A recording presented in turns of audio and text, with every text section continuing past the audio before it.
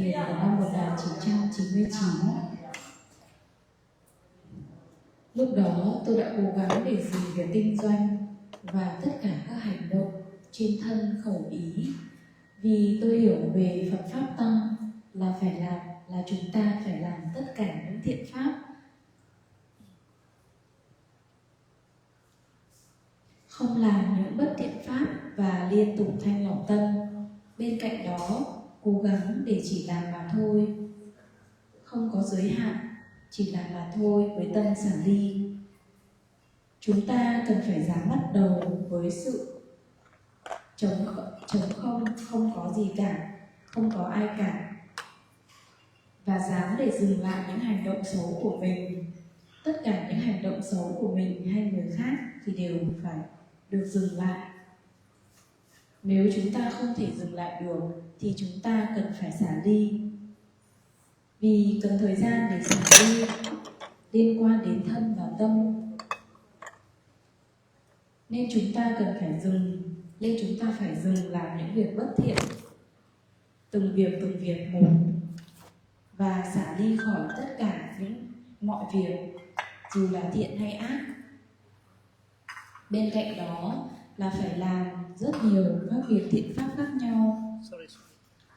Chúng ta cố gắng để có thể thành công trong từng việc thiện một, hết việc này qua việc khác. Nếu có thể tiếp tục làm việc thiện thì chúng ta vẫn cần phải tiếp tục làm những thiện pháp một cách liên tục. Chúng ta cần phải thanh lọc tâm, không nên làm với tâm tham sân si.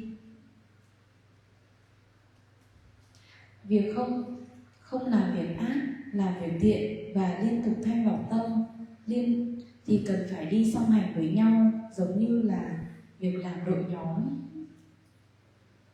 Chúng ta cần phải xả ly khỏi ý tưởng về cái tôi, cái ngã, vì tất cả chúng ta có sự dính mắc mạnh mẽ vào bản thân mình hay với cái ngã, nên phải làm tất cả những việc thiện pháp cùng nhau. Chúng ta cần phải bắt đầu từ con số 0. Chấp nhận bản thân mình chẳng là gì cả, chẳng là ai cả.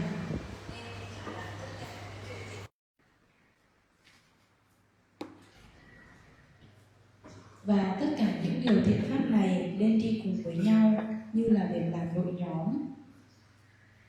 Việc làm thiện pháp như thế này thì hoàn toàn khả thi, nhưng nó sẽ khó với hầu hết mọi người, bởi vì họ nghĩ rằng nó khó nên họ không làm. Với tôi, với những trải nghiệm thực tế của mình, thì tôi đã bắt đầu làm thiện pháp như thế, và tôi vẫn đang tiếp tục làm thiện pháp như vậy. Và tôi thấy rằng nó khó là bởi vì ít người làm. Nhưng nếu càng nhiều người làm thì nó sẽ trở nên dễ dàng hơn.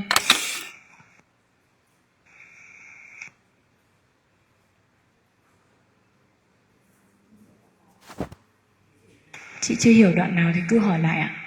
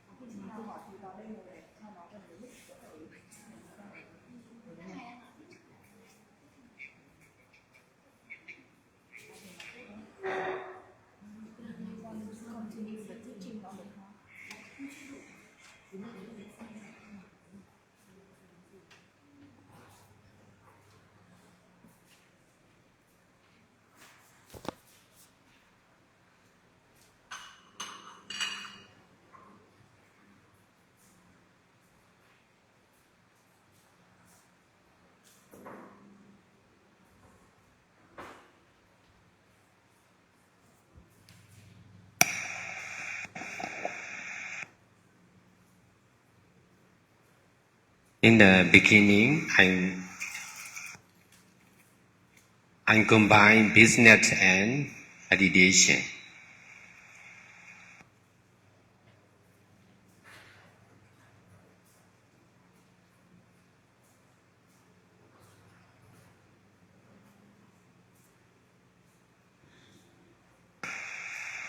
Within 2 years, I'm trying to stop my business slow and steadily, and then I'm trying to stop my physical, verbal, and mental action also.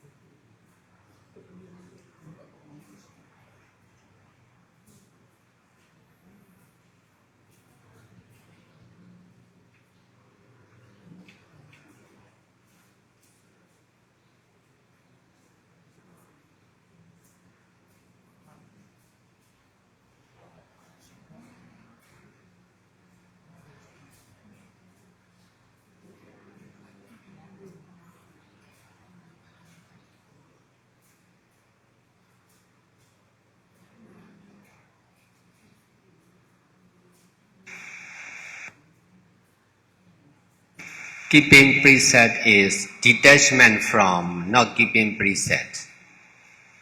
Mindfulness and detachment. Sitting meditation is detachment from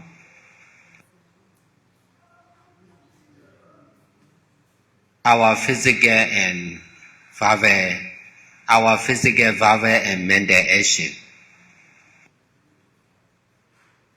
By not doing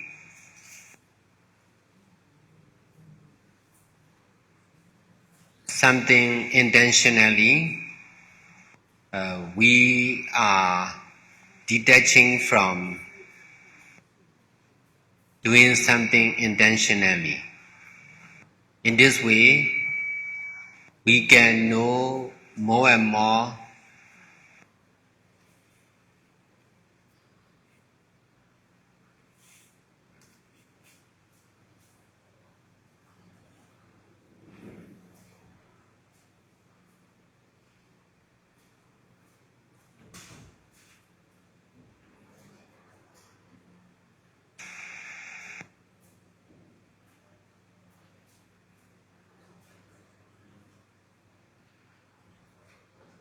natural action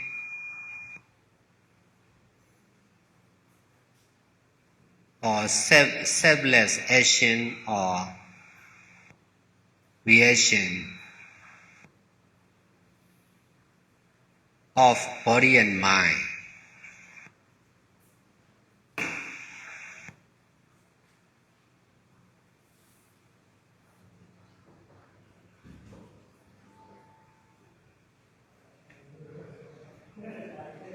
Before I practice meditation, I don't know, I could not be mindful that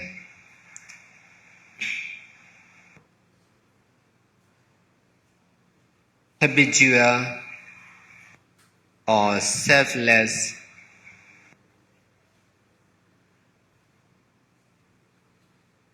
action and reaction of impermanent nature.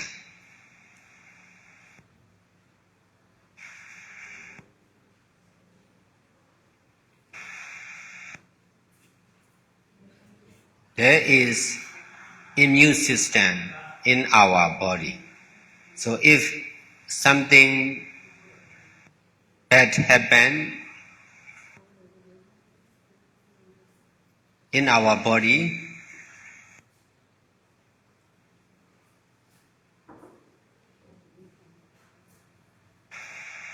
it will be cured naturally by itself.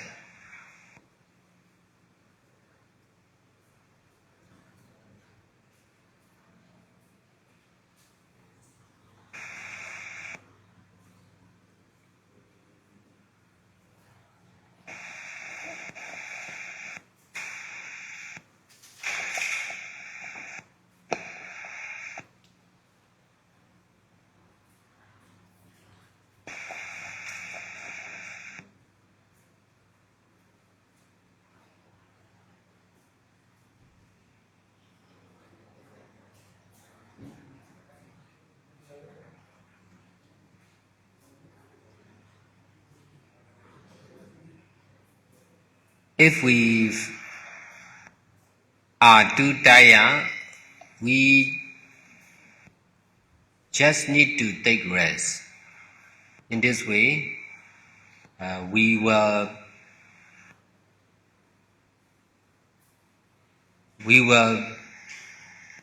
be relaxed, recover, refresh.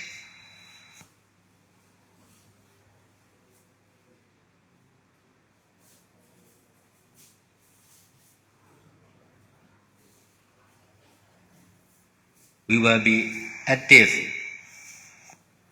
again. This is the nature of body and mind. When I practice meditation, I came to understand the nature of the impermanent nature of body and mind.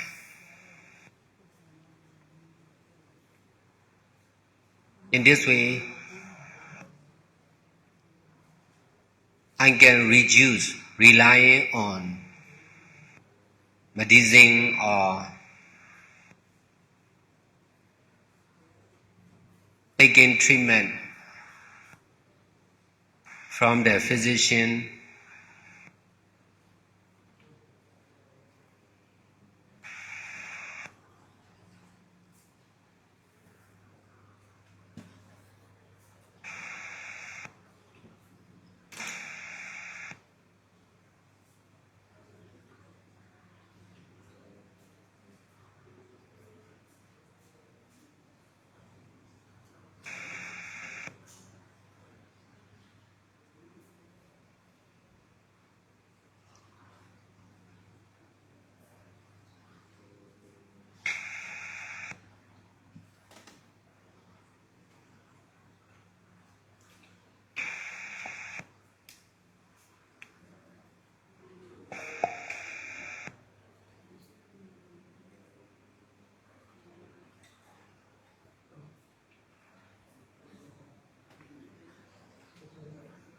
I can reduce eating, sleeping.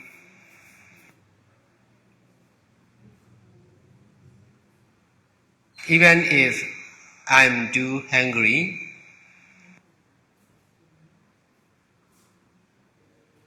I don't need to eat. It will disappear by itself.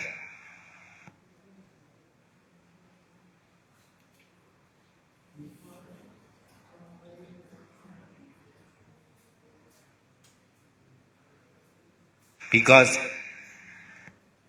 hunger is impermanent. That's why without eating something, it will disappear by itself. If we are sleepy, we should understand sleepiness is impermanent. In this way, we will not be sleepy and we can be alive, normal again.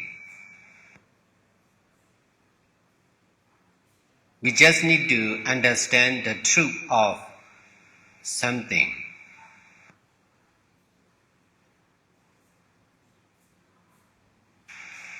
In this way,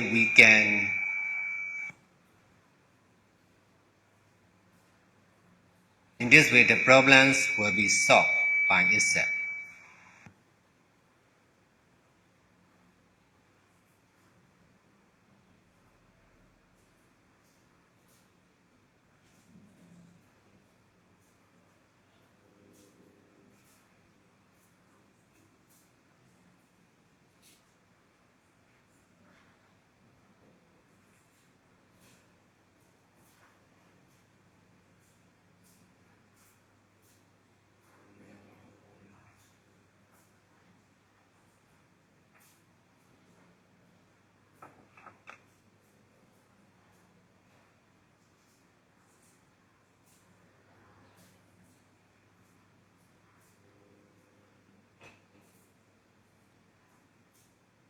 If we attached to do something, we must do something.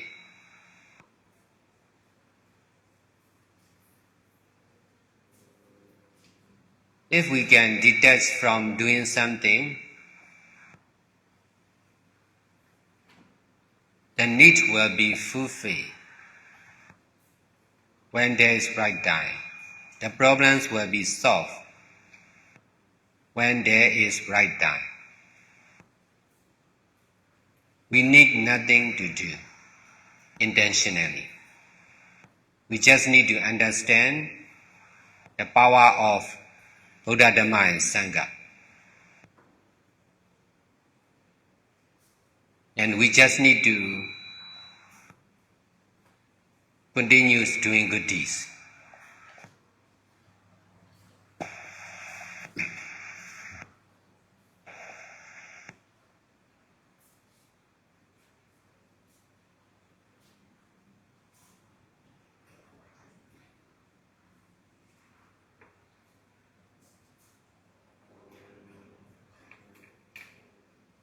Because of the first Power Center in 2007, I became more well known, and then there are also many problems concerned with my teaching, with the Power Center, but I continue.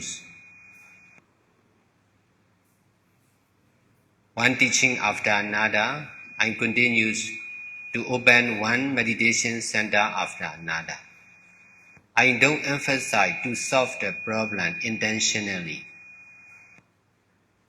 My way of solving the problem or fulfilling the need or paying back for the debt is that concerned with finance is just to do good deeds, what we can do. When the Power Center appeared in 2007, we can start teamwork. Stay together in the same meditation center, do together, face the difficulties together,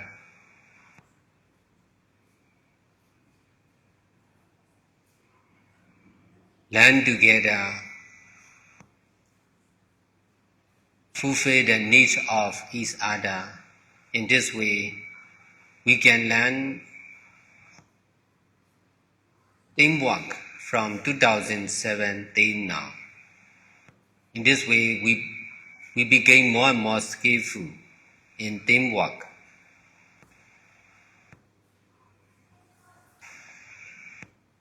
Because of practicing and teaching and doing good deeds like this, the Power Center appeared. So doing good deeds like this is complete.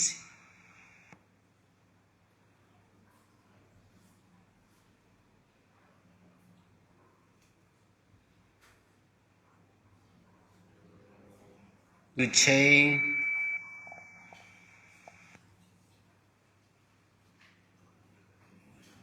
nothing to something.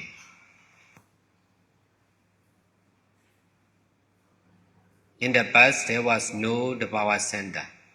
Because of doing good deeds like this, the first Power Center appeared in 2007. The power of creating new meditation center is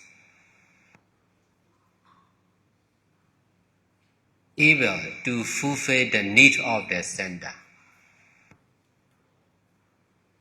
can solve all the problems concerned with the center. Some of the problems may still remain. It will take long time to solve, but we can detach. If we can detach, problems will not be problems. Problems are also a part of the power center. If there is a thing or a center, there will be need. There will always be, there will be one need after another. There will be many problems, one after another, for sure. If there is no meditation center, there will be no need for the center and no problems concerned with the center also. As long as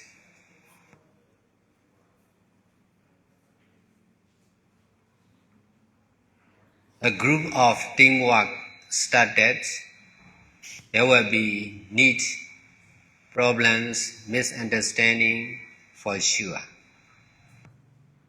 All these are a part of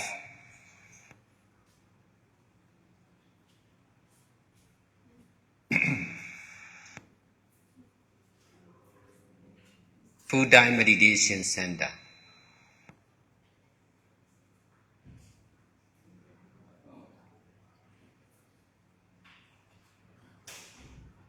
If we can understand like this,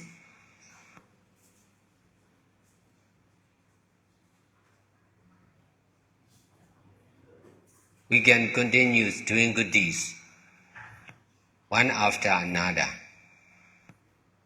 There may be problems, there may be debt, but not the problem. Like the people and country in modern society, they have to pay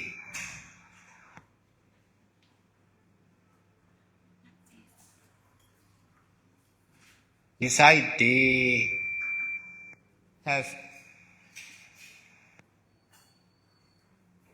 need to pay debt. Besides, they also have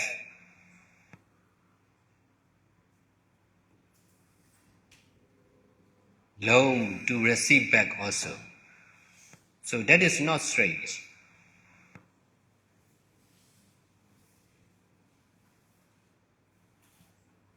If we continue doing good deeds, there will be problems for sure. If we stop doing, there will be no problems concerned with doing. So problems are essential. To receive and to give finance is also essential. Loss and success are also a part of teamwork. So this is right understanding. That's why I don't emphasize to be free from problems and debt and misunderstanding. I don't emphasize not to lose anything. I just emphasize to continue doing good deeds, one after another.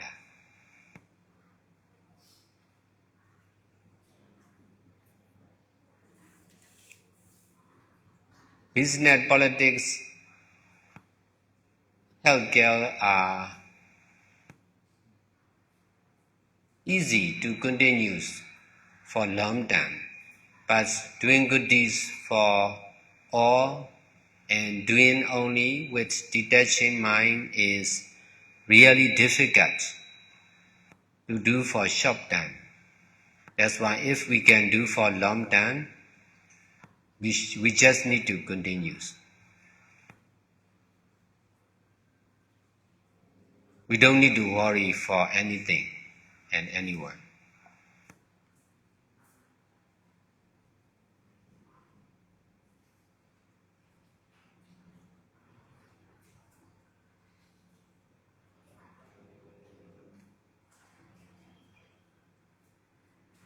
So I already stopped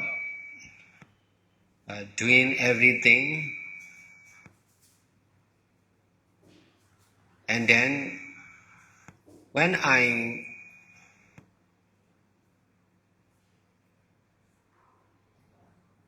already stop, it is very difficult to start again. Doing something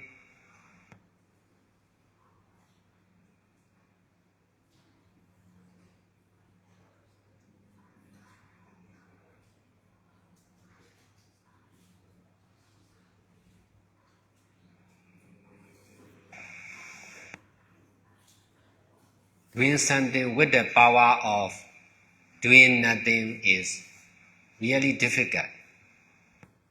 We are doing something because we don't have the power to do nothing. If we have the power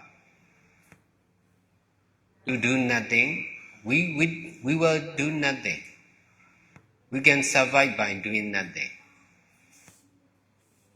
Because of stopping doing everything of body and mind, to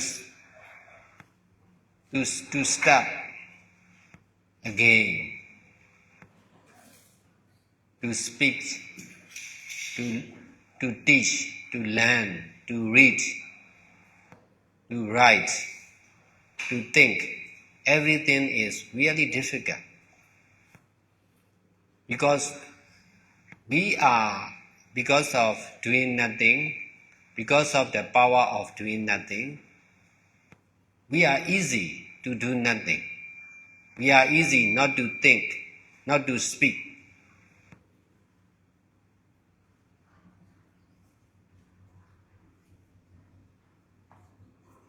Not to read, not to write. Doing nothing is very easy when we can stop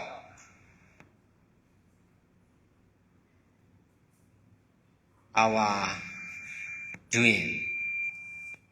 That's why to be able to do many things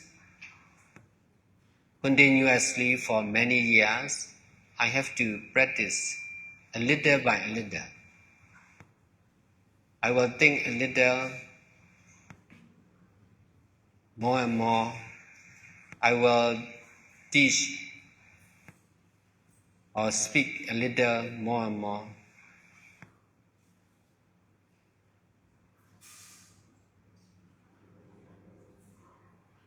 Because whatever I do, I have to face with difficulties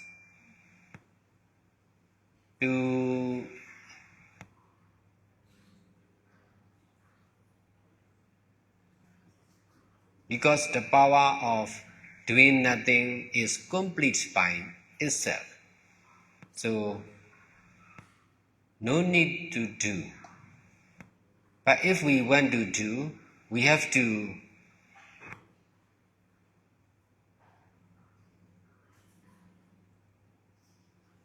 do against the power of doing nothing.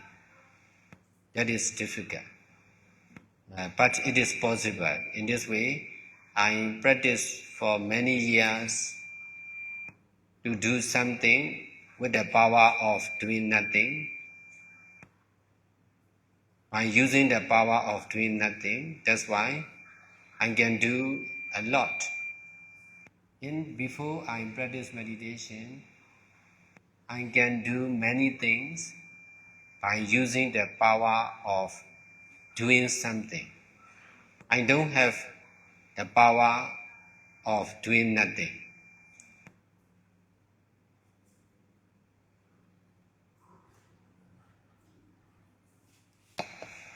Not for someone, not for something, just for doing only, is using the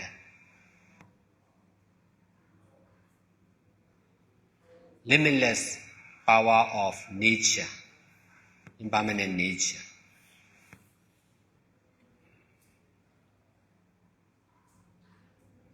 normal doing of the living being is using the limited power of oneself.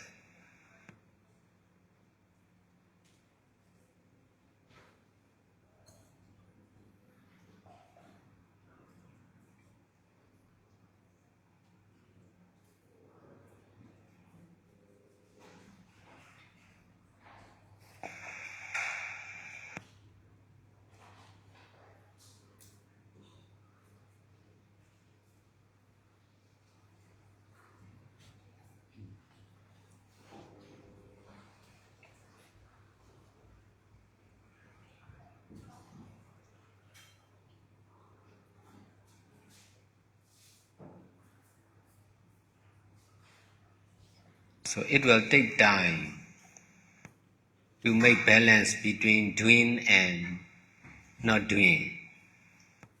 Both power is useful, but the power of doing something already exists in the living beings. But the power of doing nothing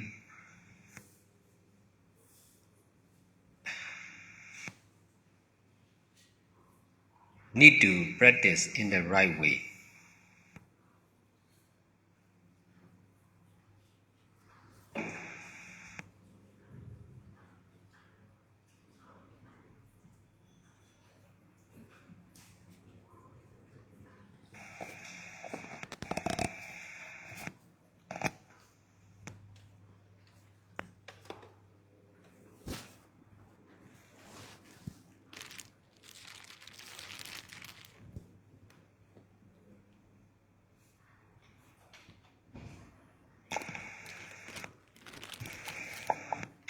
Lúc bắt đầu, tôi đã kết hợp kinh doanh và hành thiền. Trong 2 năm đó, tôi đã cố gắng để dừng việc kinh doanh từng chút một cách ổn định, và sau đó là dừng những hoạt động trên thân khẩu ý. Giữ giới chính là xả ly khỏi việc không giữ giới. Ngồi thiền chính là việc xả ly khỏi những hành động trên thân khẩu ý.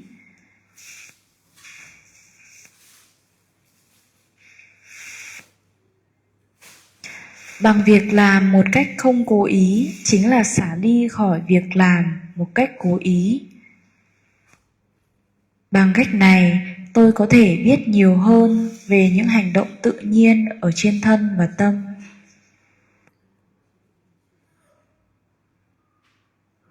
Trước khi hành thiền, tôi không biết và không thể chánh niệm về sự thật trên thân và tâm của mình hay bản chất vô thường vô ngã. Giống như trên cơ thể có hệ thống miễn dịch, nếu như điều xấu xuất hiện thì nó sẽ được tự loại trừ. Nếu ta quá mệt mỏi thì chúng ta chỉ cần nghỉ ngơi. Bằng cách này ta sẽ được phục hồi và sẽ lại tươi mới, hoạt động bình thường trở lại. Đây chính là sự tự nhiên của thân và tâm.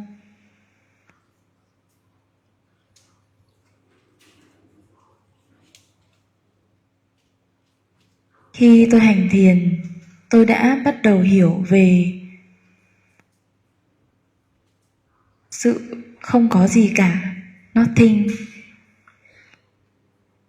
và hiểu về thân và tâm của mình. Bằng cách này, tôi có thể giảm sự phụ thuộc của mình, giảm sự phụ thuộc vào thuốc hoặc bác sĩ. Tôi có thể giảm việc ăn, uống, ngủ nghỉ. Kể cả khi đói, tôi không cần phải ăn, cơn đói sẽ tự biến mất, vì cơn đói cũng vô thường, nên dù có không ăn thì nó cũng sẽ tự biến mất. Nếu tôi buồn ngủ thì tương tự, cơn buồn ngủ cũng vô thường, và như thế chúng ta có thể sẽ tươi tỉnh trở lại, sẽ tỉnh táo trở lại.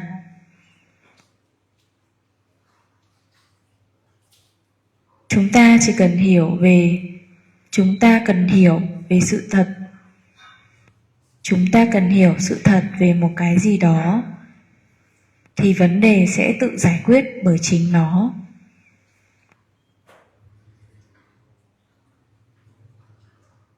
Nếu như chúng ta dính mắc vào việc làm một thứ gì đó thì chúng ta sẽ phải làm điều đó.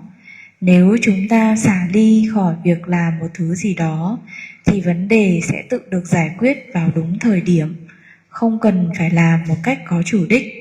Chỉ cần hiểu về sức mạnh của Phật Pháp Tăng và tiếp tục làm thiện pháp.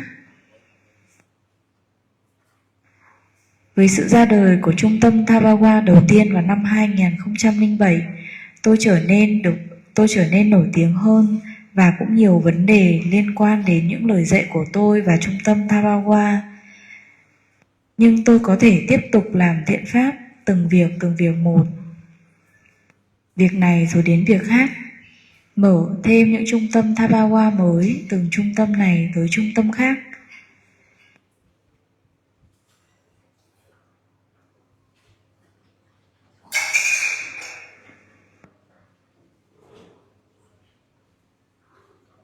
Tôi không chú trọng vào việc giải quyết vấn đề một cách có chủ ý. Ngay cả việc trả nợ hay những vấn đề tương tự, tôi chỉ cố gắng làm những việc thiện pháp nhiều nhất có thể. Khi bắt đầu trung tâm Thabawa, chúng tôi làm việc đội nhóm, cùng ăn, cùng ở, cùng làm với nhau, cùng đối diện với những khó khăn và cùng nhau học hỏi, cùng nhau để có thể giúp đỡ và cùng nhau giúp đỡ. Chúng tôi học về đội nhóm và vì vậy chúng tôi trở nên thiện xảo trong việc làm việc đội nhóm. Vì làm thiện pháp như thế thì trung tâm Thabawa mới có thể xuất hiện. Vì việc làm thiện pháp như vậy là hoàn thiện. Nó giúp chuyển từ không có gì sang có gì. Trong quá khứ không hề có trung tâm Thabawa. Chính vì việc làm thiện pháp mà trung tâm Thabawa đã xuất hiện. Sức mạnh của việc mở thêm những trung tâm thiền có thể giải quyết được rất nhiều vấn đề của chính nó. Tuy nhiên thì vẫn có rất nhiều vấn đề còn tồn đọng, bởi vì nó cần thời gian thì mới có thể giải quyết. Nhưng tôi có thể xả ly khỏi những vấn đề đó. Vì vậy mà tôi vẫn có thể tiếp tục làm thiện pháp. Bởi vì vấn đề là một phần của Thabawa. Sẽ có nhiều những vấn đề cứ nối tiếp nhau. Nếu không có trung tâm Thabawa thì sẽ chẳng có những vấn đề liên quan đến trung tâm Thabawa. Nếu không làm việc đội nhóm thì cũng sẽ chẳng có những vấn đề liên quan đến làm việc đội nhóm. Vì vậy còn làm việc đội nhóm là sẽ còn vấn đề, là sẽ còn sự hiểu lầm. Tất cả là một phần của một trung tâm thiền toàn thời gian.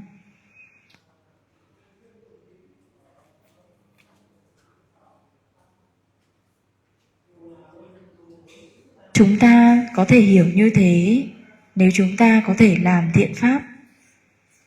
Nếu chúng ta có thể hiểu như vậy thì chúng ta có thể tiếp tục việc làm thiện pháp của mình. Có rất nhiều vấn đề, nợ nần, vân vân. Nhưng vì có thể xả ly nên nó không thành vấn đề. Giống như những người trong xã hội, họ có những khoản phải trả và cũng có những khoản phải thu. Không có gì là lạ cả. Nếu tiếp tục làm thiện pháp thì chắc chắn vấn đề sẽ tiếp tục sinh khởi. Nếu dừng việc làm thiện pháp thì sẽ không có vấn đề liên quan đến làm thiện pháp nữa. Vì vậy vấn đề là một điều cần thiết.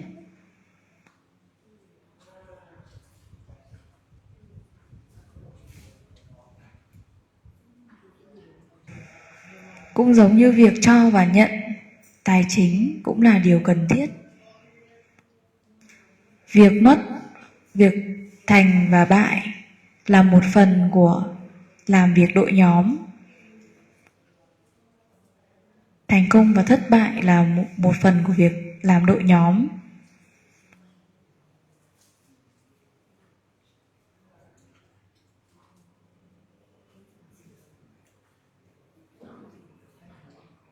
Vì vậy mà tôi không có nhấn mạnh vào việc tự do khỏi nợ nần hay tự do khỏi vấn đề, hay là không mất đi cái gì cả, mà tôi chỉ chú trọng tập trung vào việc làm thiện pháp, từ việc này qua việc khác, kinh doanh, chính trị, y tế, thì dễ để có thể làm một cách liên tục trong thời gian dài. Nhưng việc làm thiện pháp cho tất cả mọi người trong thời gian dài là rất khó. Nên nếu có thể làm trong thời gian dài thì bạn hãy tiếp tục làm và không phải lo lắng cho bất kỳ ai hay bất kỳ điều gì. Tôi đã dừng việc làm mọi thứ và rồi rất khó để bắt đầu lại. Vì việc làm gì đó so với việc không làm gì cả là rất khó. Chúng ta làm gì đó vì chúng ta có sức mạnh của việc làm gì đó. Tương tự như vậy, nếu chúng ta có sức mạnh của việc không làm gì cả thì chúng ta cũng có thể không làm gì cả, mà chúng ta vẫn có thể sống sót được. Để mà bắt đầu lại thì cần phải có một lực phản lại đủ mạnh.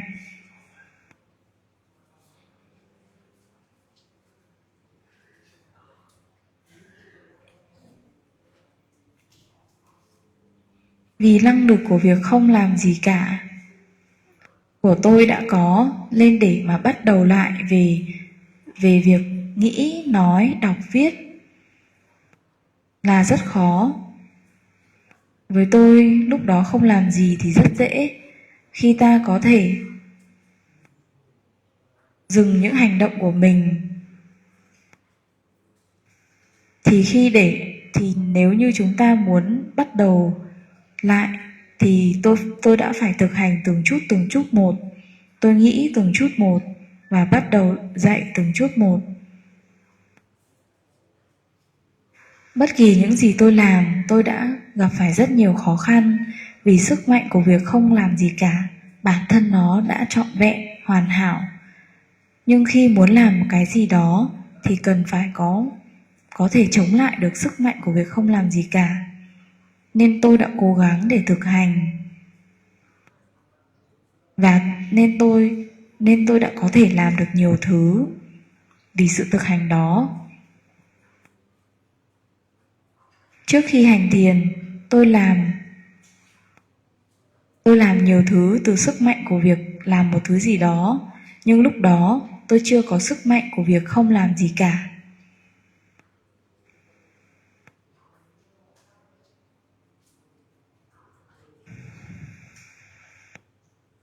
Lúc đó thì tôi làm với sức mạnh của giới hạn của một ai đó. Nó thì cần thời gian để có thể cân bằng giữa việc làm và không làm. Cả hai thì đều hữu dụng. Nhưng mà sức mạnh của việc làm một cái gì đó thì đã tồn tại trong xã hội, còn sức mạnh của việc không làm gì cả thì nên được thực hành một cách đúng đắn.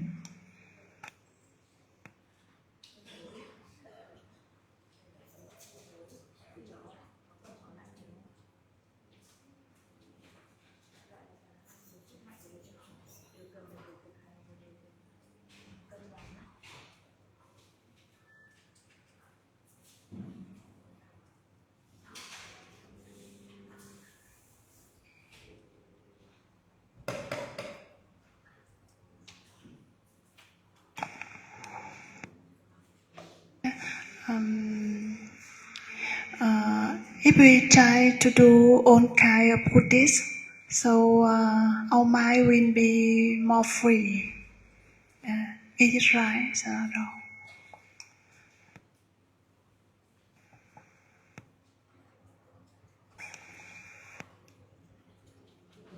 Em có hỏi thầy là nếu mà mình càng làm nhiều loại thiện pháp thì cái tâm mình càng trở nên tự do, phải không ạ?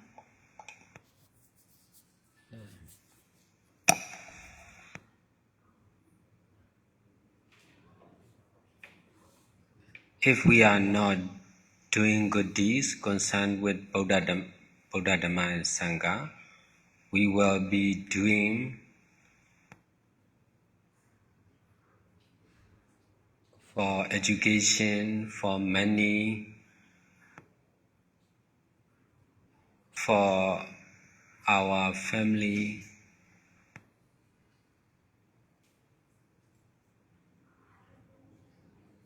We will be busy for food, for eating, sleeping, and sexual contact. That is normal. That will never end. Eating, sleeping, and sexual contact will never end for sure. That's why, if we are busy with doing good deeds, we can reduce eating, sleeping, and sexual contact. In this way, we can be noble. We can be less and less ignorance and attachment. In this way, we can be religious person. We can be real meditator. For the permanent meditator or long-term meditator, they may not get wisdom or enlightenment, but they can keep precept. They can donate their life for Buddha Dhamma and Sangha. In this way, they can be friendly with the other religious person or meditators, meditation teacher. In this way,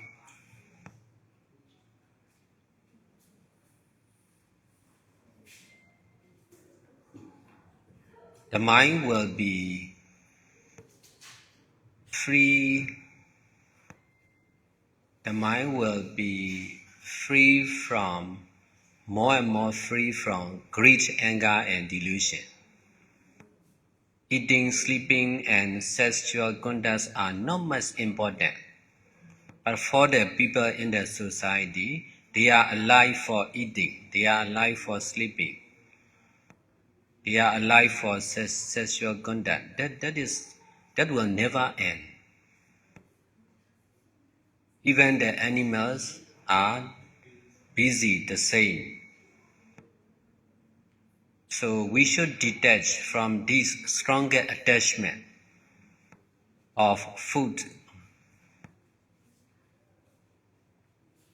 sleep, and sex.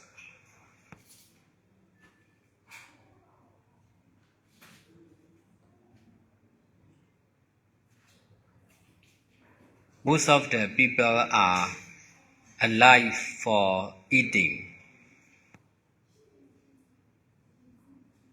Some people are alive for sleeping. They attach to sleep. Some people attach for sexual contact. They are busy with sex. Strong attachment.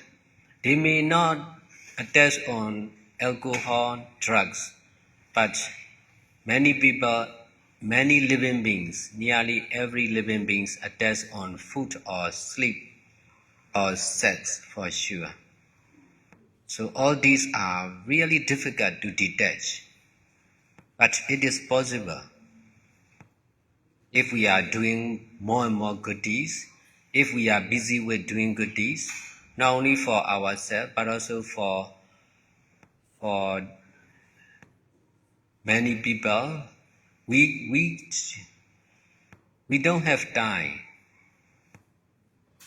to think for eating, sleeping, and sex. I'm busy teaching like this for over 20 years continuously. That's why I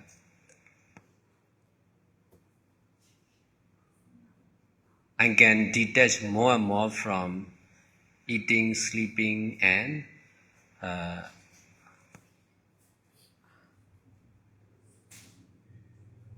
thinking about sex because I am dealing with many people nearly every day. They have attachment. They have strong attachment on food, eating, sleeping, and sex. That's why their mind, their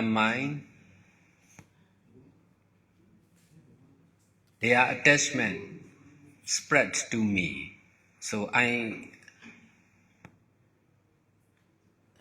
But in the other hand, my detachment spread to them also. If my power of detachment is weak, I may attach like them. If my power of detachment is strong, they may be able to detach like me. This is competition between good and bad, attachment and detachment.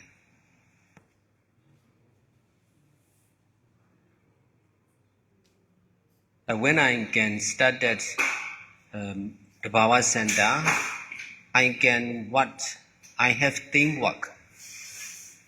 I can use teamwork. That's why I can do more and more. If I do alone without my own meditation, full-time meditation center, it is really difficult for me to help many people to detach from sleeping, eating, and sex. Especially the Westerner, they have strong attachment on sex. That's why most of the Westerner may disrupt. They cannot. They have difficulty more with sex.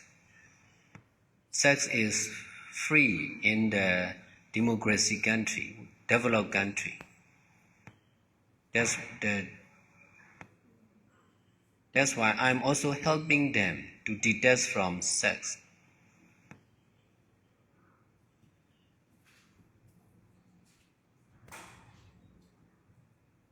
This is one of the most difficult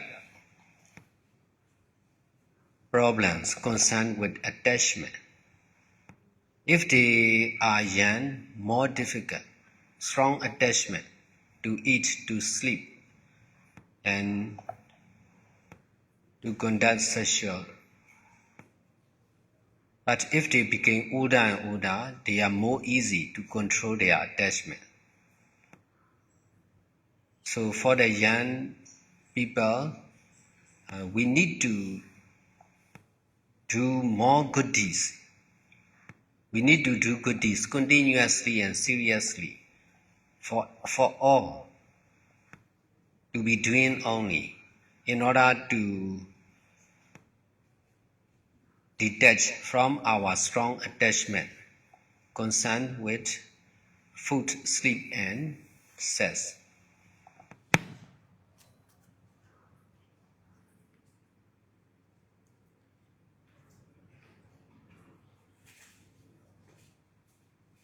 It will be difficult.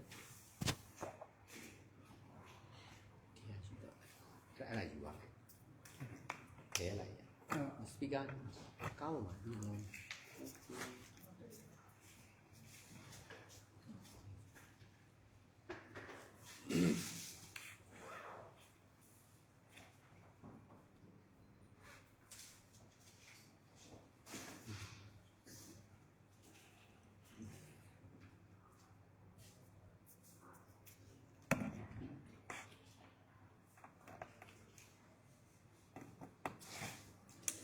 Nên trẻ. AUX mode. Shell. Yeah.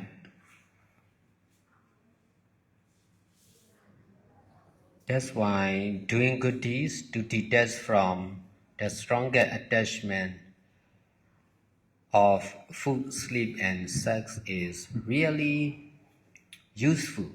If we can control our attachment, we can do many things.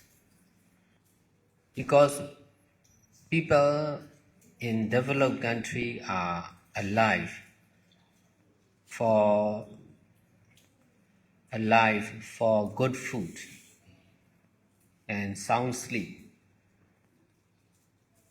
and sex. Their life is, most of the people are wasting their money for food, sleep, and sex.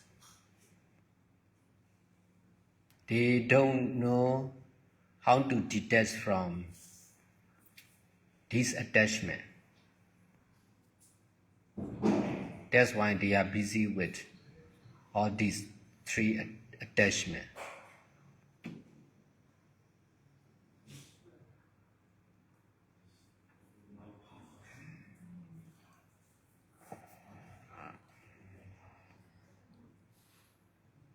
But because of attachment on sex, attachment on food, we are suffering from many diseases. Because of attachment on sleep, we are wasting our time, mostly for sleeping. If we attach on sex, there will be many problems. Problems in the society, in developed countries, are concerned with sex. Many sexual misconduct. That's why many problems.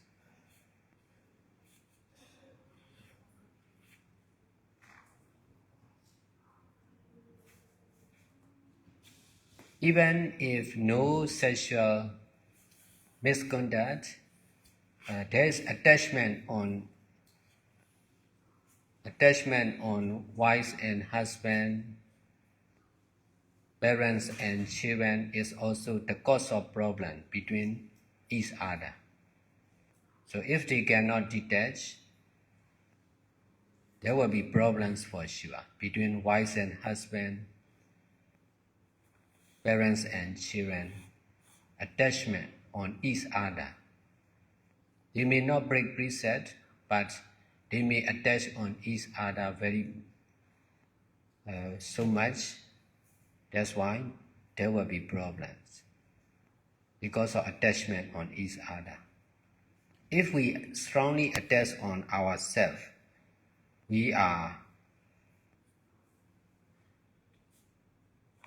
that attachment will cause problem for our life. So detachment is essential and really useful, powerful to solve all the problems. Even if we cannot solve, we can detach.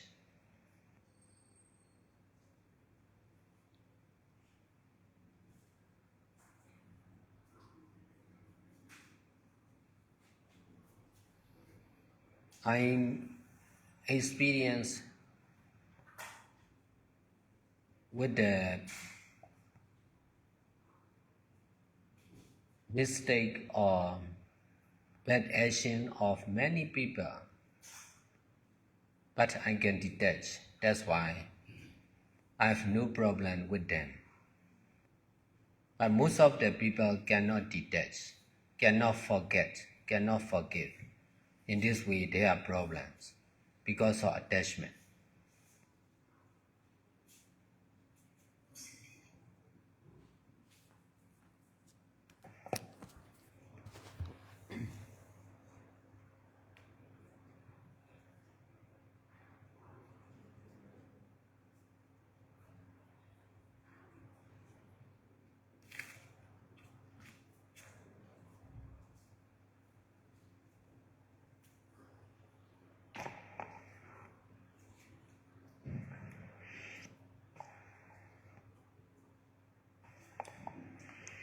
Nếu bạn không làm những việc liên quan đến Phật Pháp Tăng thì sẽ trở thành những việc làm vì giáo dục, vì tiền hay vì gia đình mình. Chúng ta sẽ bận rộn với việc ăn, ngủ, nghỉ và những điều như thế này sẽ không bao giờ kết thúc. Nếu như chúng ta bận rộn với việc làm thiện pháp thì chúng ta sẽ không có thời gian để mà bận rộn với những hoạt động như ăn, ngủ, nghỉ hay tình dục. Vì vậy mà sẽ có thể giảm thiểu sự dính mắc với những hoạt động đó. Và chúng ta có thể trở thành một người hành thiền thực sự. Với những người hành thiền lâu năm, có thể họ chưa giác ngộ nhưng họ có thể giữ giới và từ đó họ sẽ quen biết và thân thiện hơn với những người hành giả khác, hoặc là những người liên quan đến tôn giáo, những người thiền sinh, những người thiền sư, và tâm của họ sẽ được tự do nhiều hơn khỏi tham sân si. Và việc ăn, ngủ, nghỉ hay hoạt động tình dục thì không quan trọng. Nhưng với những người trong xã hội thì những việc như ăn, ngủ, nghỉ và hoạt động tình dục thì không có giới hạn và không bao giờ kết thúc. Ngay cả động vật thì nó cũng như vậy. Và vì thế chúng ta cần phải giảm thiểu sự dính mắc vào đồ ăn, vào giấc ngủ hay là vào hoạt động tình dục. Hầu hết mọi người sống để mà ăn, ngủ hay có những hoạt động tình dục. Và họ bận rộn với những điều đó. Mặc dù họ có thể không sử dụng các chất kích thích hay không phá giới, nhưng hầu hết mọi người thì không dễ dàng để xả ly khỏi những hoạt động như là ăn, ngủ, nghỉ và tình dục. Nhưng điều này là khả thi và bạn phải làm thiện pháp một cách liên tục để không có thời gian mà nghĩ về việc ăn, ngủ, nghỉ.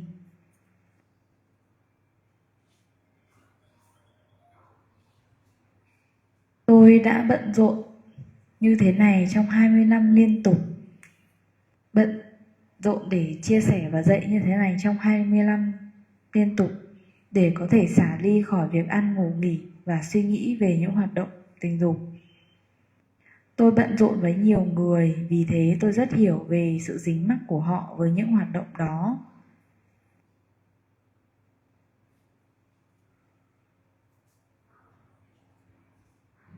Và khi mà tôi giúp đỡ họ thì những sự dính mắc của họ cũng lan truyền sang tôi, và ngược lại, năng lực của sự xả ly của tôi cũng ảnh hưởng đến họ. Vì vậy, nếu như năng lực của tôi xả ly mạnh thì họ cũng có thể xả ly như tôi. Đây là cuộc chiến giữa sự dính mắc và xả ly. Nhưng tôi không phải là một mình, tôi có đội nhóm, tôi làm việc đội nhóm. Khi tôi mở trung tâm thiền Thabawa, tôi có thể làm việc nhiều hơn với đội nhóm. Bởi vì nếu là một mình thì sẽ rất là khó để giúp đỡ người khác xả ly khỏi những hoạt động như ăn, ngủ, nghỉ hay những hoạt động tình dục. Giống như người phương Tây, họ có sự dính mắc mạnh mẽ vào những hoạt động tình dục. Vì vậy họ rất là khó để xả ly khỏi việc đó, vì ở những nước phương Tây thì họ có tự do để làm những điều đó. Vì vậy nên tôi cố gắng để giúp họ xả ly khỏi nó. Đây là vấn đề khó để giải quyết. Nếu họ còn trẻ thì rất khó để xả ly khỏi việc ăn, ngủ và tình dục. Nếu họ đã có tuổi thì họ sẽ dễ dàng kiểm soát được tâm của mình hơn. Vì vậy những người trẻ cần làm thiện pháp liên tục và nghiêm túc để có thể xả ly khỏi những dính mắc về những điều đó. Vì vậy, việc làm thiện pháp liên tục để xả ly khỏi ăn, ngủ, nghỉ, tình dục là rất hữu ích. Nếu chúng ta có thể xả ly khỏi, nếu chúng ta có thể kiểm soát được sự dính mắc của mình thì chúng ta có thể làm được rất nhiều thứ. Ở những quốc gia phát triển thì mọi người sống để mà ăn, sống vì ăn ngon, sống vì có những giấc ngủ ngon, sống vì tình dục. Họ không biết cách để xả đi khỏi sự dính mắc đó.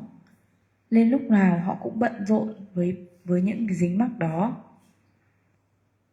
Nếu như chúng ta dính mắc vào đồ ăn thì chúng ta sẽ phải chịu đau khổ rất nhiều từ những bệnh tật. Nếu như chúng ta dính mắc vào giấc ngủ thì chúng ta sẽ lãng phí rất nhiều thời gian. Nếu chúng ta dính mắc vào những hoạt động tình dục thì sẽ có rất nhiều vấn đề liên quan đến việc ngoại tình. Và chính nó cũng sẽ tạo ra rất nhiều vấn đề.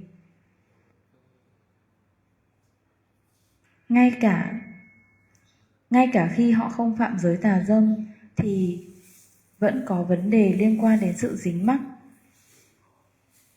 với chồng hoặc vợ hay con cái của mình. Với sự dính mắc mạnh mẽ đó thì họ sẽ có rất nhiều vấn đề với nhau. Vấn đề giữa vợ và chồng, vấn đề giữa cha mẹ và con cái.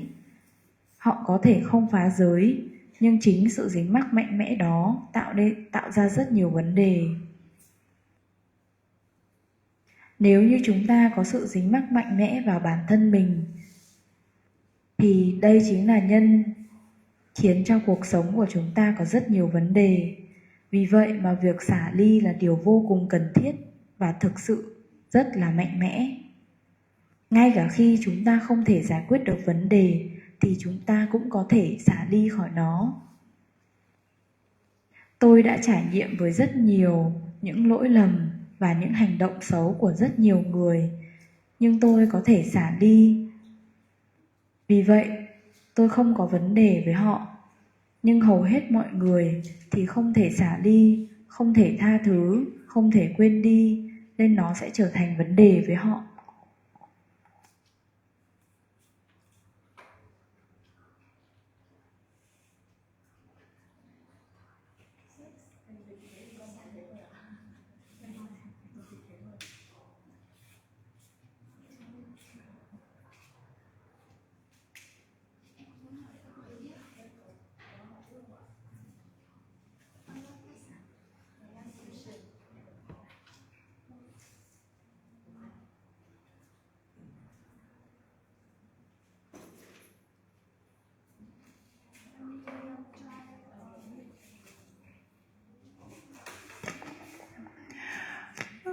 When we try to do something best, but it cannot be successful. So in that case, we should stop, or we continue doing this to complete our lesson.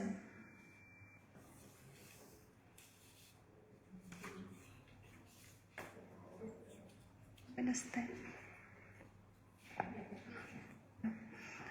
Tức là em có hỏi thầy là khi mình làm một cái việc gì đấy mà mình làm mãi nó không thành thì mình nên dừng lại hay là mình nên tiếp tục nó để hoàn thành cái bài học của mình?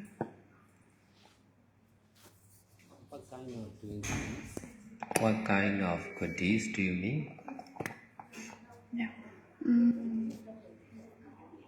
Yeah. Ví dụ như là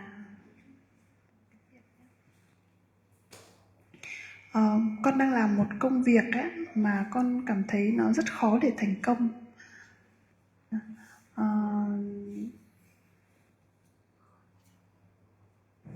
Thì con luôn cảm thấy nó không phải là cái sở trường của mình ấy. Con cảm thấy sở trường của mình nó nằm ở chỗ khác. Thì liệu trong trường hợp đấy thì con nên dừng nó để thử nghiệm những cái thiện pháp khác, hay là con cần phải tiếp tục cái sự chưa thành công đấy của mình để học ra bài học của mình?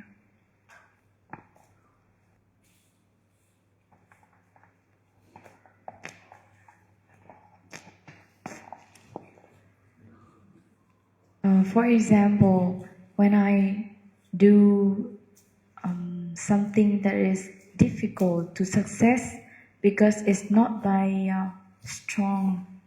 not my strength, So should I stop that goodies and try another goodies, or should I continue to do that goodies to learn the lesson I have to learn?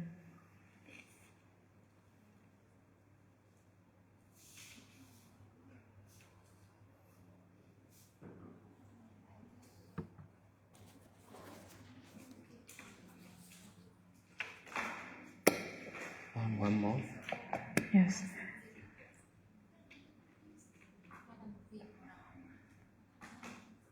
Nhưng mà sau đấy chị có bảo là nên dừng cái việc làm thiện pháp đấy lại.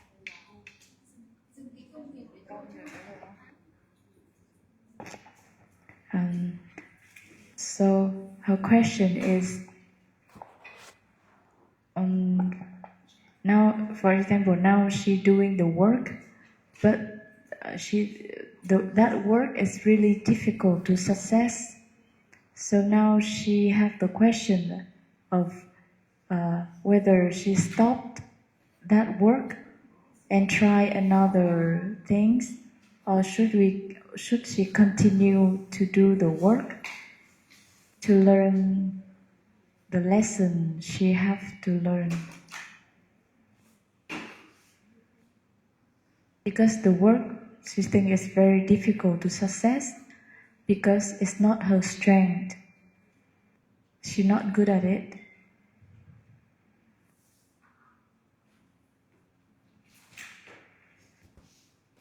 So should she continue doing it, or should she stop and change to another work? It's not goodies, it's just normal work.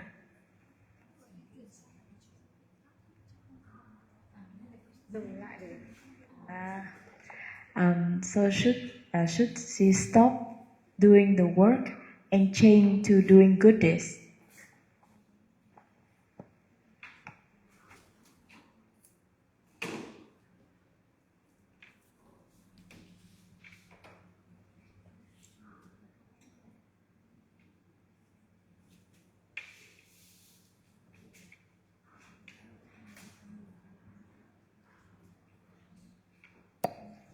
We should do only good deeds.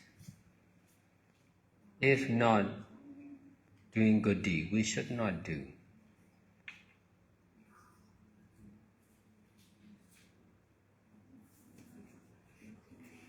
As a meditator,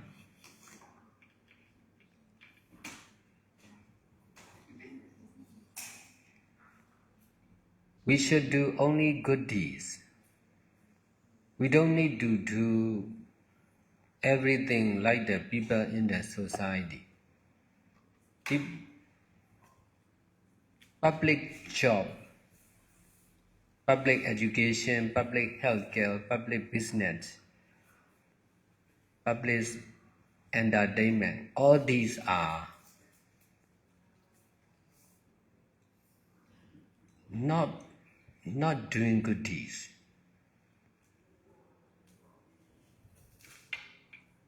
They are doing with attachment. They attach to do like this. They attach to learn education like this. They attach to work for money like this. They attach to take medical treatment like this. Because of attachment, they will do because they attach to do like this.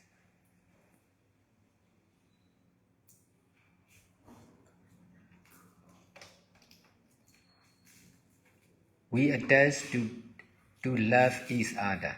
We attach to get married each other. We attach to have children of our own. We attach to have our own property. All these are concerned with attachment. If there is attachment, there will be ignorance. Because of ignorance, we know we must learn education like this. we must work for many like this. We must love not to Buddha, Dhamma and Sangha, only to men and women. We must get married each other like this. We attach.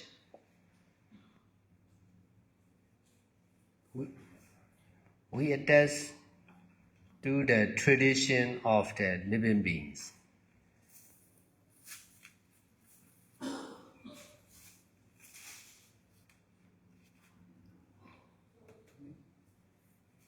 In order to detach from this tradition, we need to do good deeds, guided by Buddha, Dhamma and Sangha.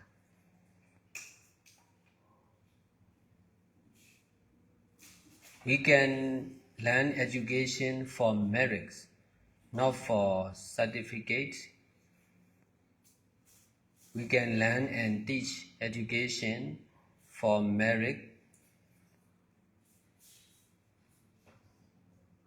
not for attachment, not for money. And with this right understanding, I already established 3 monastic schools.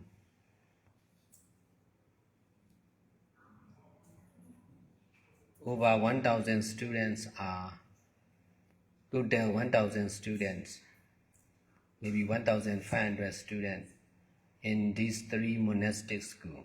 This is using education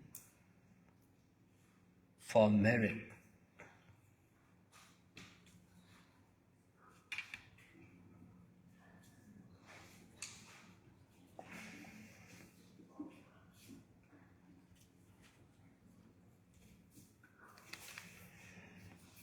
We can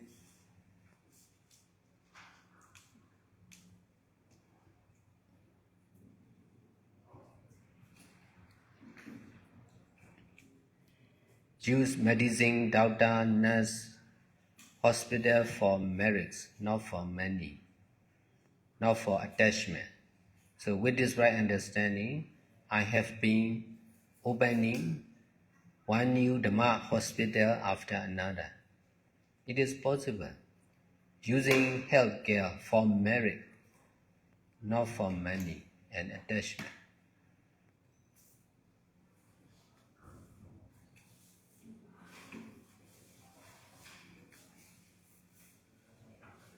But to do for merits is not easy.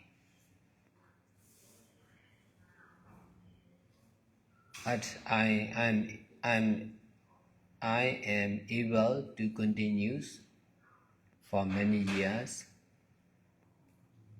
They can still survive, although there are many deaths and problems between each other.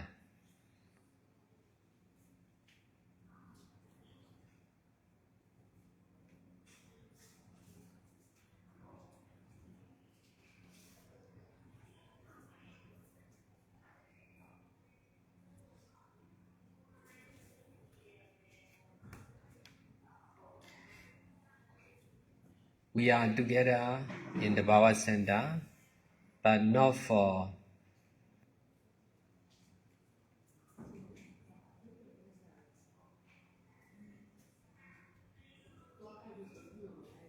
attachment each other, not for getting married each other.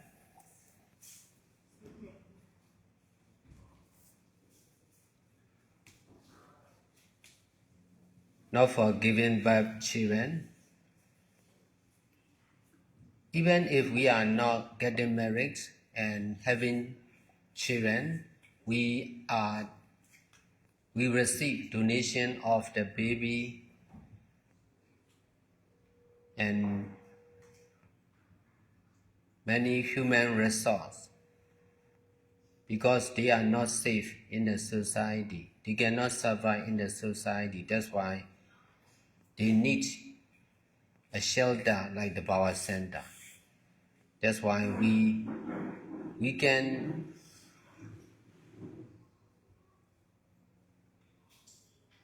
we can get whatever we need.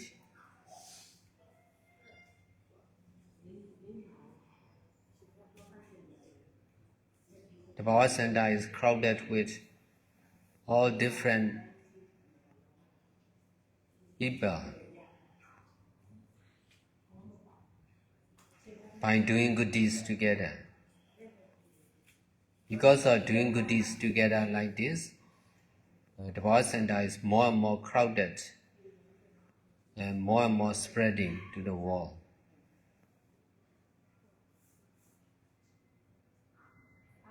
So it is also possible to do work together, to eat together, to do good deeds together, without getting married, without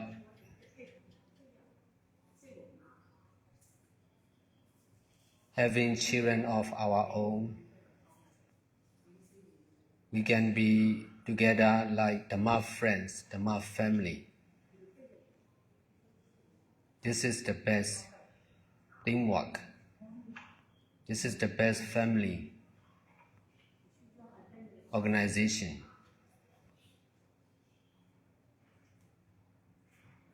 To do good deeds freely.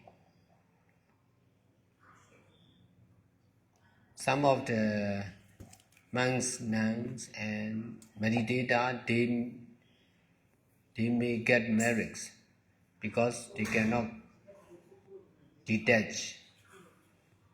So they were given by children in the center. They were stay in the center.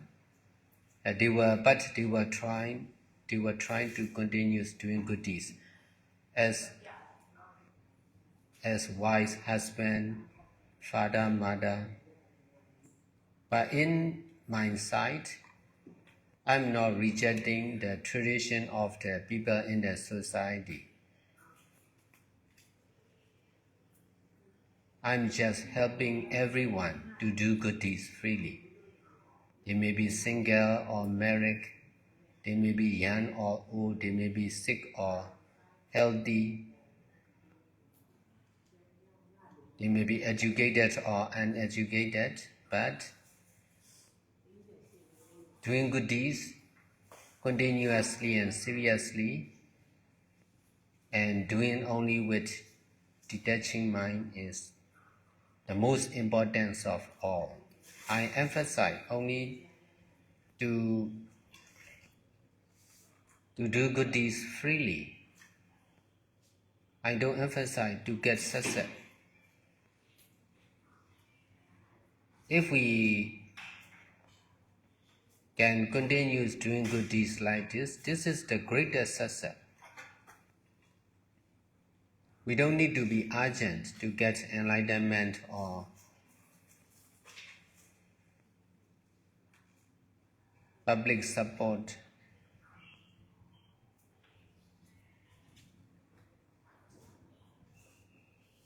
We just need to continue doing like this. So if you are difficult to what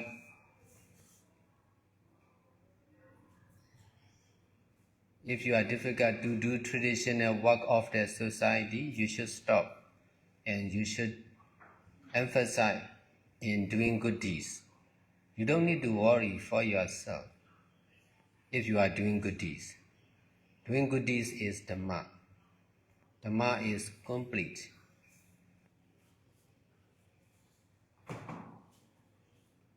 In this way,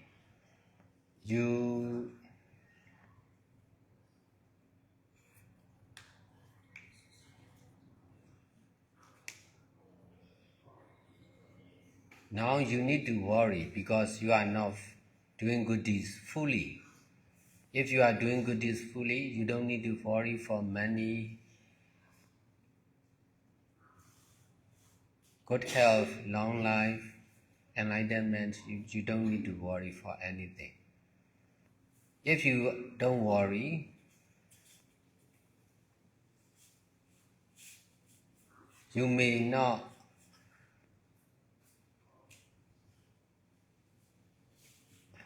you can be free from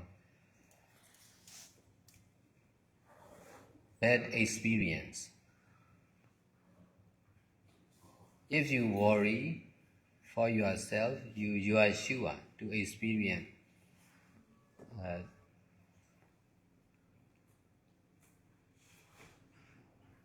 with the problems and difficulties in your life.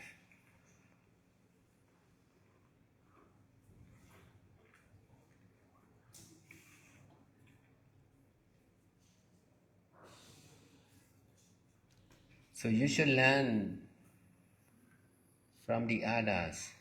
So you should also learn by yourself. And for me, I've been doing like this from 1999 till now. Therefore, I know I have many experience.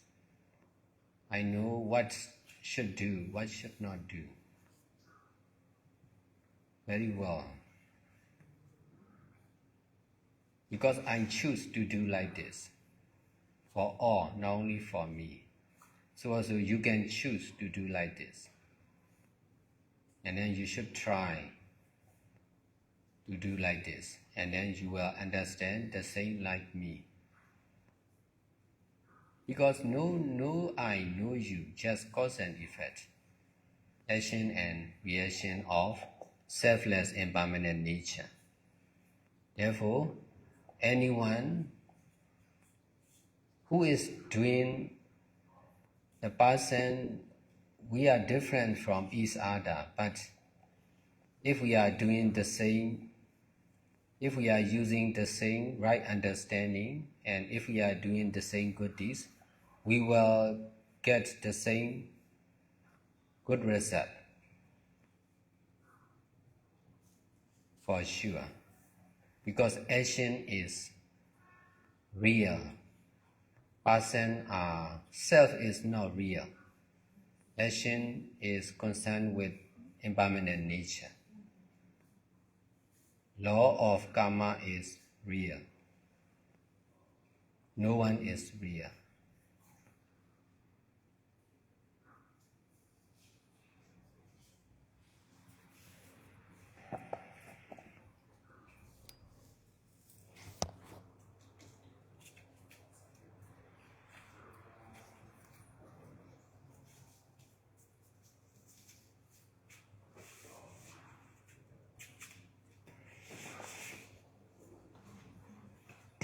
Chúng ta chỉ nên làm thiện pháp mà thôi. Nếu đó không phải là việc thiện pháp thì chúng ta không nên làm. Là một hành giả, chúng ta chỉ nên làm thiện pháp. Và chúng ta không cần phải làm những việc như người ở ngoài đời. Giáo dục công cộng, y tế công cộng, kinh doanh công cộng. Những điều này ở ngoài đều không phải là thiện pháp, mà là làm với sự dính mắc. Dính mắc vào việc làm vì tiền, vào việc sử dụng sử dụng thuốc.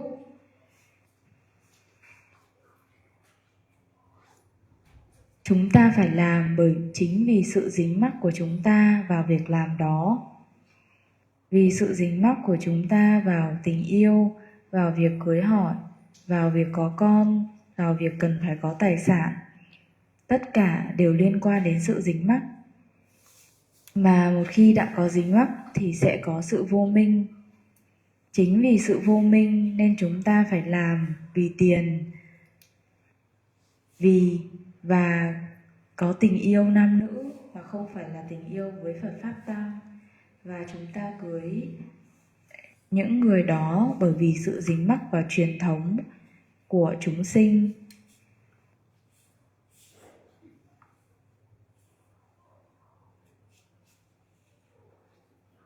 Để có thể xả ly khỏi dính mắc đó, chúng ta cần làm thiện pháp. Liên quan đến chúng ta cần làm những thiện pháp được hướng dẫn bởi Đức Phật. Chúng ta có thể dạy và học vì phước báu, chứ không phải vì dính mắc hay là vì tiền. Với sự hiểu biết đúng đắn đó, tôi đã thành lập 3 tu viện, trường học và có hơn khoảng 1.500 học sinh. Đây chính là dùng giáo dục để tạo ra phước thiện. Chúng ta có thể sử dụng bác sĩ, bệnh viện để làm phước, chứ không phải vì sự dính mắc hay vì tiền. Vì thế, tôi đã mở ra những bệnh viện pháp bảo mới, từ cái này đến cái khác. Những điều này thì hoàn toàn khả thi.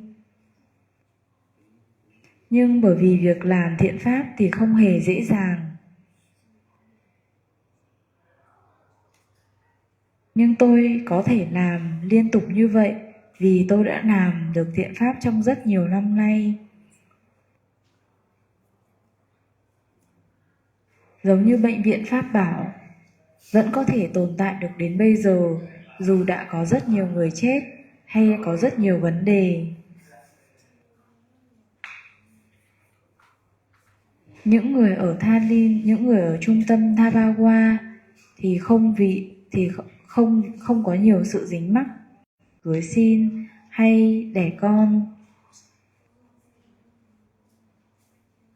Và ngay cả khi không có cưới xin hay là sinh con thì chúng tôi vẫn nhận được rất nhiều những trẻ em và những gia đình và nguồn lực của con người, vì ở ngoài xã hội kia họ rất là cần sự giúp đỡ nên họ đã đến với Thabawa. Vì vậy mà tất cả những gì mà chúng ta cần thì đều có thể được đáp ứng.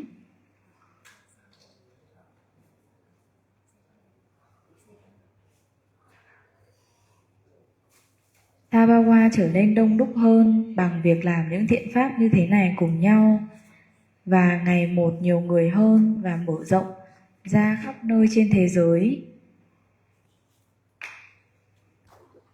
Điều này là hoàn toàn khả thi khi có thể làm thiện pháp mà không cần phải cưới hỏi hay là sinh con của chính mình, giống như là những người bạn đạo, giống như là việc làm đội nhóm, và đây là một gia đình tốt nhất, một tổ chức tốt nhất để có thể làm thiện pháp một cách tự do. Có một số vị chư tăng, chư ni hay thiền sinh, họ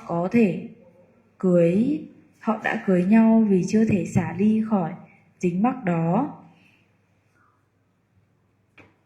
Nhưng họ vẫn cố gắng để làm thiện pháp ở trung tâm Thabawa. Về phía mình, tôi không hề chối bỏ truyền thống của những chúng sinh, tôi không hề chối bỏ truyền thống đó. Tôi chỉ cố gắng để giúp nhiều người có thể làm thiện pháp, dù họ là ai, già hay trẻ, ốm đau hay bệnh tật, có giáo dục hay không có giáo dục. Việc làm thiện pháp liên tục và nghiêm túc với sự xả ly. Tôi luôn chú trọng vào việc làm thiện pháp một cách tự do, chứ không phải là chú trọng vào việc thành công hay có được thành công. Việc liên tục làm những thiện pháp như thế này đã là thành công rồi. Và chúng ta cũng không cần vội vàng để được giác ngộ hay là được xã hội công nhận, chỉ cần tiếp tục làm mà thôi. Nếu bạn đang khó khăn trong việc làm những công việc truyền thống thì hãy chuyển qua việc làm thiện pháp. Và bạn sẽ không cần phải lo lắng gì cả, vì thiện pháp chính là pháp, và pháp thì hoàn hảo, hoàn thiện. Bây giờ bạn đang lo lắng bởi vì bạn chưa thực sự làm thiện pháp một cách tự do và nghiêm túc. Bởi vì nếu làm nghiêm túc thì bạn sẽ không cần phải lo lắng gì hết.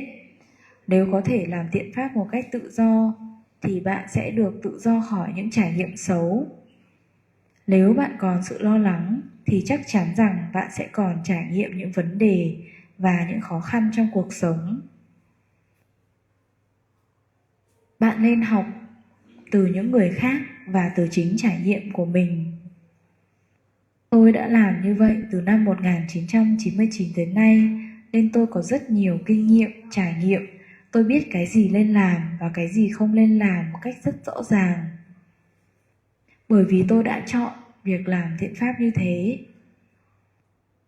Không chỉ cho tôi mà còn cho tất cả mọi người. Nên bạn cũng có thể chọn và làm như vậy. Rồi bạn cũng sẽ có cái hiểu như tôi. Vì thật ra không có tôi, không có bạn, chỉ có nhân và quả. Ai mà làm những điều giống nhau, sử dụng sự hiểu biết giống nhau và làm những thiện pháp giống nhau thì rồi sẽ có được kết quả tốt giống nhau, điều này là chắc chắn. Bởi vì hành động là thật, cái ngã thì không có thật, luật nhân quả là thật, không có ai cả là thật.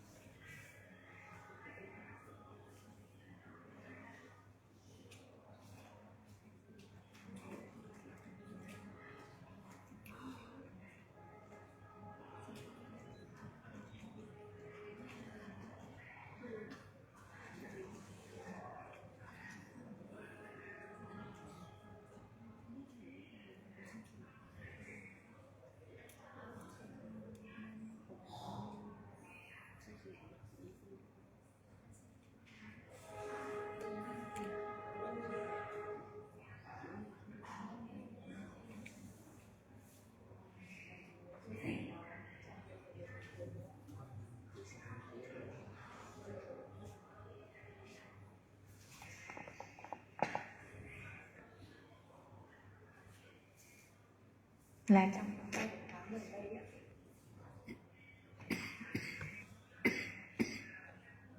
Dear Theodore, in 3 to 4 months recently, I like to stay alone.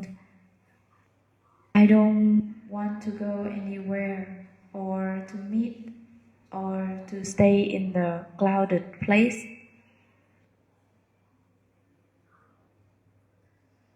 In my work, in my daily job, when I met people or I face with the work I like or don't like, I can recognize my mind.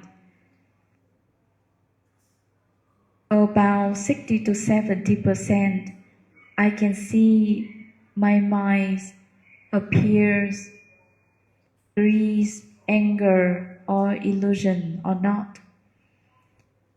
But about 30 to 40%, when it's turned to outside action, then I know. And when the mind is wandering around, I can recognize. And when I sit meditation, when I'm sitting meditation, I can feel my belly up and down comfortably. Then my mind reduce thought about 80%.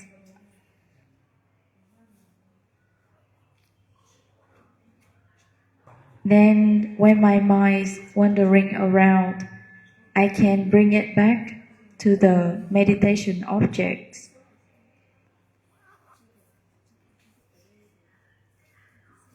All the feelings I know, but I'm not attacked on it. I'm not attacked on the pain, only focusing on the up and down of the belly.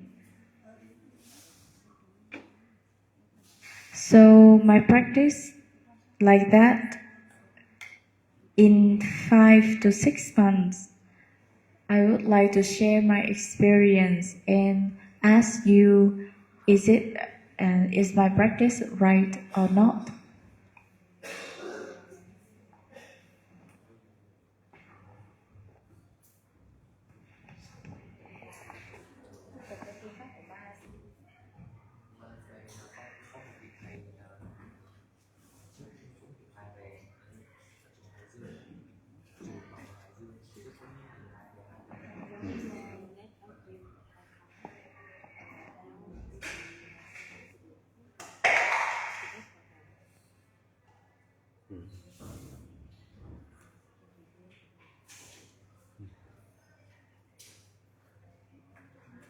Oh, you should see her.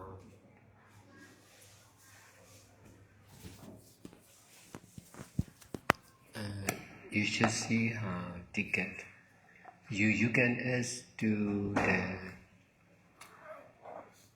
the airline whether she need to take off the luggage in Thailand.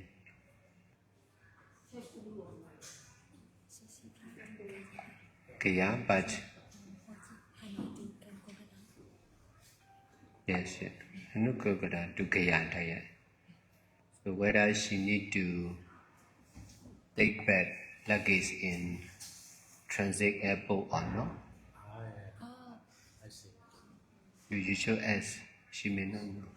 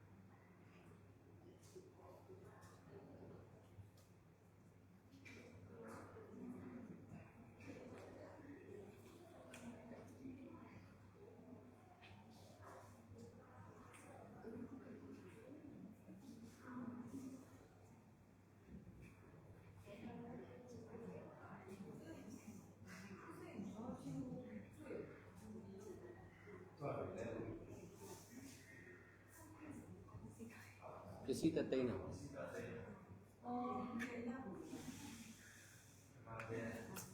Primavera.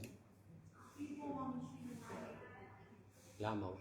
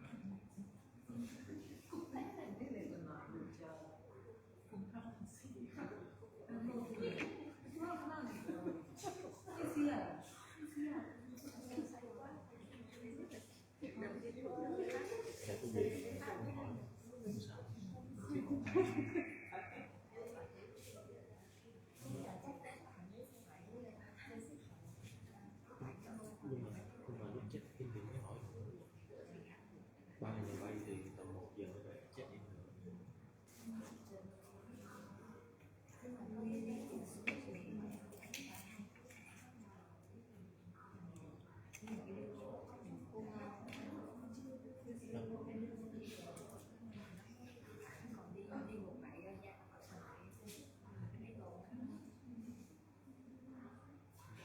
Thái thì sân bay nó to nên sẽ được Thái sẽ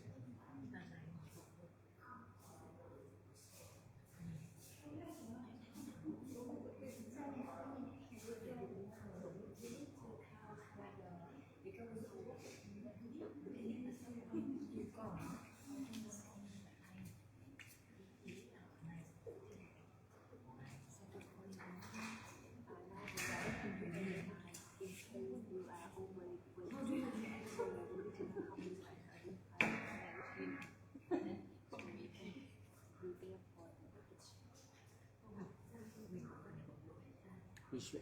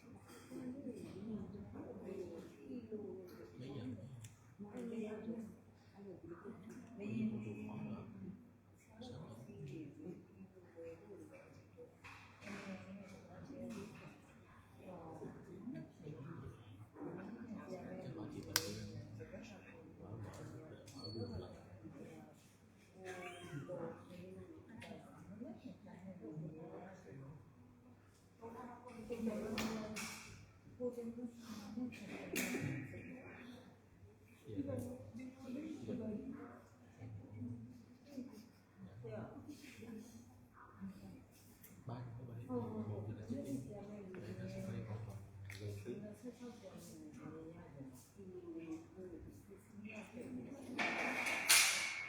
thì có một người là chị ngủ 2 đêm sáng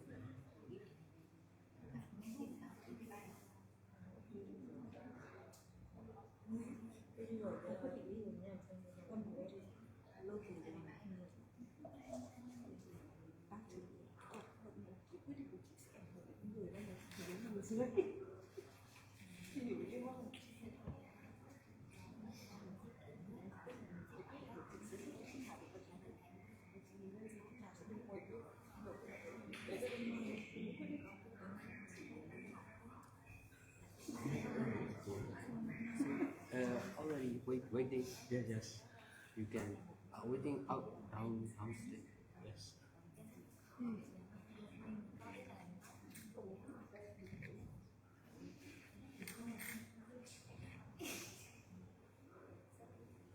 She need to transfer as Calcutta, Kolkata.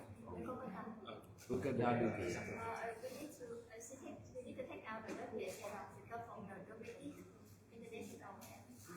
yes, yes.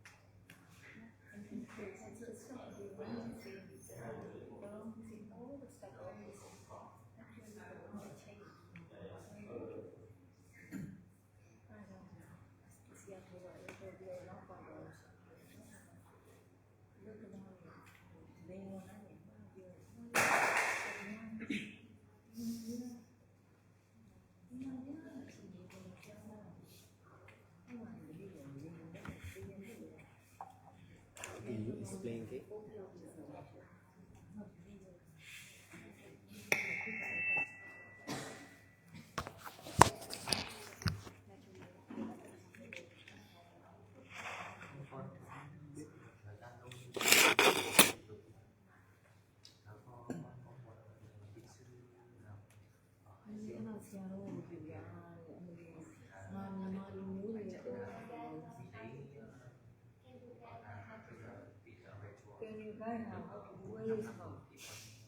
Already.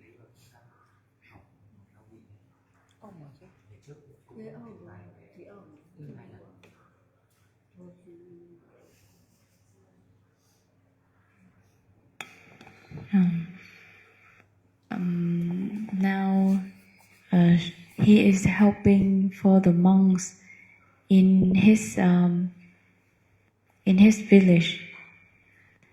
That monk is follow Sayadaw Jatina, follow Jatina Sayadaw, and he know about meditation long time ago, but recently he practiced more seriously. So he also have some experience in this 3 or 4 months recently. He want to live alone. He don't want to be in the crowded place.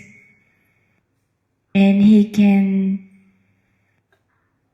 recognize his mind, like when greed, anger, or delusion arise. He can know. He can aware of that mind. About 60 to 70% he can recognize, but 30 to 40% until it's come to action, then he can recognize it.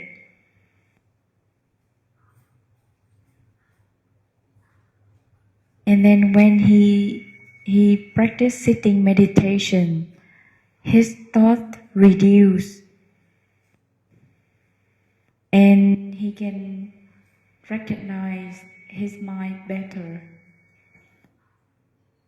And he practiced, he only focus on the up and down of the belly when he practice sitting meditation.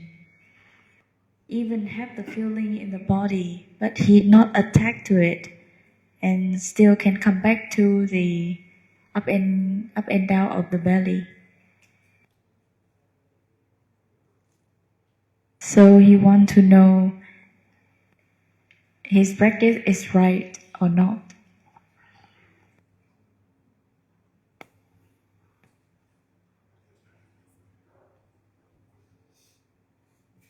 So this is his experience. He practiced with Usadila also. With the monk.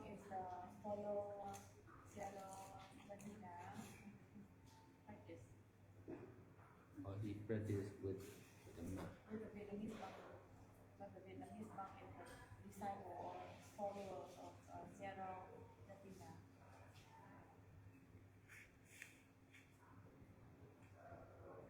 So how long have you been practicing? Con này không biết đến ngày kể nhưng mà con chỉ con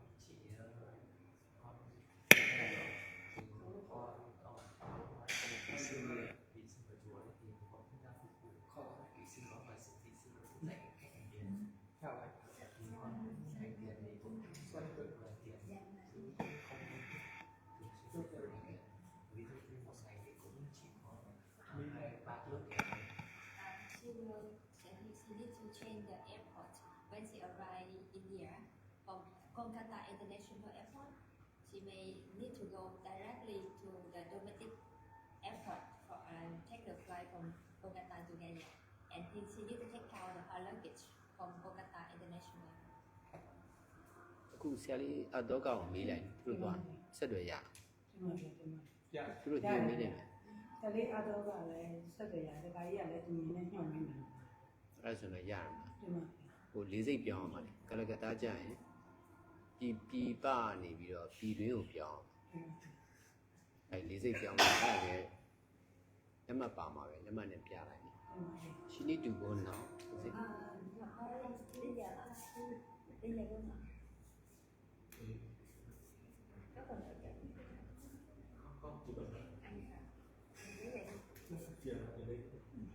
Now can go. ဟိုကပါဗီဇာပါပြီအိန္ဒိယဗီဇာ ဗီဇာလည်းပါတယ်မှလည်းစိတ်သွားပြီ ထုတ်ပြီးသွားရင်တော့ဗီဇာနဲ့ထင်ရှားလာ စားရုံနဲ့ထုံ စားထုတ်မှရမှာ လက်မှတ်ကစားရုံ ဗီဇာပြောတာ ဗီဇာထုတ်သွားဗီဇာထုတ်သွားလက်မှတ်တော့ဒီတိုင်းပဲ ဗီဇာထင်ရှားရတယ် ဒီမှာဗျာ အဲ့လိုလွယ် ဒီမှာဖြေရှားရတယ်ဗျာ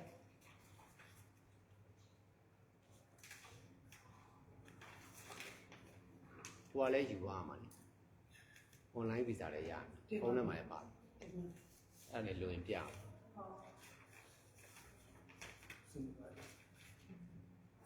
ကီလိုကဘယ်လောက်ပါရရ ဒီလိုကလူမျိုး20ကျော်ပါ 30ရတယ် အထောက်ကတော့တစ်ထောက် နှစ်ထုတ်ပဲ တစ်ထောက်ပဲရ ဟုတ်လားနှစ်ထုတ်မရဘူး လက်ကိ လက်ကိကတစ်ခုလေလက်ကိကျတဲ့ဟာတော့ဘက်ကိကဲ ဘက်ကိတွေတစ်ထောက်ပဲရတစ်ထောက်ဘက်ကိတွေ30တစ်ထောက်ပဲရ ဟာတစ်ထုတ်ပဲပြန်ထုတ်ကိုတော့ ဘုရားလည်း rolling လုပ်လိုက် ဟောဒီမှာဒီ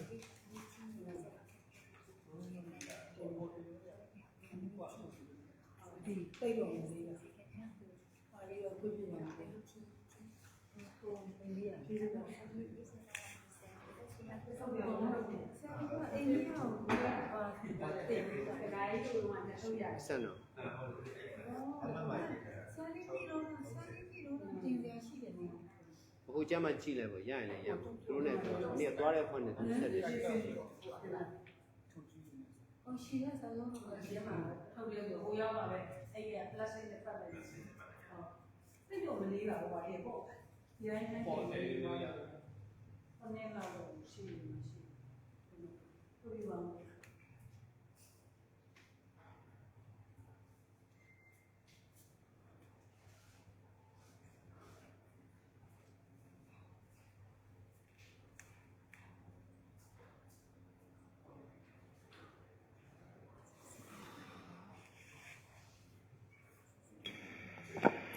He know about meditation about 2 to 4 years ago, but recently he have chance to do goodies in the temple. He cook and prepare the food for the monks, and that monks teach him meditation. So he both doing goodies in the temple and meditate about 1 to 2 times per day.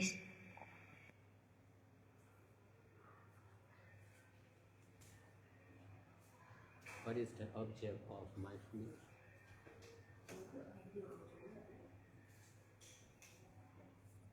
It's the up and down of the open belly.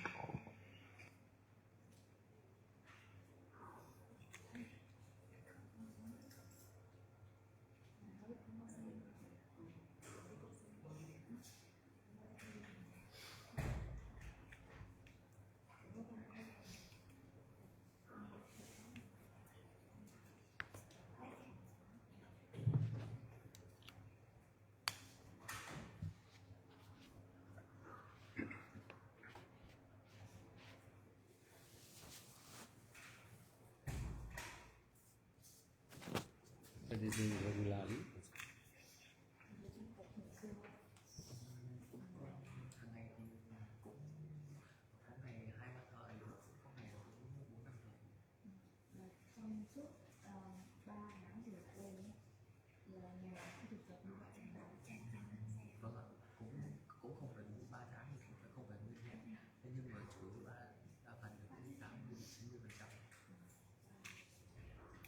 Yes, he practiced regularly. Some day 1 or 2 times, some day 3 to 4 times per day.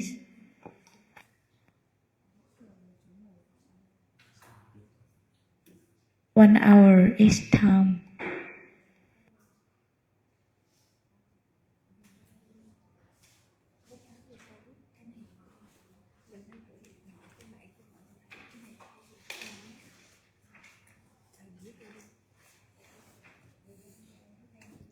If you can know your greed, anger, and delusion, that is right. If you don't know, greed, anger, and delusion will increase. If you know your present greed, anger, and delusion, there will be less and less greed, anger, and delusion.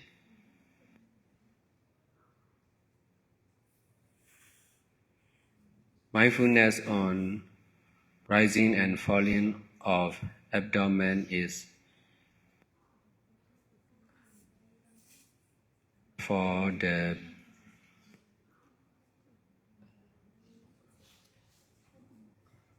is basic method, but to know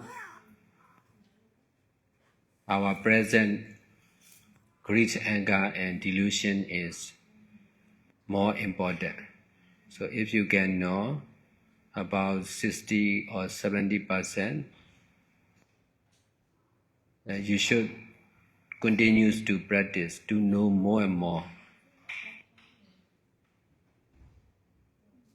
percent. Because of not knowing present greed, anger, and delusion,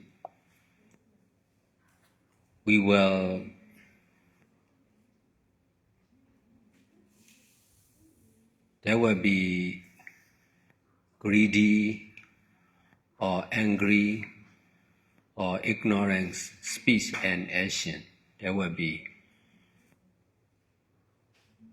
If we know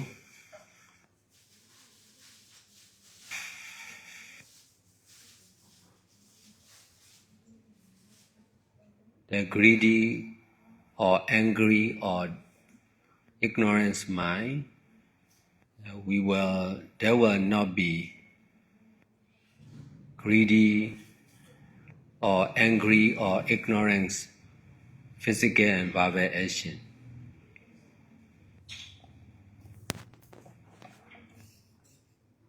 Just need to practice more and more seriously and continuously.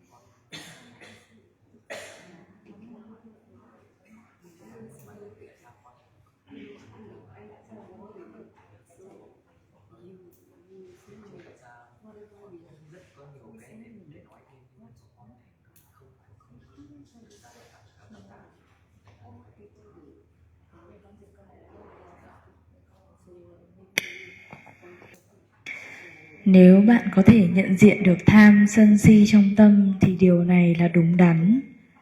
Nếu như không biết được tham sân si trong tâm thì tham sân si sẽ tăng trưởng.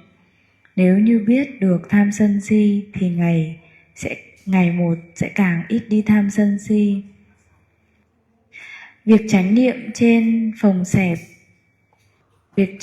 đối tượng phồng xẹp là phương pháp cơ bản.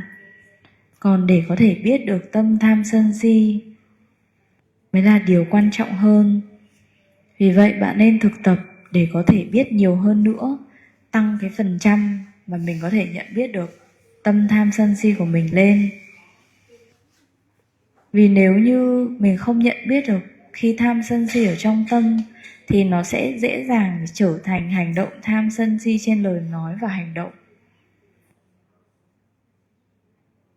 Nhưng nếu chúng ta biết ngay khi tâm tham sân si sinh khởi thì nó sẽ không trở thành hành động hay lời nói.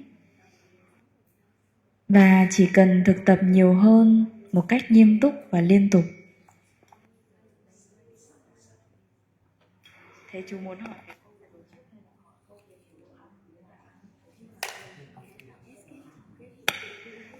The second question is, he have chance to prepare the food for the monks. So he separate the good food and the bad food. For the bad food, he will not cook for the monks. So he want to know, is that attackment or not? Like attack on the food, good and bad. is it attachment or not? And besides, he doesn't have attachment on his parent. He don't need to stay with his parent. But when they are sick, he can take care of them. But when they are when they die, he don't have painful feeling or suffering from their death because he think it's normal. The death is normal. He will do more goodies and sharing merit for the dead people. So he want to ask, is this understanding is detachment or not? His understanding is detachment or not?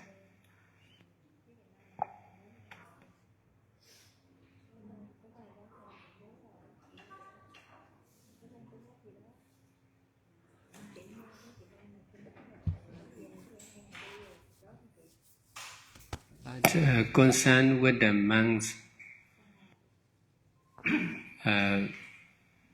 most of the people will go by choosing the best food. That is common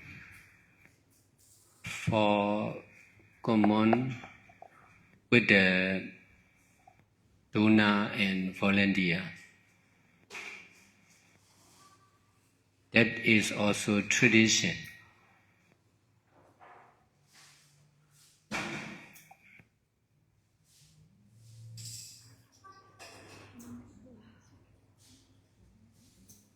But if you are not choosing and cooking with mindfulness, you are doing with attachment.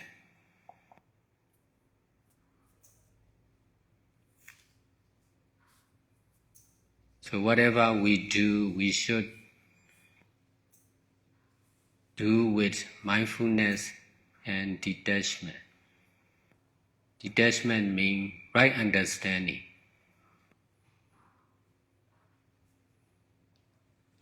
Right understanding means if we are not mindful, we are doing with attachment. We are doing with ignorance. In order to detach from ignorance, we should do with mindfulness. This is right understanding.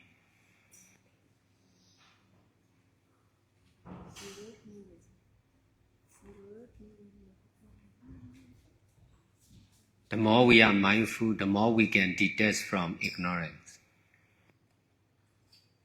In this way, there will be more and more mindfulness and less ignorance. This is competition between mindfulness and detachment.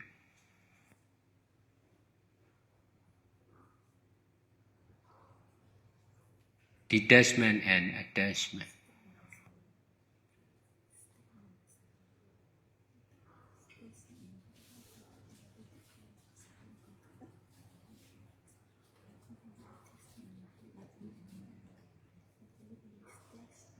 This competition is essential, no side effect. So we all should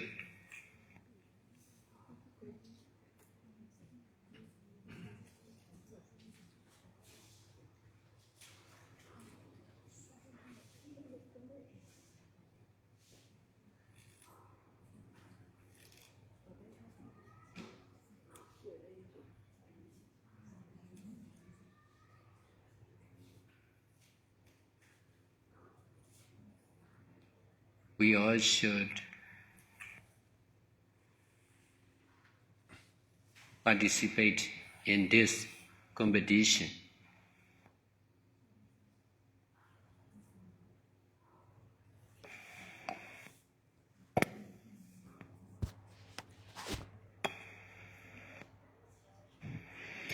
Liên quan đến việc chuẩn bị đồ ăn cho các chư tăng thì hầu hết mọi người khi nấu thì sẽ đều chọn những đồ ăn tốt nhất.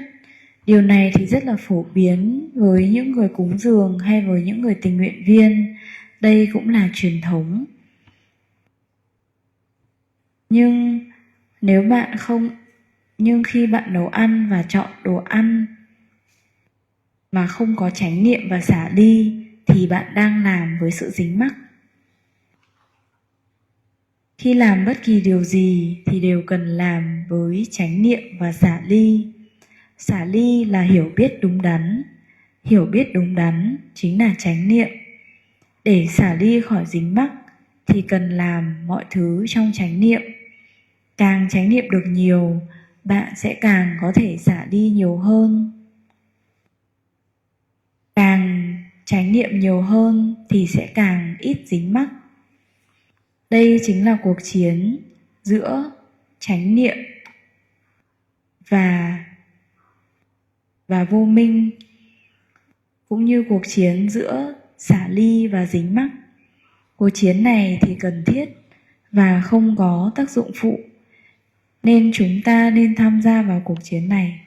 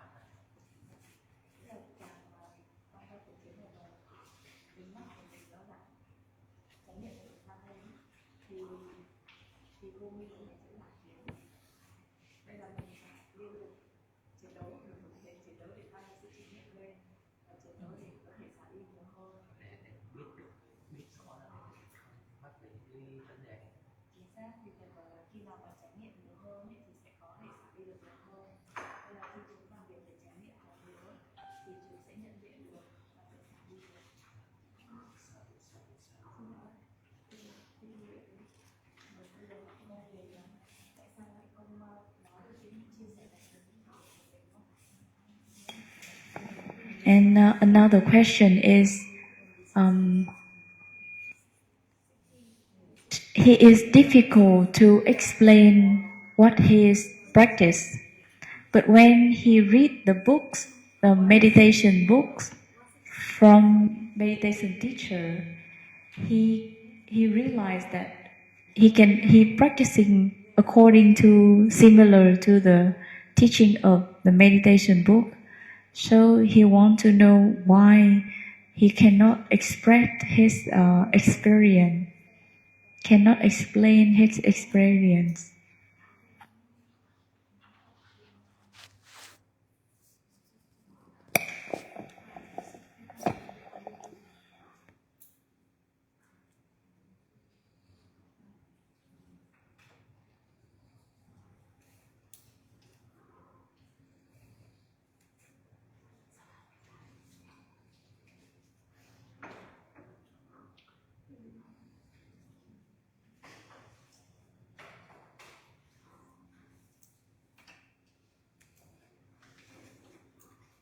Because you are not much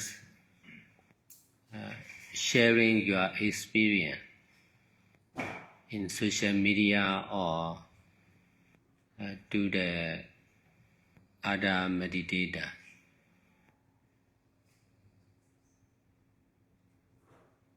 The cause is not much sharing or explaining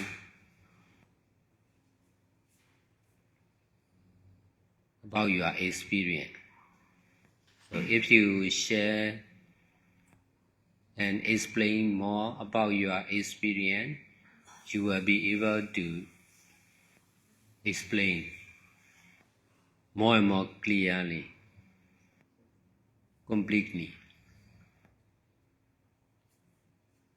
You need to practice more.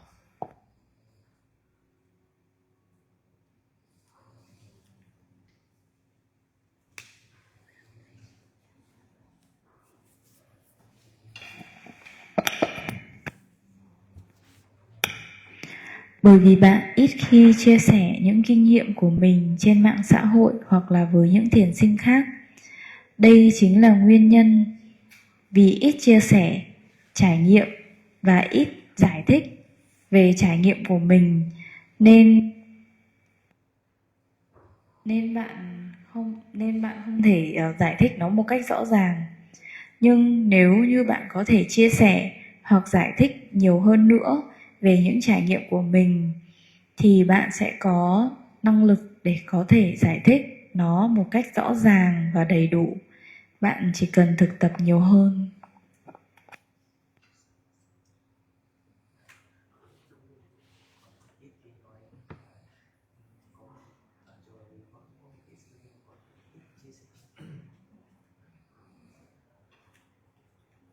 Yes, it's correct, Theodore.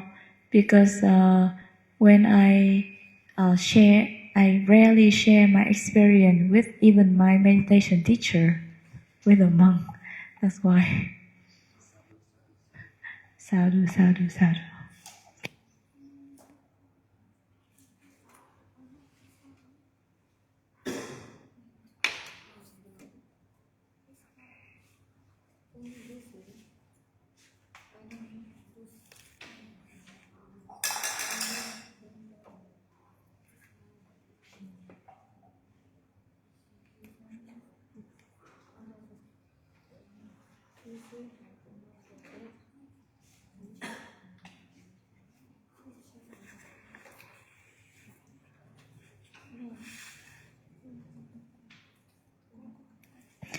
Dear Theodore, you always teach us and guide us to do good deeds unlimited. So how could we know that's what we are doing is good deeds as your teachings or as what you are doing?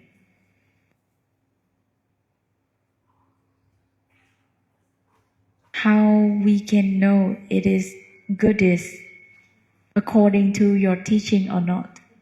What we are doing, how we can know what we are doing is the good deeds correctly, like your concern with your teaching or not?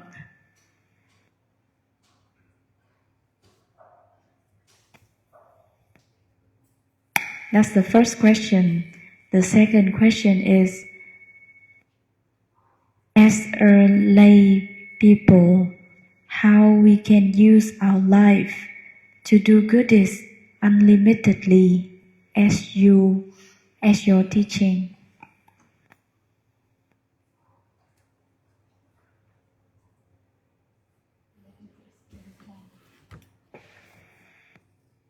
First question. The first question is, how do we know what we are doing is the right good deeds?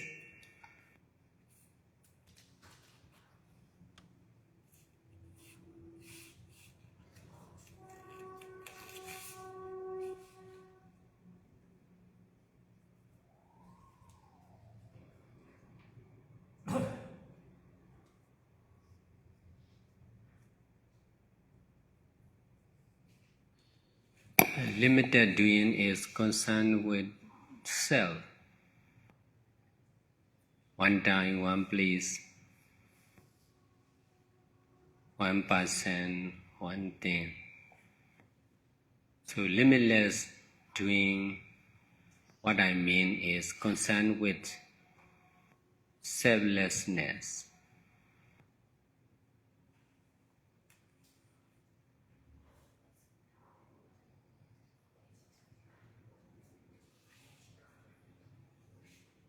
No one time, no one place, no one person, no one thing or method.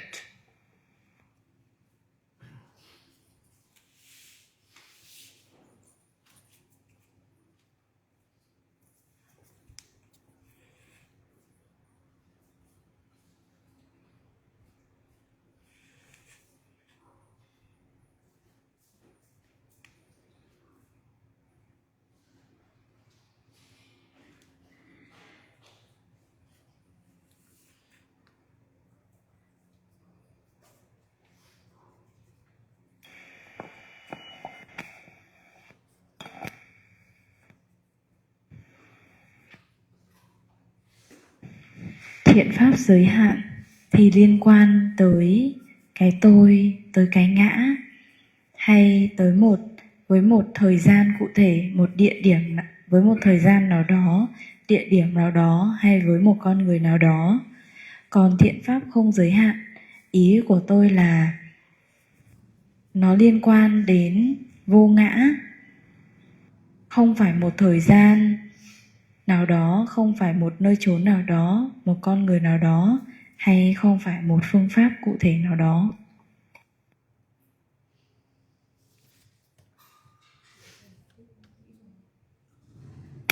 Please explain more detail.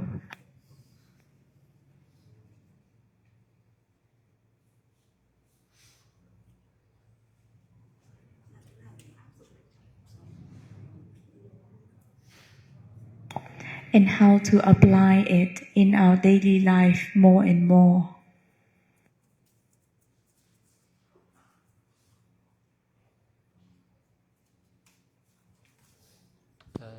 We attach on limit. Limit means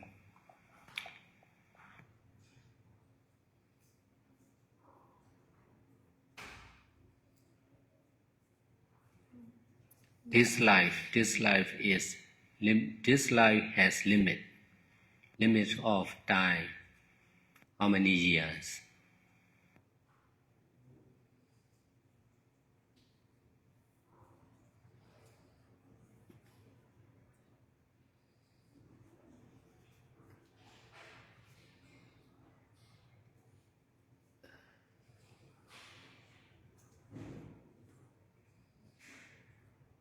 If we are practicing meditation only at home, there is limit. The place is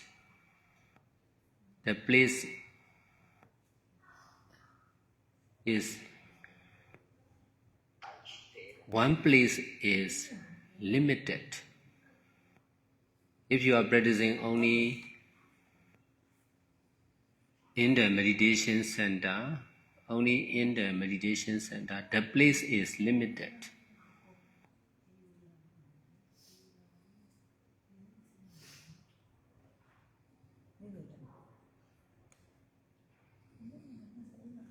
If you are learning only one method, the method is limited.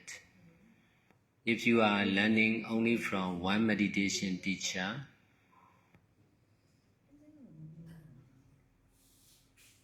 you are using the limited teacher.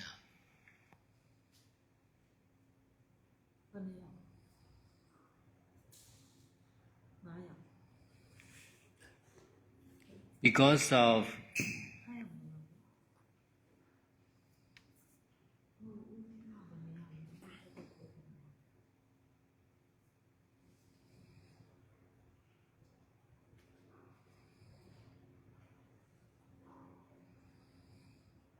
attachment on limit, we need to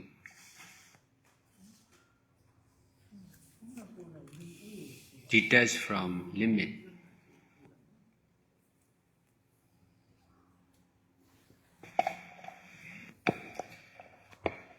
So we must to detach from limit of time or life. We must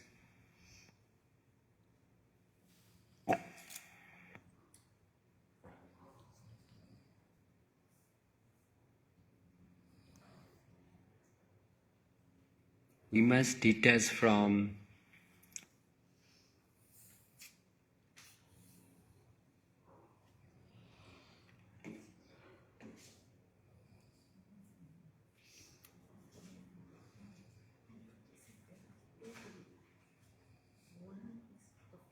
We must detach from 10 days or 12 days meditation retreat here in Fedvan Pagoda.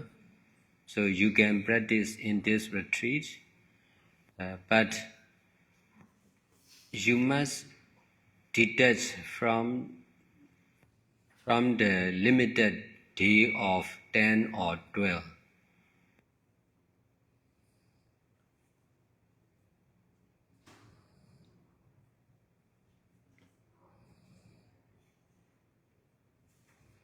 Some people have attachment to get enlightenment in this life before they die. This is attachment on this life.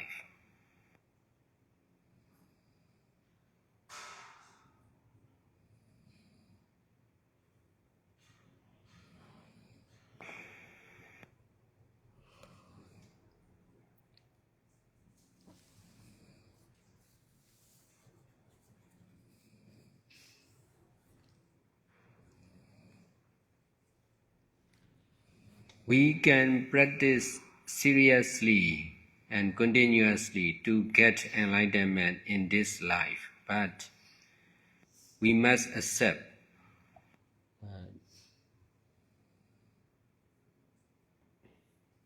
to practice until we get enlightenment. We may get enlightenment in this life. It is possible to get enlightenment in this life, but it is also possible not to get enlightenment in this life. So we must understand like this. So if we should not attach to get enlightenment in this life. In order to detach from this life, we should accept to get enlightenment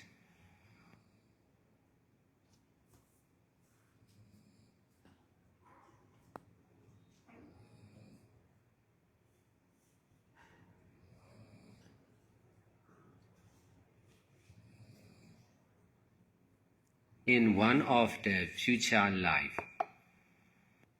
So if we trying to understand like this is detachment from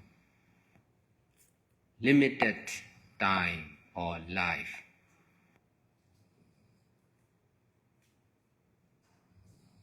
I met with many people who want enlightenment in this life.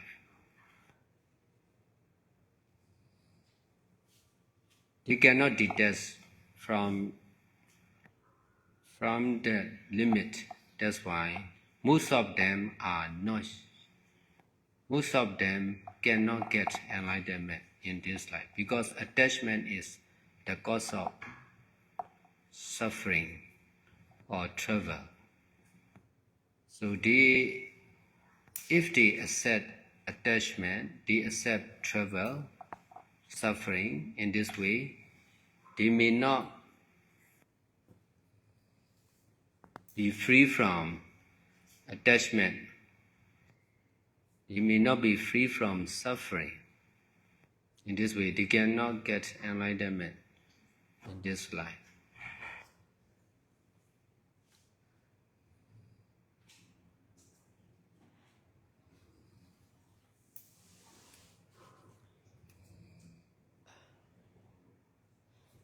Besides,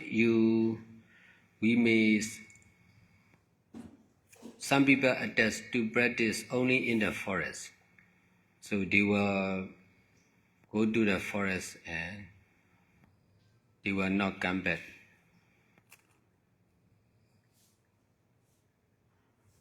To the society to practice meditation. That was attachment. That was practicing meditation with attachment on one place. So if there is attachment, there will be suffering in the mind and problems, difficulties. In this way, they cannot be free from suffering and they cannot get enlightenment because of attachment. If there is attachment, there will be ignorance. In this way, they cannot be free from ignorance because they accept attachment. So if they can detach, they can be free from ignorance and then they can get enlightenment. This is cause and effect.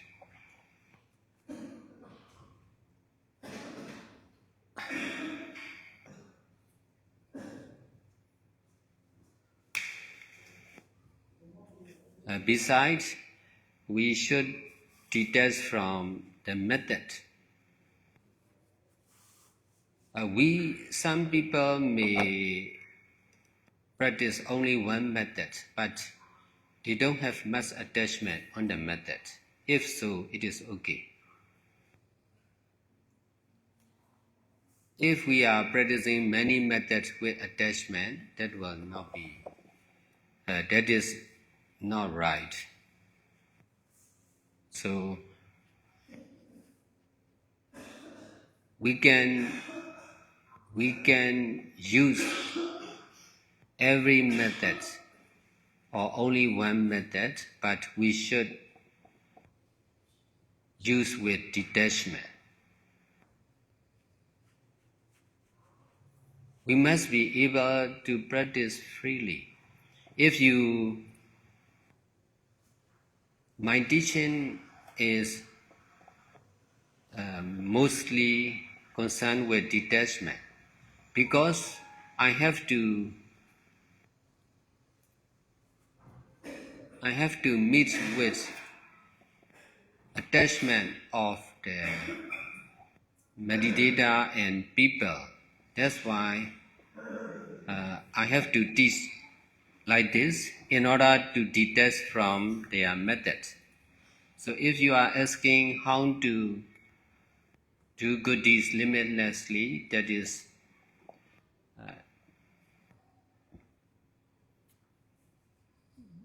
you cannot understand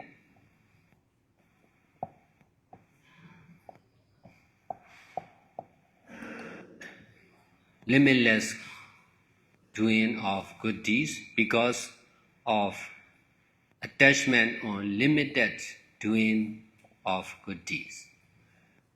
So you understand limit, that's why you cannot understand. You understand limit and you attach on limit, that's why you don't understand.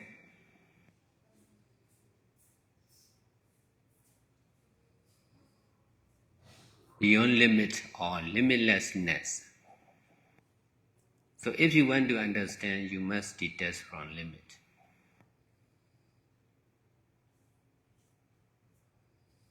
So this is understanding, and this is, you just need to understand and practice like this. This is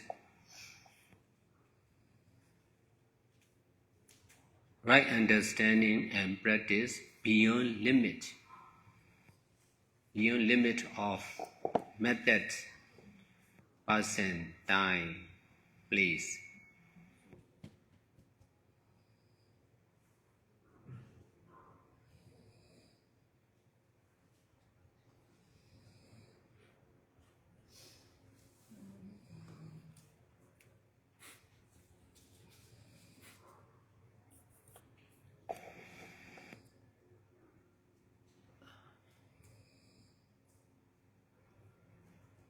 You are asking with limit how to do good deeds limitlessly. So how is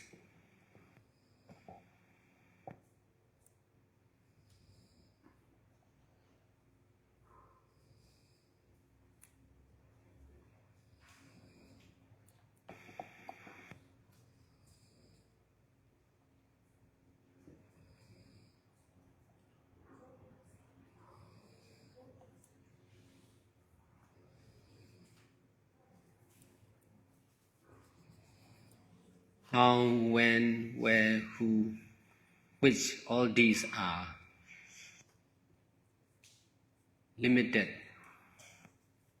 limited truth. So if you want to understand limitless goodies, you need to detach from limit.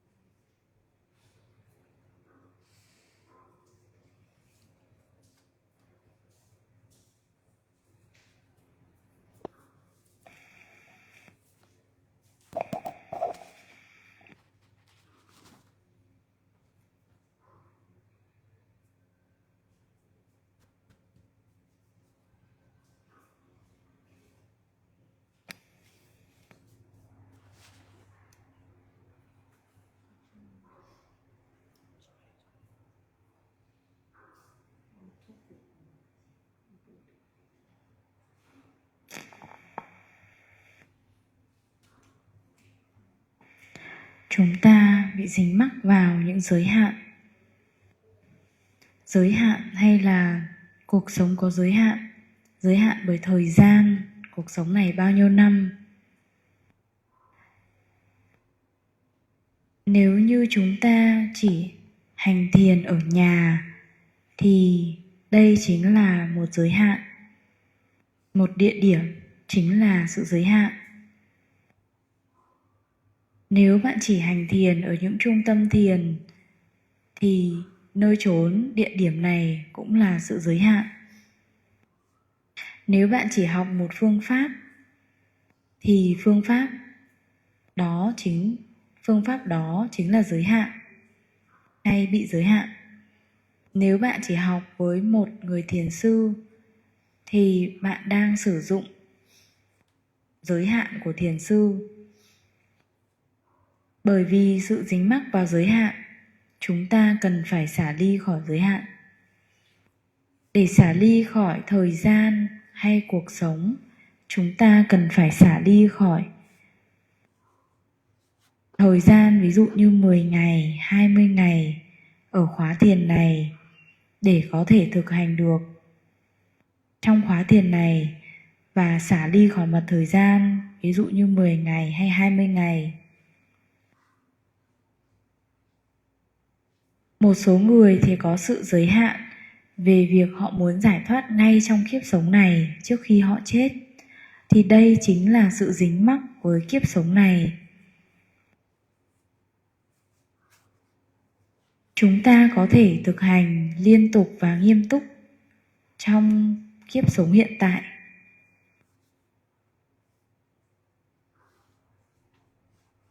Nhưng phải chấp nhận rằng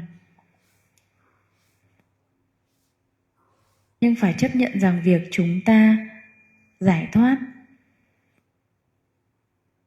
có thể không trong kiếp sống này, mà có thể ở những kiếp sống tiếp theo. Chúng ta không nên dính mắc vào việc giải thoát ngay trong kiếp sống này để có thể xả ly khỏi kiếp sống này, cuộc sống này. Chúng ta nên chấp nhận rằng để có thể giải thoát, giác ngộ trong một kiếp sống nào đó trong tương lai, cố gắng để có thể hiểu. Như vậy chính là xả ly khỏi giới hạn về thời gian hay cuộc sống này. Tôi đã gặp rất nhiều người mà họ muốn giác ngộ, giải thoát ngay trong kiếp này và họ không thể xả ly khỏi dính mắc đó.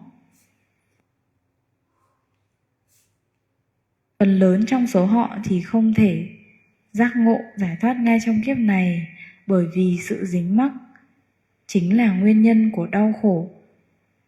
Bởi vì sự dính mắc mà sẽ không được tự do khỏi đau khổ và sẽ không thể giác ngộ trong kiếp sống hiện tại.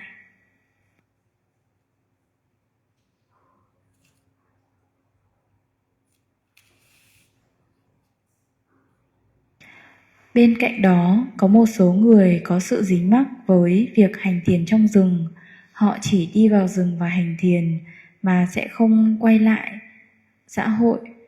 Đây cũng là một loại dính mắc. Thực hành thiền với sự dính mắc vào một nơi chốn nào đó. Cứ khi nào có sự dính mắc thì lúc đó sẽ có đau khổ trong tâm và sẽ có rất nhiều vấn đề cũng như khó khăn trong cuộc sống. Nếu chúng ta không thể tự do khỏi đau khổ,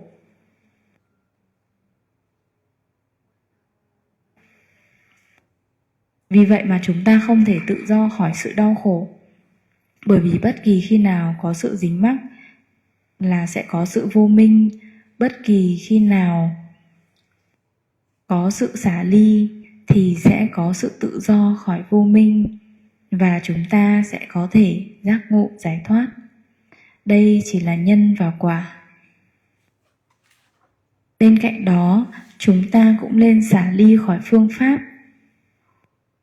Một số người họ chỉ thực tập một phương pháp nhưng không có quá nhiều sự dính mắc với phương pháp đó thì điều này hoàn toàn ok, hoàn toàn bình thường.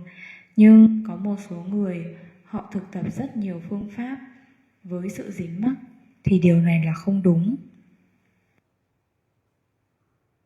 Chúng ta có thể sử dụng nhiều phương pháp hay một phương pháp nhưng nên dùng với sự xả ly.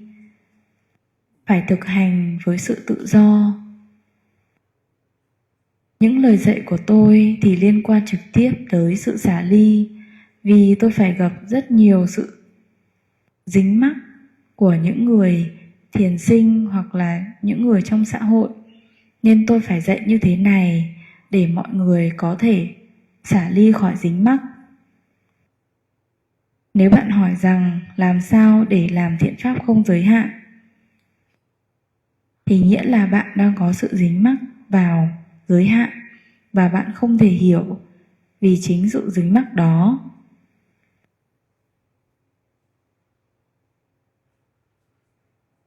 Bởi vì bạn đã hiểu, bạn đã quen với việc hiểu về giới hạn và dính mắc với giới hạn. Vì vậy, bạn không thể hiểu được những gì vượt lên trên giới hạn. Nếu như bạn muốn hiểu được, bạn cần phải xả ly khỏi giới hạn. Đây chính là hiểu biết đúng đắn. Bạn chỉ cần hiểu như thế và thực hành như thế. Đây là hiểu biết đúng đắn để có thể thực hành vượt lên trên khỏi giới hạn về con người, về thời gian hay về nơi chốn. Khi bạn hỏi rằng cái câu hỏi của bạn cũng đã liên quan đến sự giới hạn. Làm thế nào, khi nào, ở đâu, với ai hay như thế nào thì tất cả những điều đó đều là sự giới hạn. Nếu như bạn muốn hiểu được về sự không giới hạn thì bạn cần phải xả ly khỏi những giới hạn.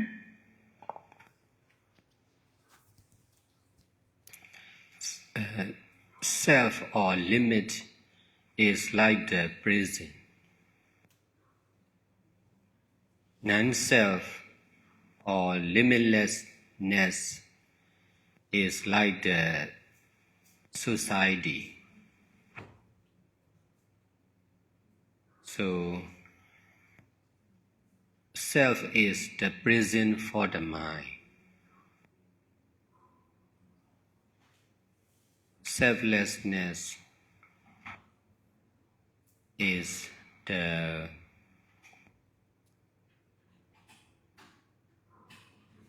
freedom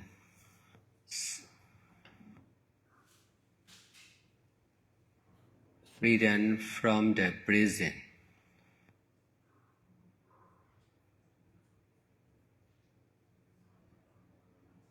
So if your mind, most of the mind of the living beings are not free from the prison of self. That's why they will know only about self or someone or something or one time and one place. Because they cannot know beyond self because of attachment on self. So enlightenment is the freedom of the mind from self. So if the mind can detach from self, the mind became free and powerful. No limit of self, no limit of time. The mind can know beyond the infinite universe. Infinite universe is limited. Infinite living beings are also limited.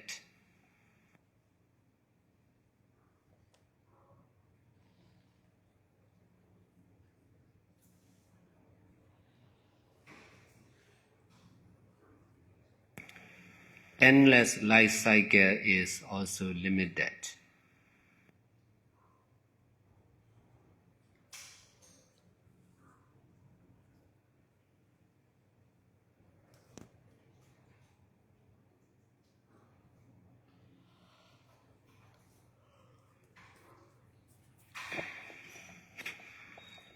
Because of ignorance,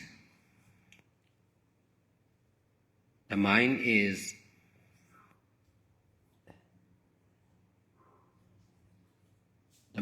attached on self, and the mind, the created mind of living beings,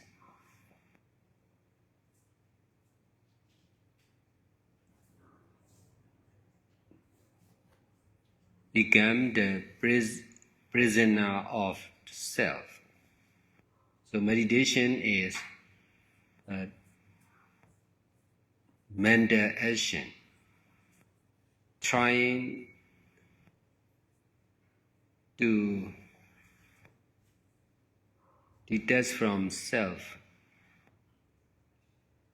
trying to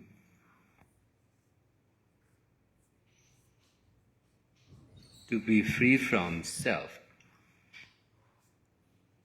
by understanding the truth of non-self.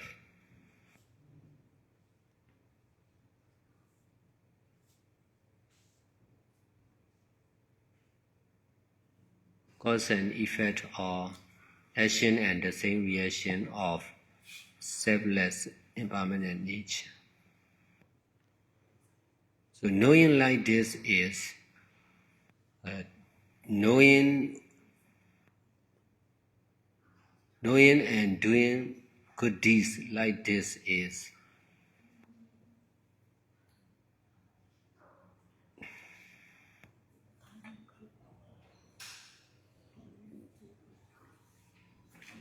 to know and do freely.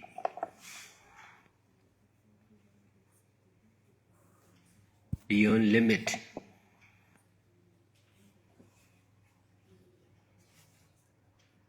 Instead of asking and thinking how to do good deeds limitlessly, you should stay and do good deeds in the power center.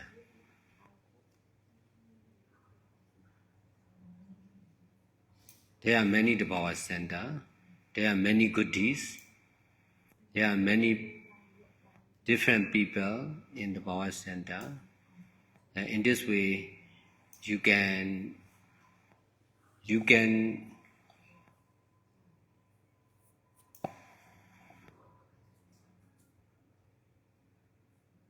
know freely. You can learn freely. You can stay freely. There are many the power center.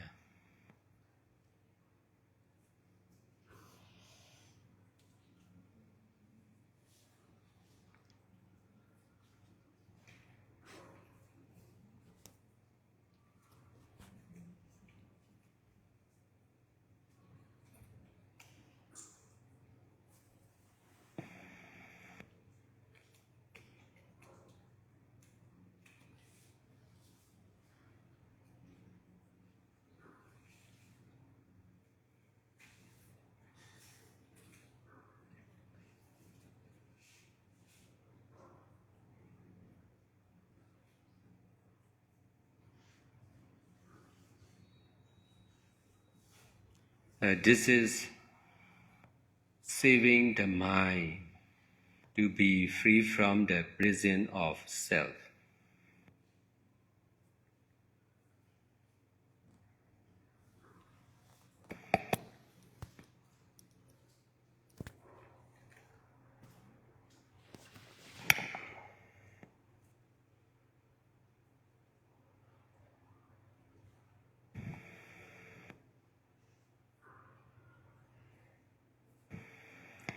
Cái tôi, cái ngã hay sự giới hạn thì giống như nhà tù.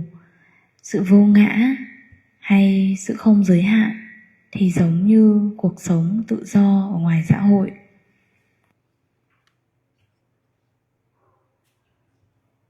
Bản ngã chính là nhà tù của tâm. Vô ngã chính là sự tự do khỏi nhà tù đó. Tâm của chúng sinh thì thường không được tự do khỏi bản ngã. Thế nên chỉ biết được giới hạn về nơi chốn, về con người hay một ai đó.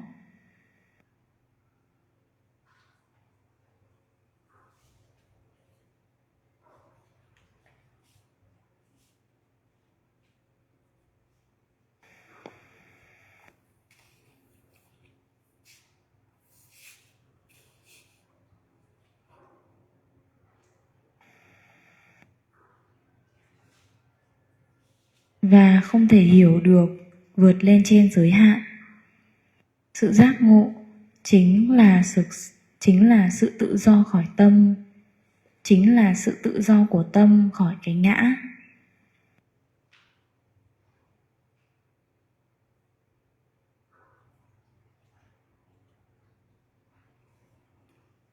Nếu như chúng ta có thể xả ly khỏi cái ngã thì chúng ta sẽ được tự do, có sức mạnh và không có giới hạn bởi thời gian, con người hay địa điểm.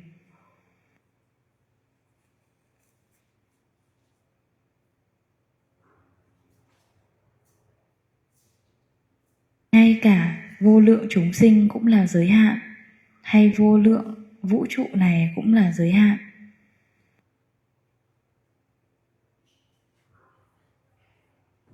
Và cái vòng lặp luân hồi vô tận của các kiếp sống cũng là giới hạn. Bởi vì vô minh, chúng ta dính mắc vào bản ngã, vào những sự thật tâm tạo, vào sự giới hạn của chúng sinh.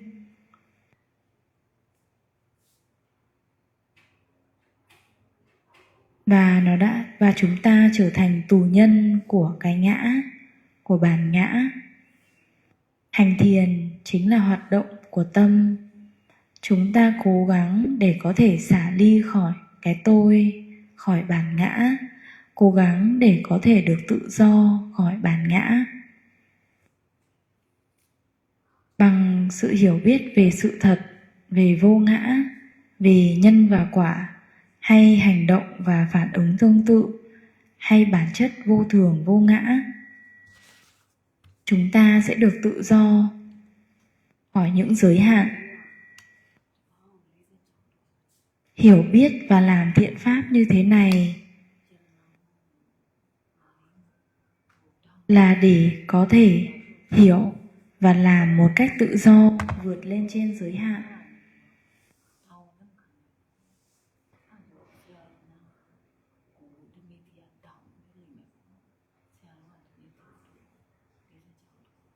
Thay vì việc hỏi và suy nghĩ về việc làm thế nào để có thể làm thiện pháp không giới hạn, thì bạn nên đến ở và làm thiện pháp ở những trung tâm Thabawa, bởi vì ở đó có rất nhiều những con người khác nhau, có rất nhiều những thiện pháp khác nhau.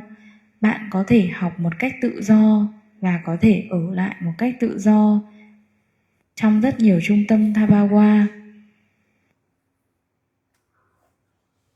Đây chính là cách để có thể bảo vệ tâm trí được tự do khỏi nhà tù bản ngã.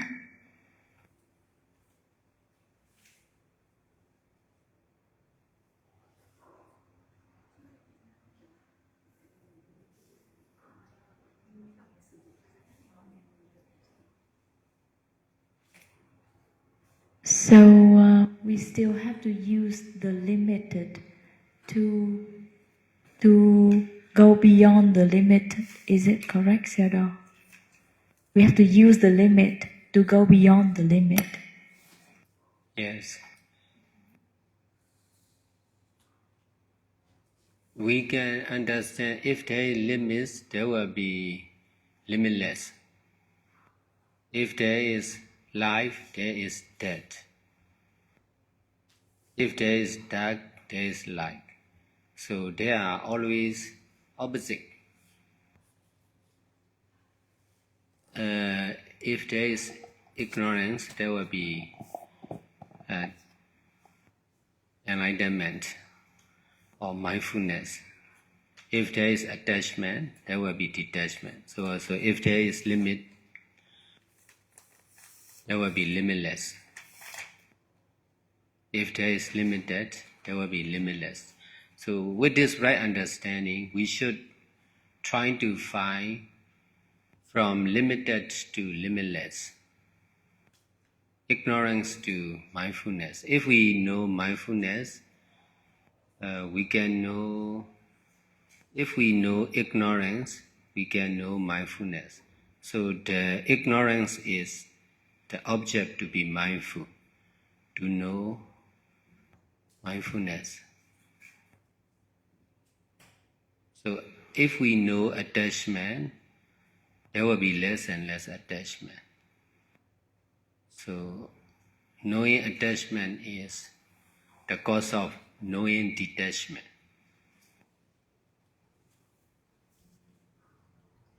Not knowing attachment is the cause of attachment.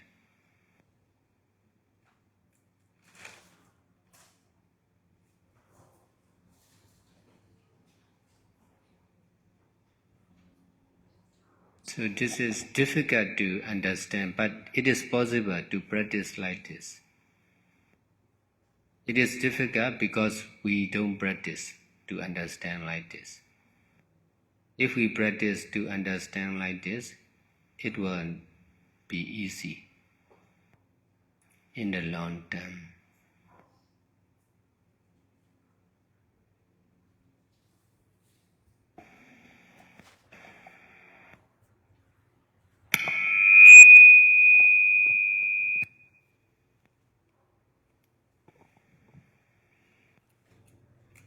Chị đã hỏi rằng là vậy thì chúng ta phải sử dụng sự giới hạn để có thể vượt lên trên sự giới hạn, đúng không?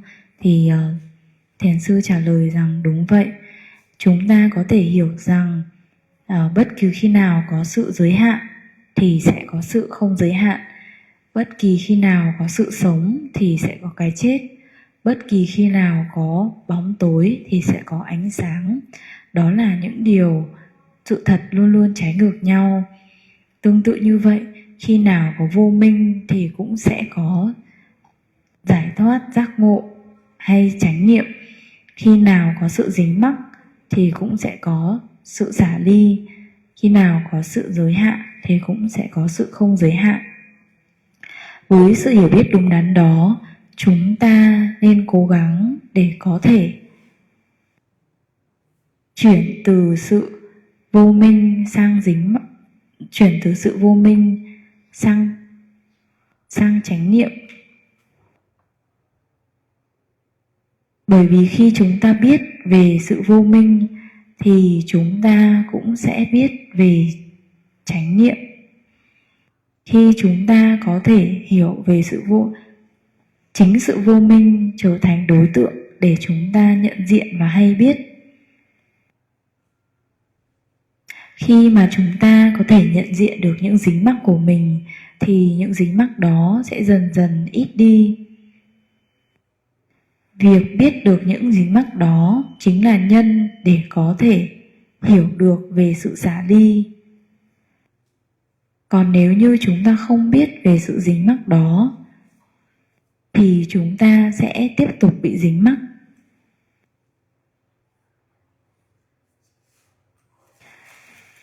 Điều này thì không dễ để hiểu, điều này thì rất khó để hiểu, nhưng hoàn toàn có thể thực hành được.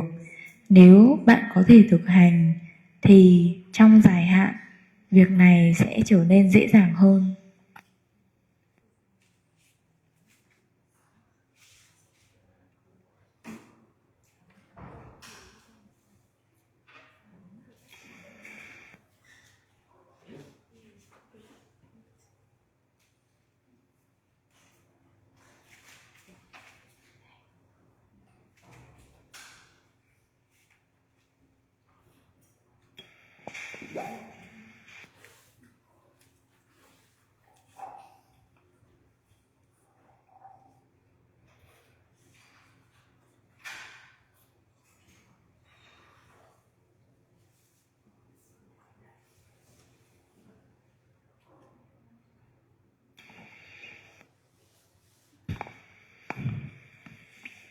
Dear Sayadaw, I believe that practicing meditation can answer all the questions.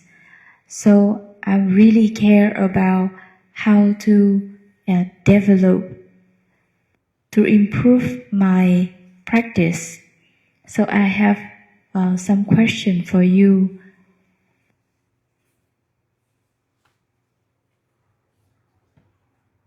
The first question is, by practicing sitting meditation, how it can help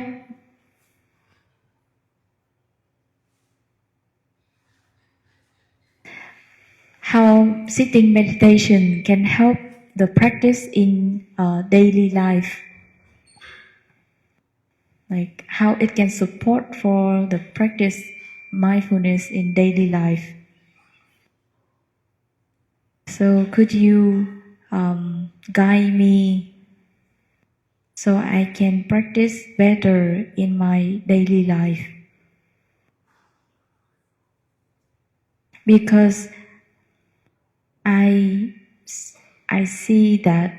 recognize that my practice in daily life is still weak, still have a lot of attachment, still do a lot of things that is not beneficial.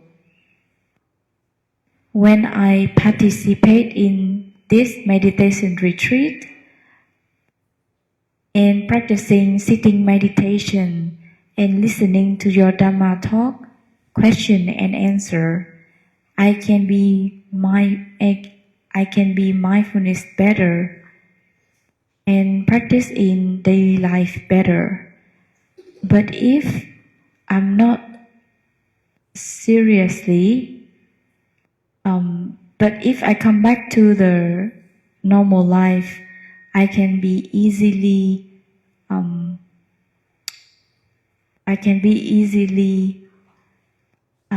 still action like my habit and easy to lose mindfulness. Do I need to explain more detail? So she would like to know how sitting meditation can affect for the practice in daily activities.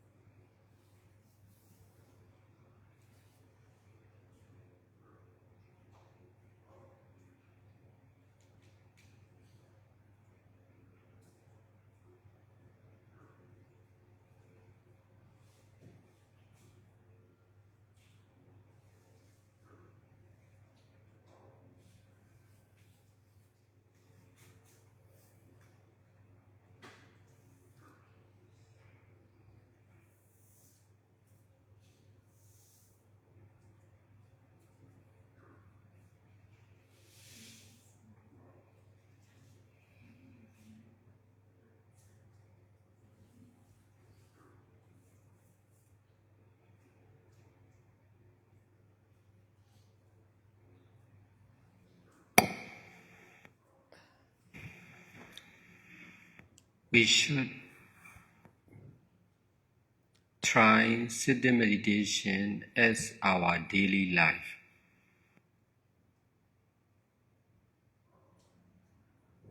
In this way, we can detach from the daily life, from the normal daily life of a lay person.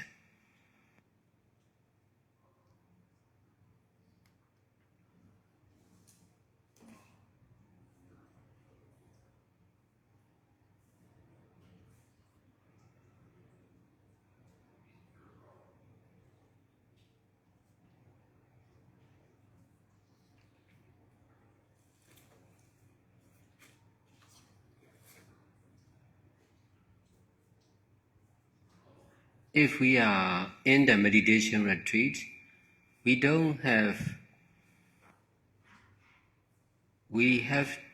are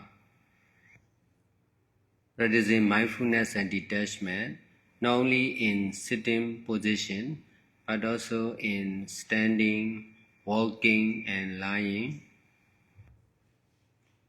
In this way,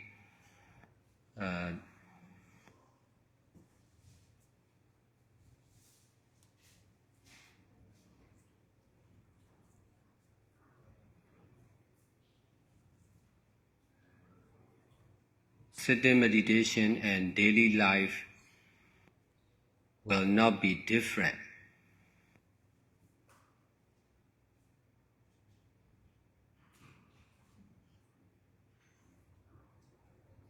If we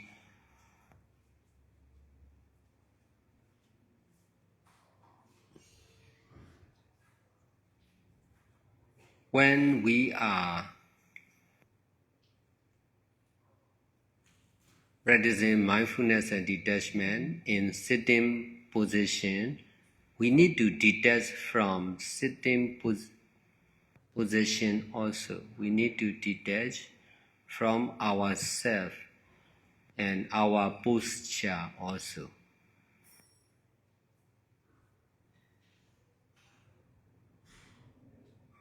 In standing, walking, and lying position, we need to detach from ourselves and from our posture also. If we can detach from sitting, standing, walking, and lying,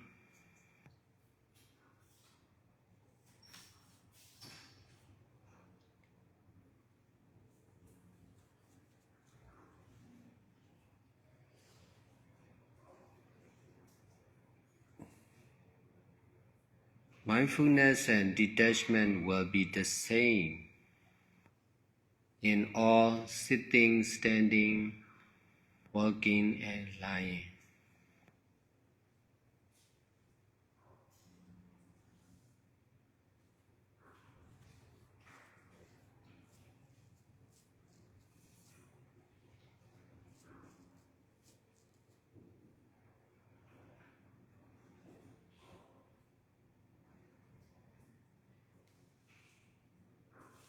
If we can detach from our posture of sitting, standing, walking, and lying,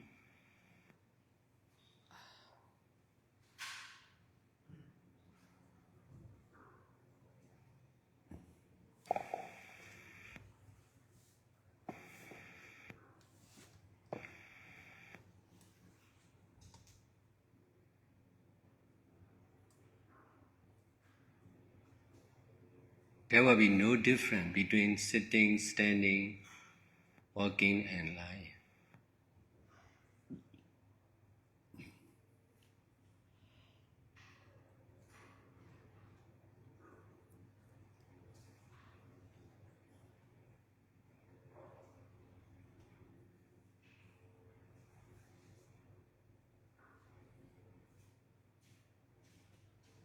If we understand like this is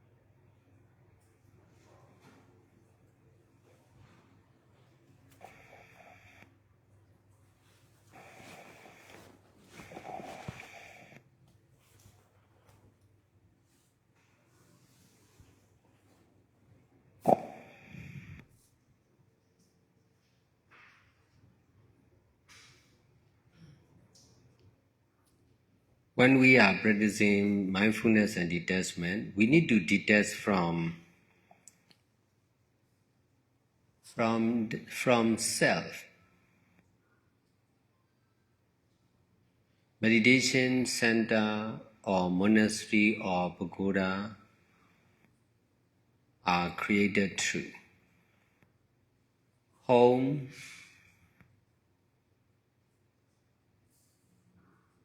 is also created true. Meditators, both of meditators or monks or nuns and lay person are just created true.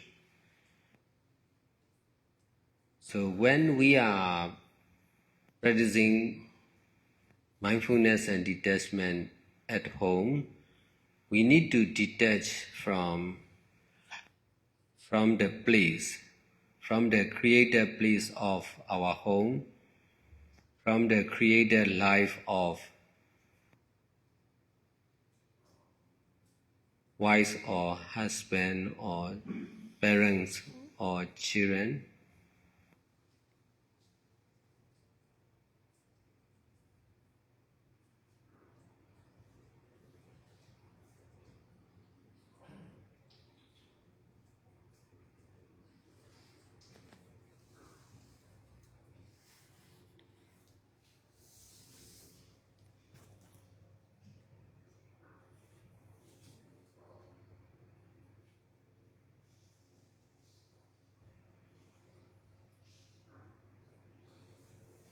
If we are mindful in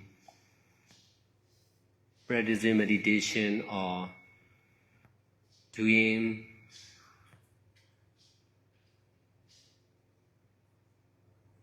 housework at home or doing job for money,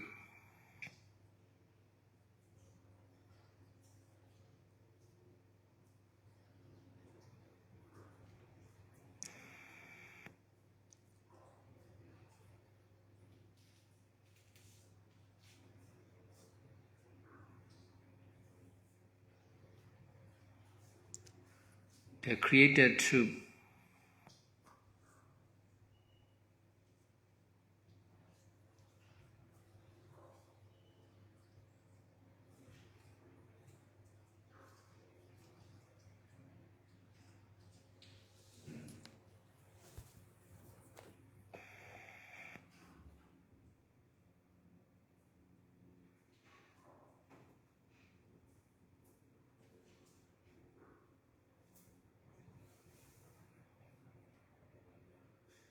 need to use with mindfulness and detachment. So if we can detach from the created truth, only mindfulness and detachment will still remain.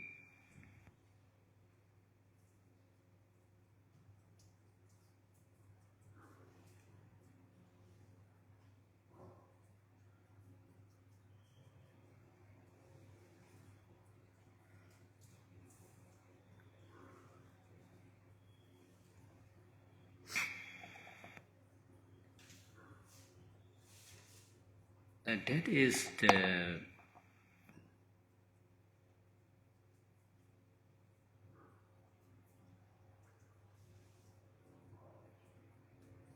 the success of the end of middle way, the success of the practice.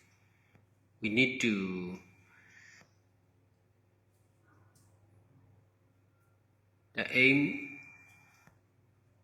of mindfulness and detachment should be able to detach from all created or limited truth of time, place, person, and condition.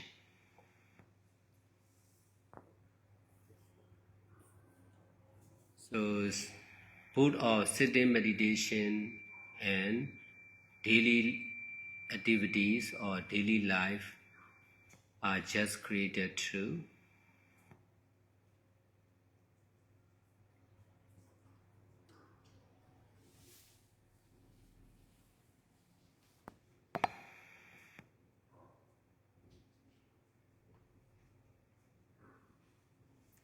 Because of attachment on created truth, there is question like this.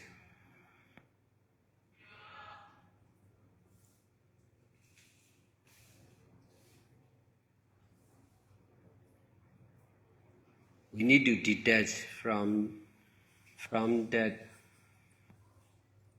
created truth of sitting position and practicing in sitting position and daily life.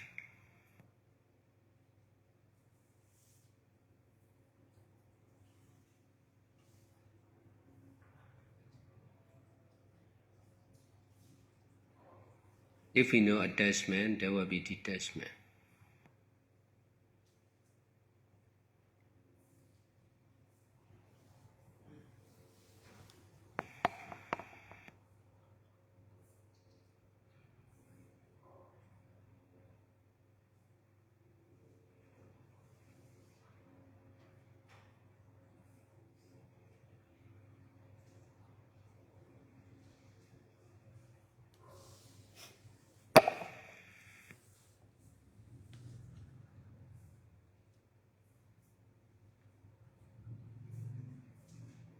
So if we can fully detach from all these created truth,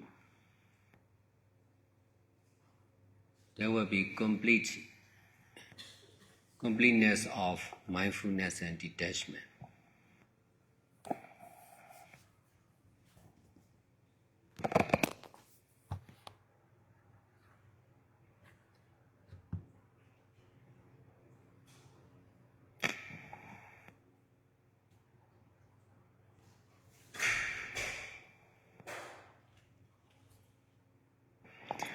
Chúng ta nên cố gắng ngồi thiền trong cuộc sống hàng ngày để có thể xả ly khỏi cuộc sống thường nhật của một người cư sĩ. Nếu trong khóa thiền chúng ta thực hành chánh niệm và xả ly không chỉ trong tư thế ngồi mà còn trong các tư thế như đi, đứng, nằm. Với cách này thì việc ngồi thiền và việc thực hành trong cuộc sống không có quá nhiều sự khác biệt. Khi chúng ta thực hành chánh niệm và xả ly trong tư thế ngồi, chúng ta cũng cần phải xả ly khỏi tư thế, xả ly khỏi bản thân.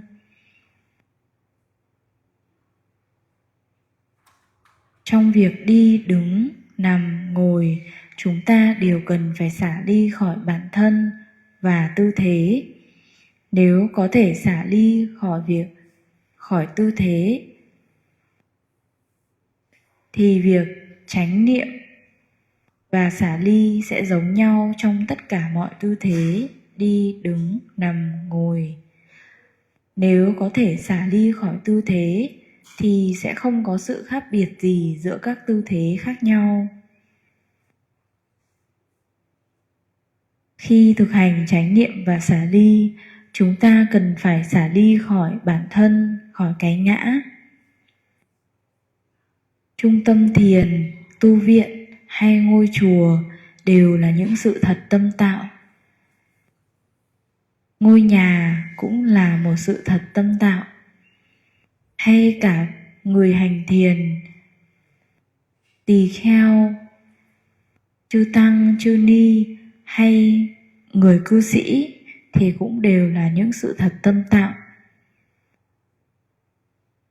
Khi chúng ta thực hành chánh niệm và xả ly tại nhà, chúng ta cần phải xả ly khỏi những sự thật tâm tạo về nơi chốn, về cuộc sống của chúng ta, như là sự thật tâm tạo khái niệm về người vợ, người chồng, về con cái hay cha mẹ.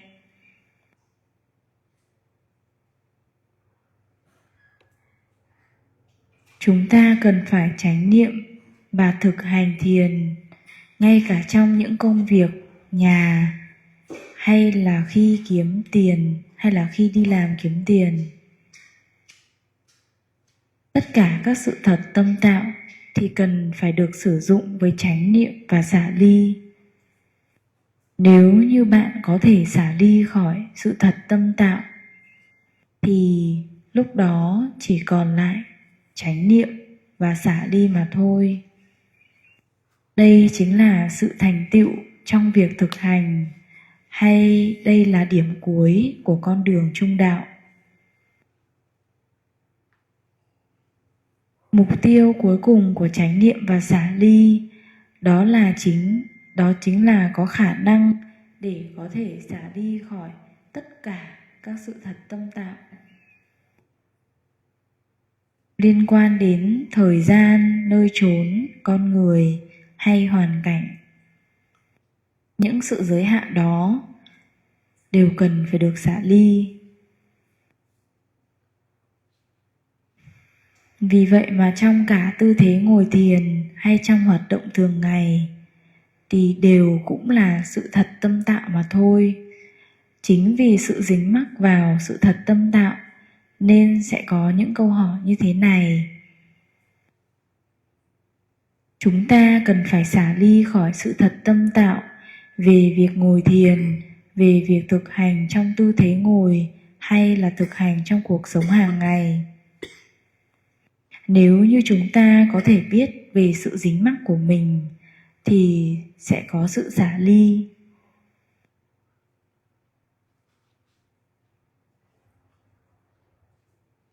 Nếu như chúng ta có thể hoàn toàn xả ly khỏi tất cả các sự thật tâm tạo thì chúng ta sẽ viên mãn và thành tựu trong chánh niệm và xả ly.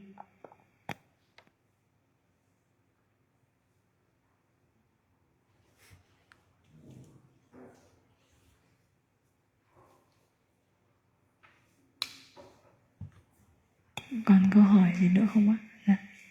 Thank you, Theodore.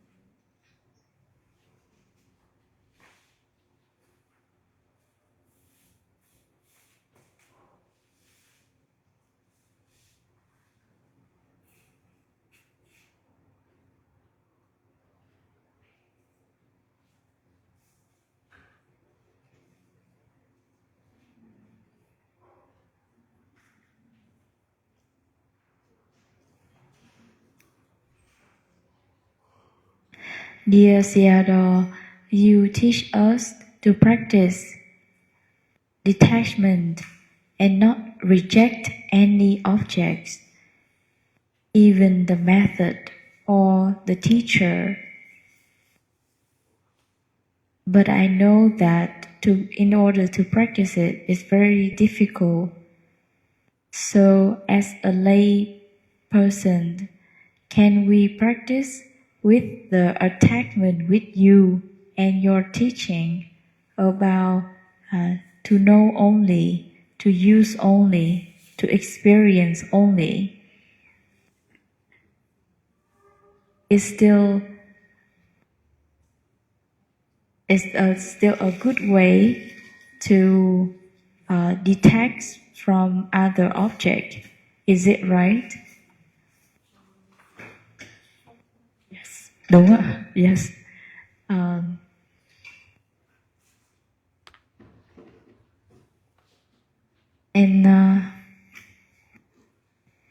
So should I continue to practice like that?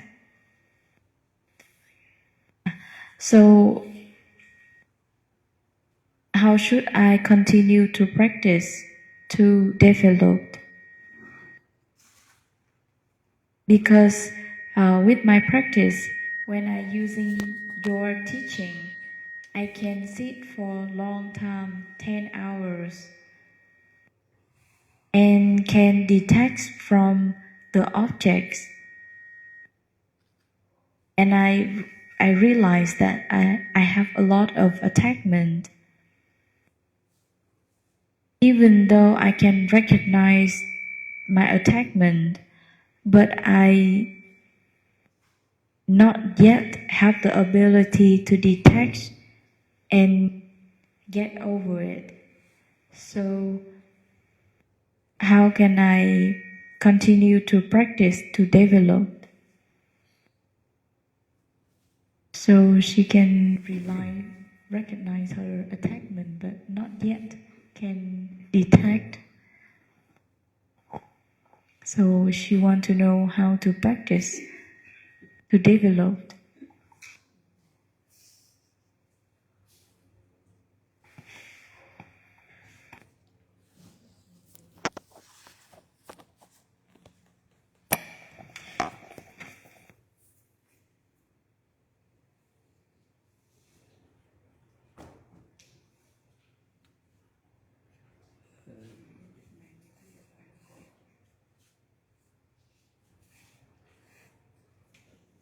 The power of mindfulness and detachment is complete.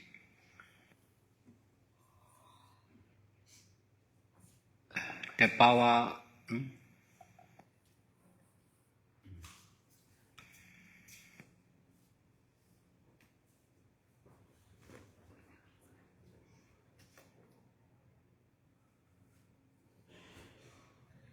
Buddha Dhamma and real Sangha has the complete power of mindfulness and detachment. Therefore, we are safe to attach on Buddha Dhamma and Sangha. We are not safe to attach on ourselves or the other. So, we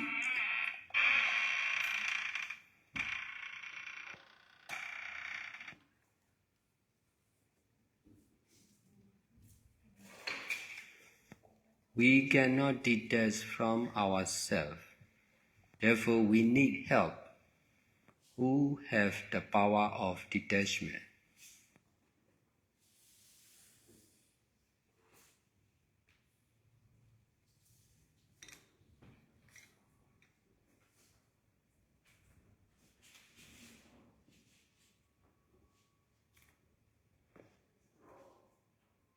That's why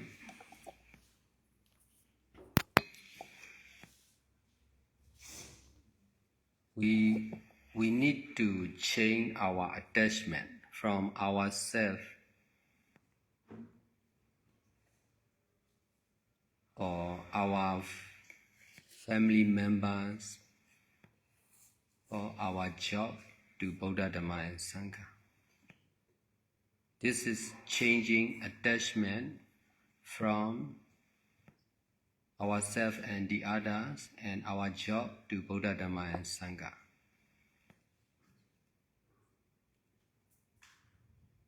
If we can attach on Buddha Dhamma and Sangha, we can surely detach from the society, from the people in the society, and from the attachment of money, power, fame of the people in the society.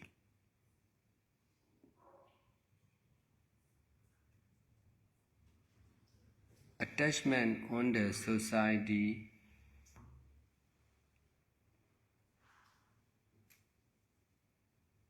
is in our mind. So we need to detach from our attachment. But we cannot detach by ourselves. That's why we need to change our attachment to Buddha Dhamma and Sangha. Because Buddha Dhamma and Sangha has the power to detach from the society.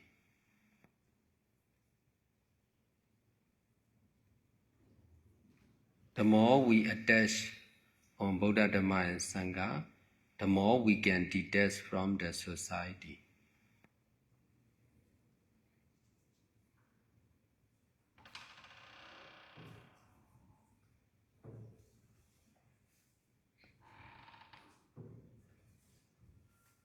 Attachment on Buddha, Dhamma and Sangha is concerned with limitless wisdom and ability.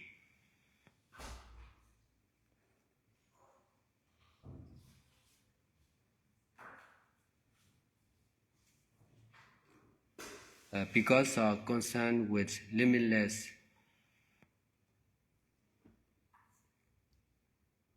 wisdom and ability, we find the more we are dealing with Buddha, Dhamma and Sangha, the more we can detach from the society.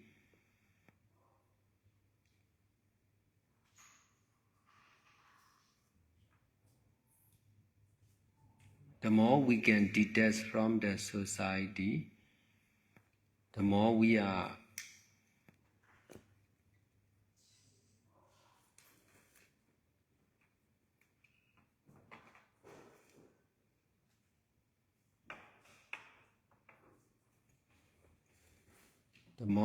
easy to detach from Buddha, Dhamma and Sangha also.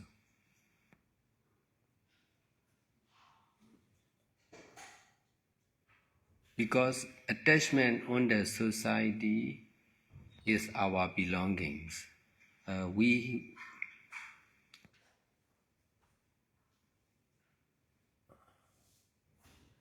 Therefore, detachment from the society became our belonging.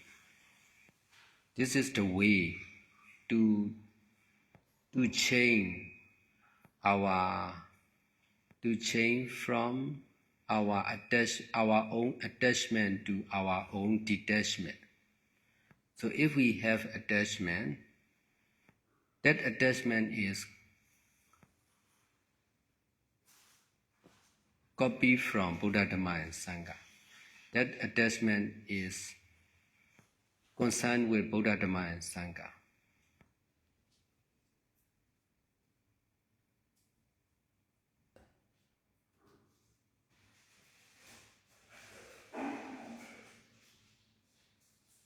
Besides, by dealing with Buddha, Dhamma and Sangha,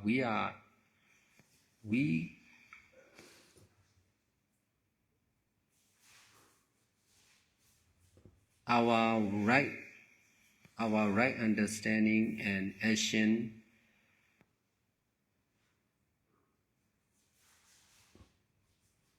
will increase more and more.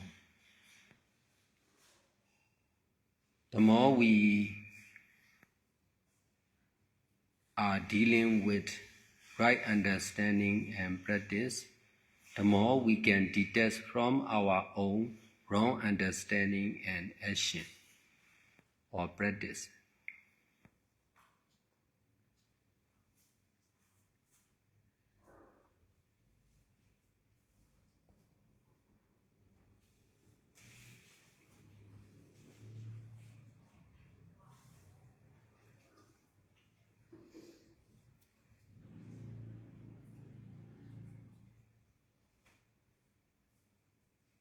So the more we can detach from our own wrong understanding and action or practice,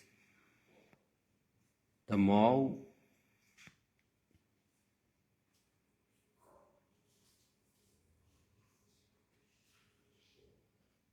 our right understanding and action or practice will be stronger and stronger.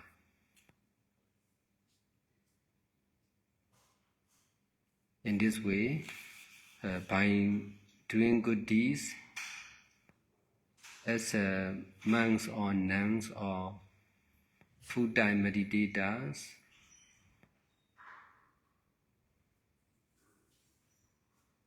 will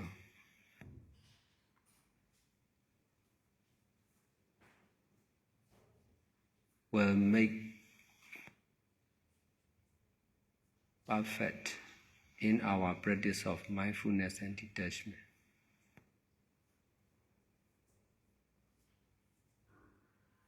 If we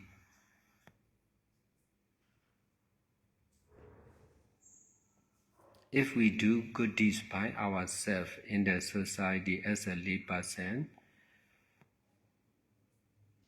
we are difficult to reduce our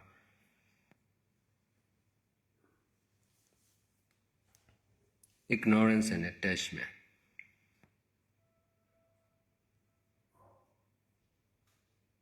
Ignorance is the cause of wrong understanding.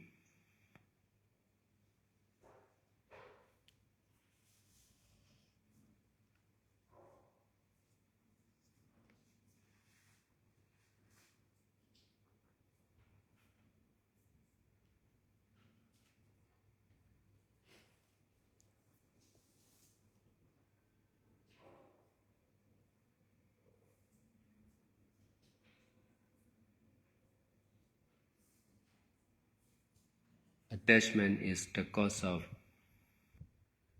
prison.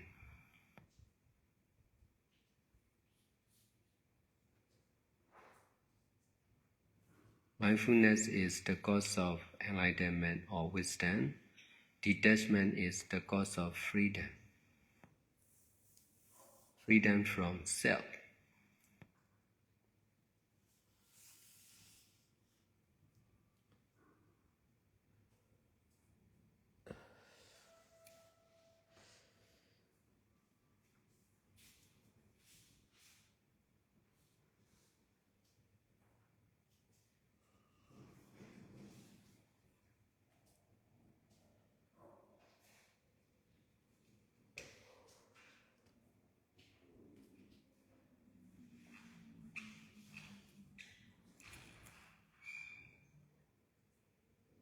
Buddha got enlightened as Buddha because for all, not only for himself.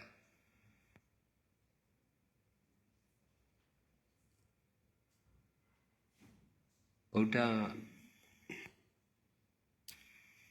got enlightenment as Buddha for all, not only for himself. And that's why everyone can use Buddha Dhamma and can use the power of mindfulness and detachment. Can use the power of mindfulness and detachment of Buddha Dhamma and Sangha freely, because he is not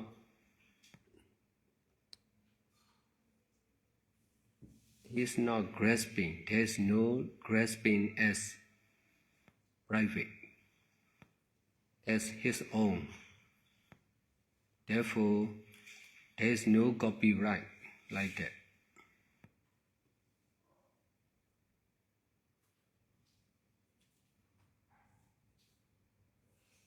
There is no private. Therefore, anyone can use the power of Buddha Dhamma and Sangha freely. So that's why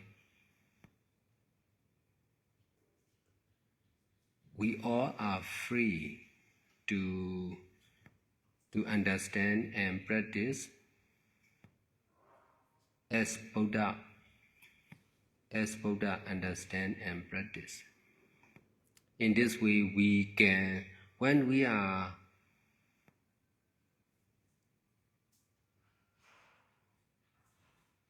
doing good deeds or practicing meditation,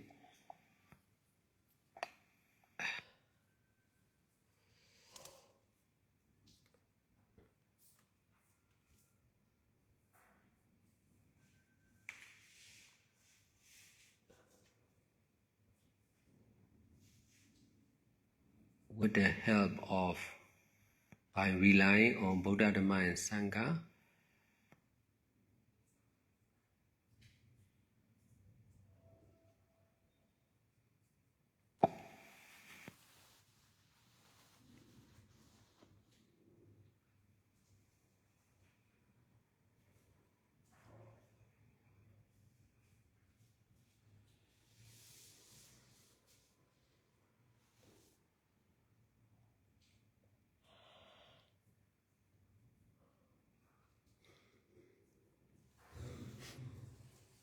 we are free to use the power of mindfulness and detachment as our own.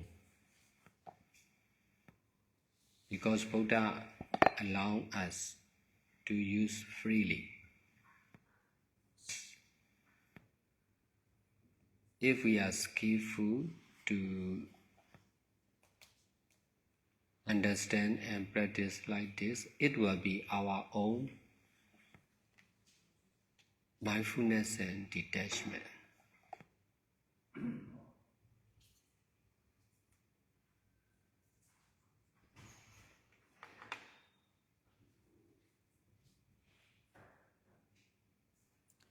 And we can also use the same as Buddha. If we can have more and more power of mindfulness and detachment as much as we can practice. So also we can use that power freely for all, like Buddha used.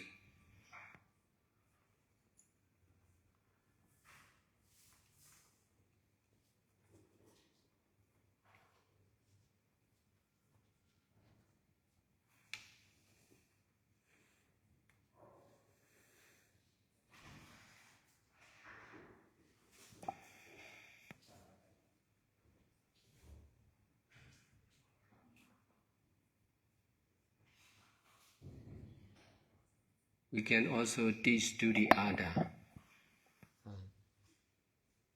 to use mindfulness and detachment in the right way. If they can use in the right way, they can reduce their own ignorance and attachment.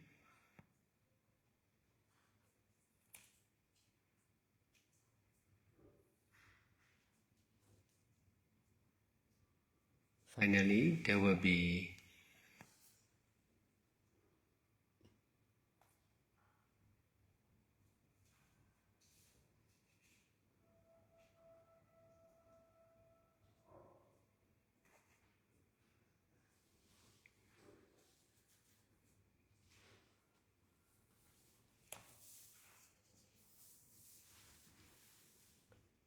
there will be 100% mindfulness and detachment and no more ignorance and attachment. That is the way Buddha guide us to practice.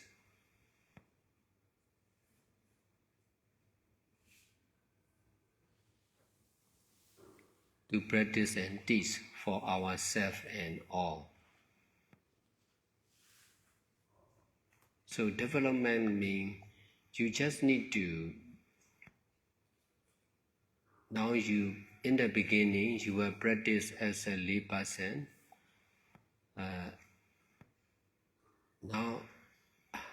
Now I am helping to practice as a full-time meditators or monks or nuns. This is necessary to detach from your own ignorance and attachment concerned with the society. So if you can detach,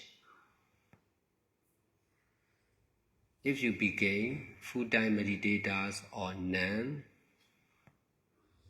and practicing meditation and doing all kinds of good deeds seriously and continuously,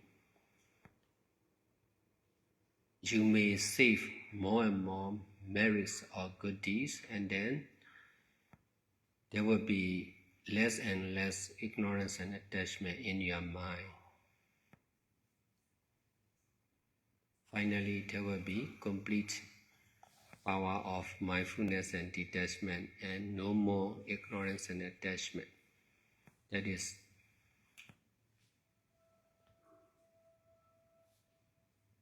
that all these are concerned with the power of Buddha, Dhamma and Sangha. He guides us. He discovered the way how to help the living beings to get enlightenment and to be free from ignorance and attachment.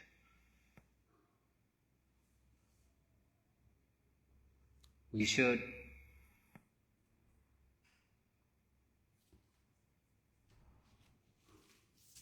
try to understand and practice like this. Besides, we should share or teach the other to understand and like this. The more we share and teach, the more we can understand and practice. So Dhamma is complete by itself. That's why you don't need to.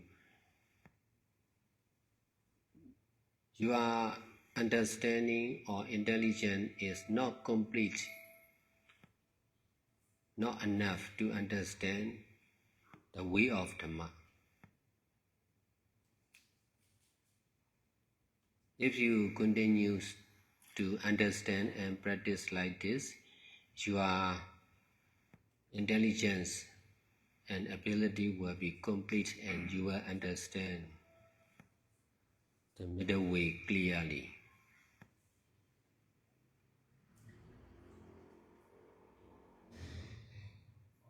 You are developing in both of wisdom and ability, but you may not understand.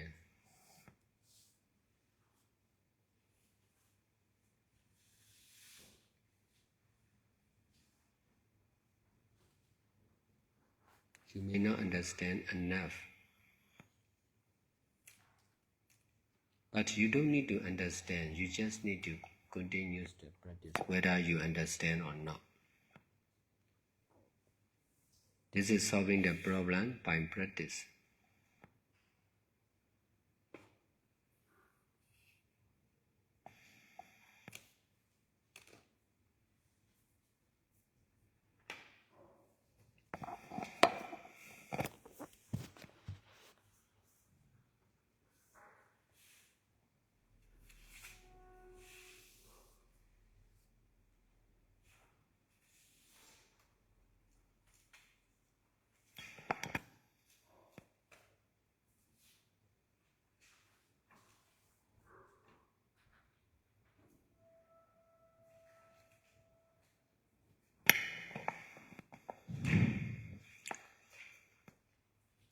Sức mạnh của chánh niệm và xả ly là hoàn hảo hay hoàn thiện. Sức mạnh của Phật, Pháp và những vị tăng thật sự thì hoàn hảo và hoàn thiện.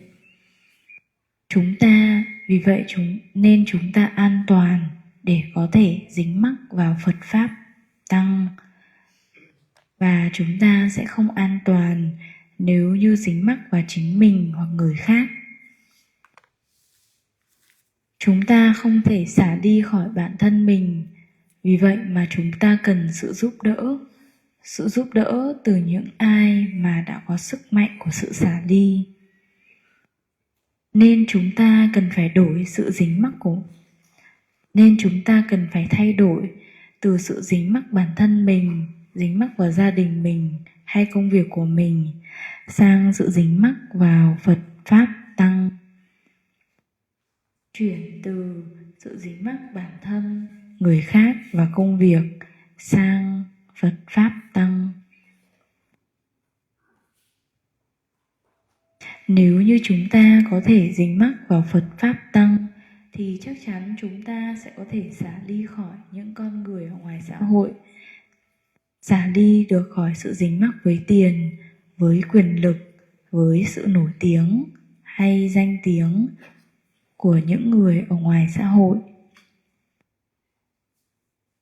Vì sự dính mắc vào xã hội thì ở trong tâm, vì vậy chúng ta cần phải xả ly khỏi sự dính mắc đó.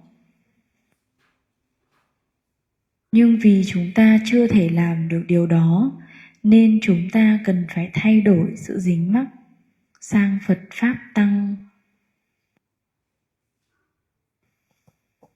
Bởi vì khi đó chúng ta sẽ có đủ năng lực để xả đi khỏi chính mình. Chúng ta càng có thể dính mắc vào Phật Pháp Tăng nhiều bao nhiêu thì chúng ta cũng có thể xả đi khỏi Phật Pháp Tăng nhiều bấy nhiêu.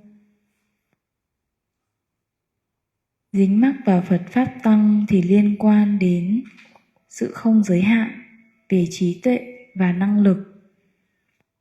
Bởi vì trí tuệ và năng lực của Đức Phật là không giới hạn. Chúng ta càng làm việc, chúng ta càng phụng sự Phật Pháp Tăng thì chúng ta càng có thể xả ly khỏi cuộc sống ở ngoài xã hội. Và vì thế chúng ta sẽ dễ dàng để có thể xả ly.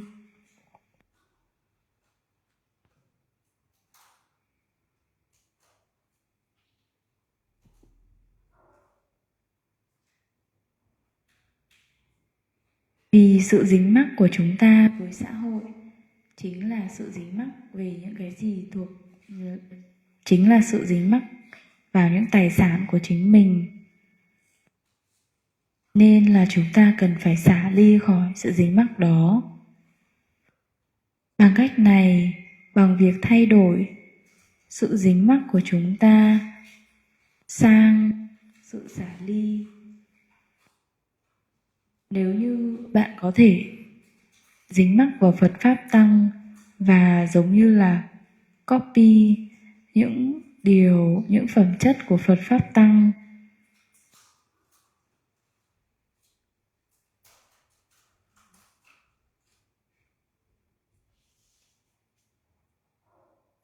bên cạnh đó, chính vì việc liên hệ đến Phật Pháp Tăng, phụng sự Phật Pháp Tăng, chúng ta có thể có được hiểu biết đúng đắn và hành động đúng đắn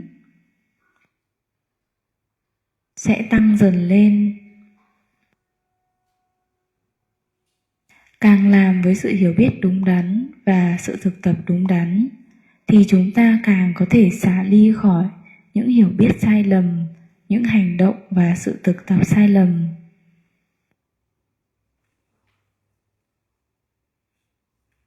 Và càng xả ly được khỏi những sự hiểu biết sai lầm, hành động sai lầm và tự thực hành sai lầm của chính mình thì chúng ta càng có khả năng để có thể hiểu đúng, thực hành đúng và hành động đúng. Sức mạnh của việc hiểu đúng, thực hành đúng và hành động đúng sẽ trở nên mạnh mẽ hơn.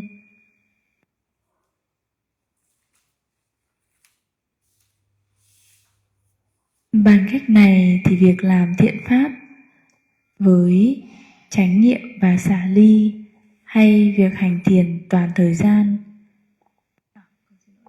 Bằng cách này, việc làm thiện pháp như là một người chư tăng, chư ni hay là một hành giả toàn thời gian thì dần dần sẽ có thể hoàn thiện hơn trong việc thực hành chánh niệm và xả ly.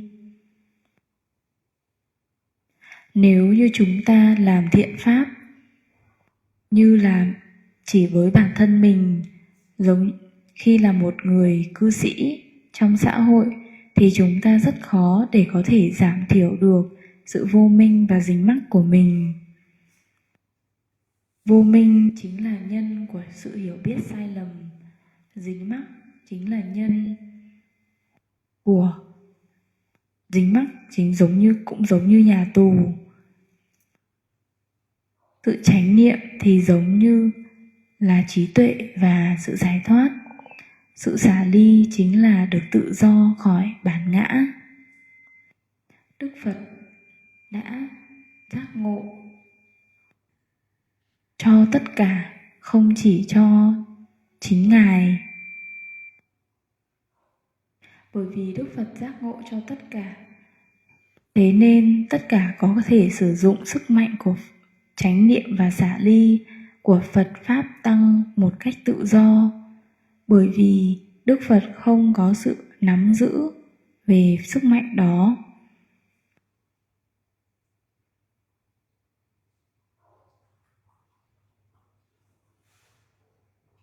Không có sự nắm giữ rằng sức mạnh đó là của một cá nhân nào cả, giống như là không có copyright, chúng ta có thể tự do sử dụng.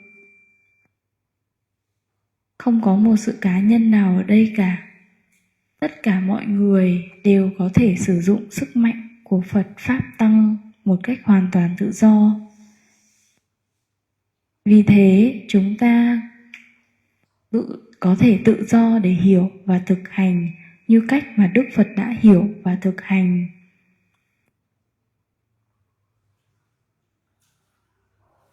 Khi chúng ta làm thiện pháp hay thực hành thiền với sự giúp đỡ và nương tựa vào Tam Bảo Phật Pháp Tăng thì chúng ta được tự do để có thể sử dụng sức mạnh của chánh niệm và xả ly như là sức mạnh của chính mình, bởi vì Đức Phật cho phép chúng ta sử dụng nó một cách tự do. Nếu chúng ta có thể thiện xảo trong việc hiểu và thực hành như vậy thì chúng ta sẽ có thể biến sức mạnh đó thành sức mạnh của chánh niệm và xả ly của chính mình. Chúng ta có thể sử dụng sức mạnh đó như cách mà Đức Phật đã sử dụng.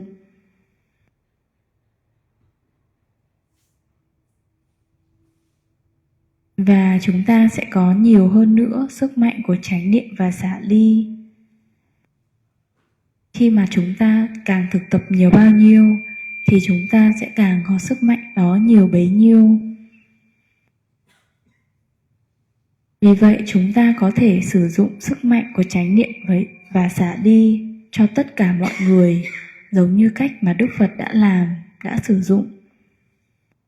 Chúng ta cũng có thể dạy về cách sử dụng chánh niệm và xả ly một cách đúng đắn để có thể giảm thiểu được sự dính mắc và khi mà thành tựu thì nó sẽ trở thành 100% chỉ còn chánh niệm và xả ly.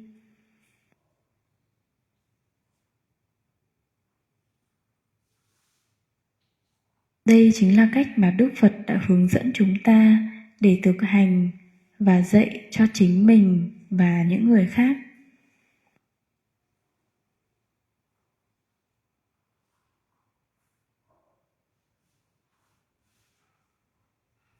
Lúc bắt đầu thì bạn chỉ có thể thực hành giống như là một cư sĩ.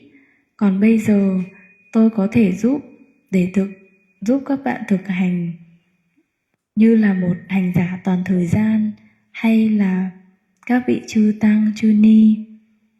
Đây là điều cần thiết để xả đi khỏi sự dính mắc.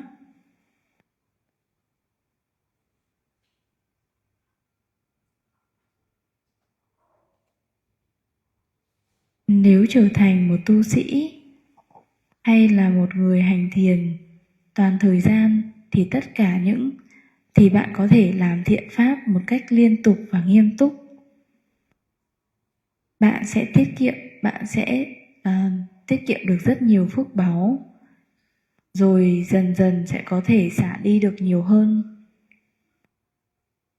Và cuối cùng thì sẽ thành tựu việc thực hành chánh niệm và xả ly, không còn vô minh và dính mắc.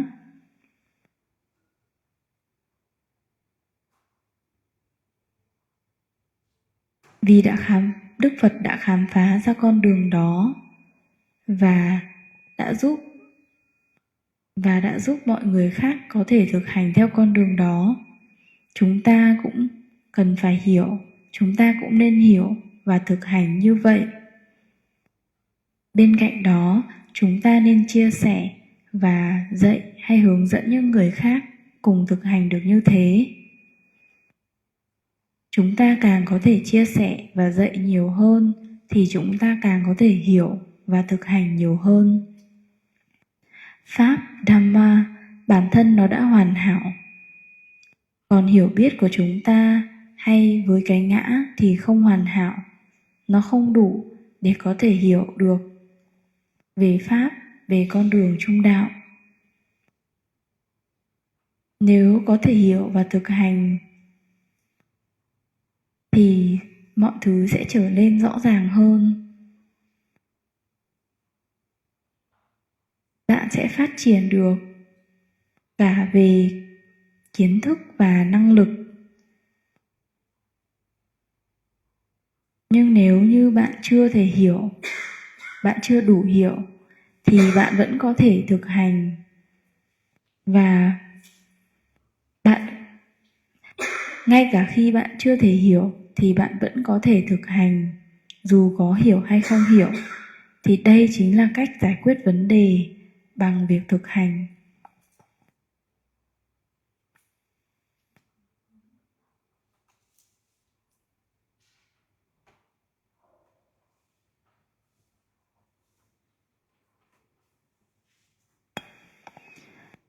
Dear Theodore, before I thought that my life is a happy life because I have one family, I have a good children, they are healthy, I have a job which is benefit for many people. But now I don't feel like that. When I practice mindfulness and detachment, I don't know the meaning of life. Where is the meaning of life? I only know just to know. So could you please tell me to understand what is a meaningful life?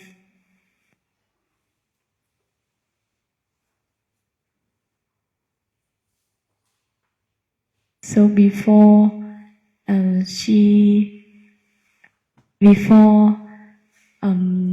she think a meaningful life is like a good family, a good kid, but when practicing mindfulness and detachment, she only practice knowing only. So now she don't know what is a meaningful life.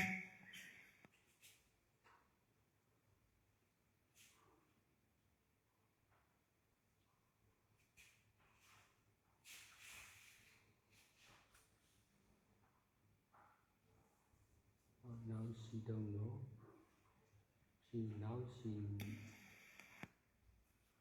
Because maybe what she used to think is meaningful now is not that much meaningful. So now she wants you to teach her what is a meaningful life.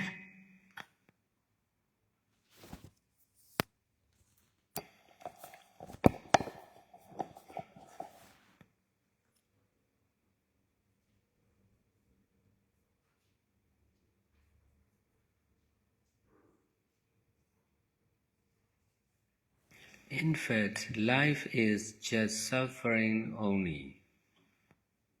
100% suffering, no meaningless, no meaning, because only ignorance or misunderstanding and attachment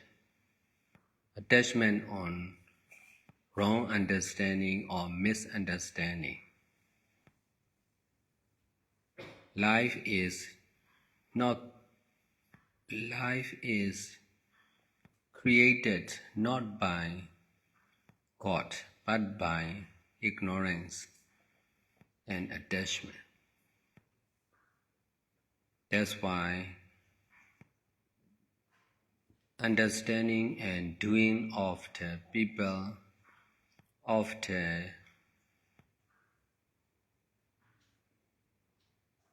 living beings, including human beings, are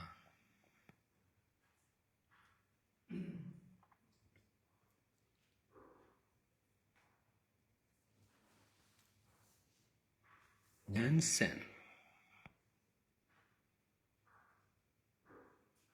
nothing.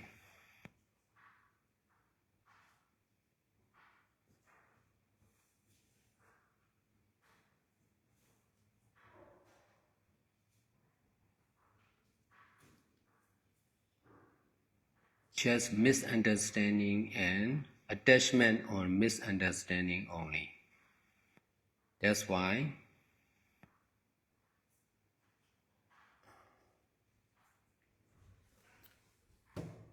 even if we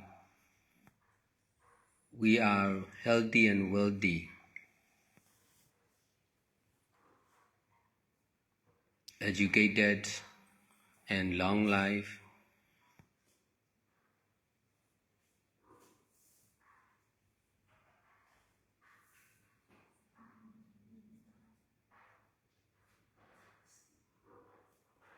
we cannot be satisfied. We cannot be free from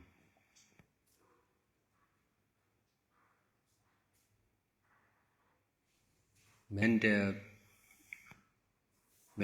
problems like stress,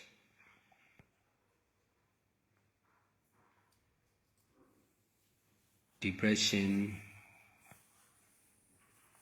disappointment, etc.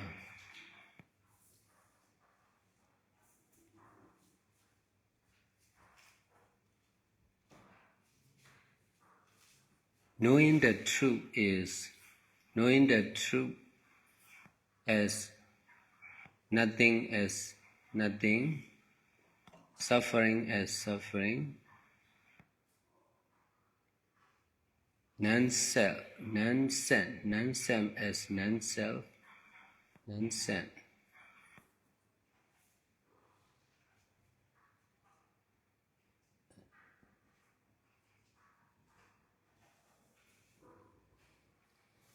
Is right understanding about life.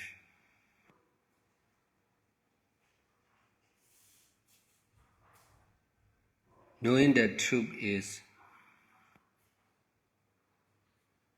knowing the truth. To know the truth like this may be the meaning of life. Not knowing the truth is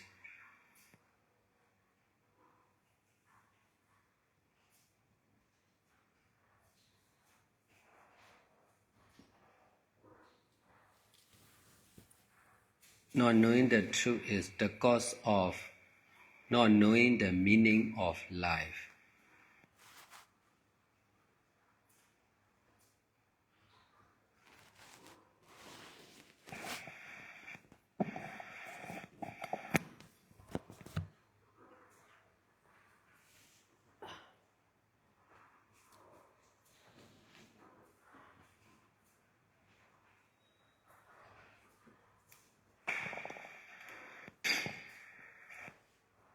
Thực tế là cuộc sống này 100% là đau khổ.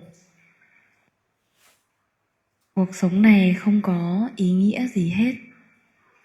Chỉ toàn là đau khổ mà thôi. Chỉ có sự vô minh và dính mắc vào những hiểu biết sai lầm hay những sự hiểu lầm. Cuộc sống chính là sự tạo tác, không phải bởi không phải bởi Chúa, mà bởi vì chính sự vô minh và dính mắc. Vì vậy mà những gì con người làm và hiểu, vì vậy mà những hiểu lầm của con người và những hành động sai, vì vậy mà những sự hiểu biết và hành động của con người hay tất cả các chúng sinh, bao gồm cả con người,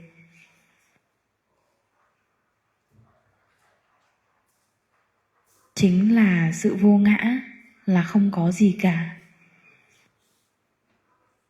Vì sự hiểu biết sai lầm và dính mắc vào những sự hiểu biết sai lầm đó mà thôi. Vì vậy mà ngay cả khi chúng ta khỏe mạnh, giàu có giáo dục, sống lâu, thì chúng ta cũng không thỏa mãn và chúng ta không thể được tự do khỏi những vấn đề trong tâm như stress, trầm cảm, và sự thất vọng. Hiểu về sự thật như nó là chính là hiểu rằng không có gì cả là không có gì cả. Đau khổ chính là đau khổ. Vô ngã chính là vô ngã. Đây chính là sự hiểu biết đúng đắn về cuộc sống này. Hiểu biết rằng sự thật chính là sự thật.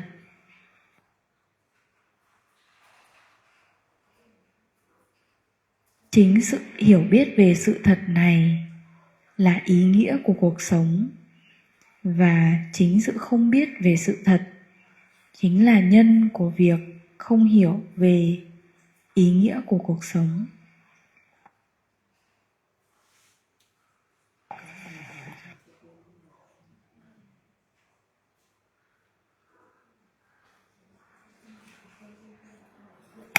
Con xin lỗi. Cái này nữa.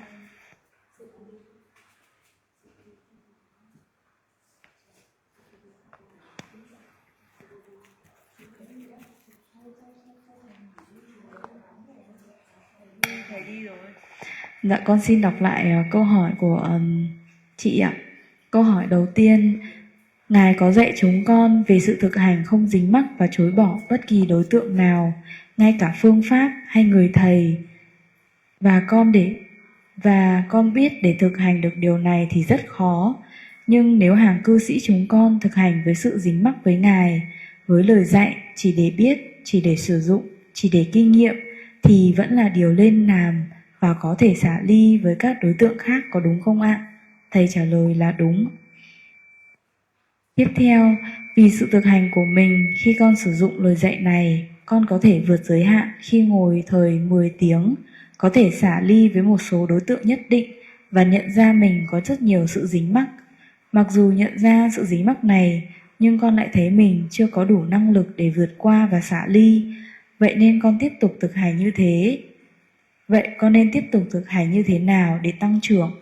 Thì phần này thầy đã hướng dẫn về làm thế nào để thực hành được, để tăng trưởng được trong sự thực hành của mình.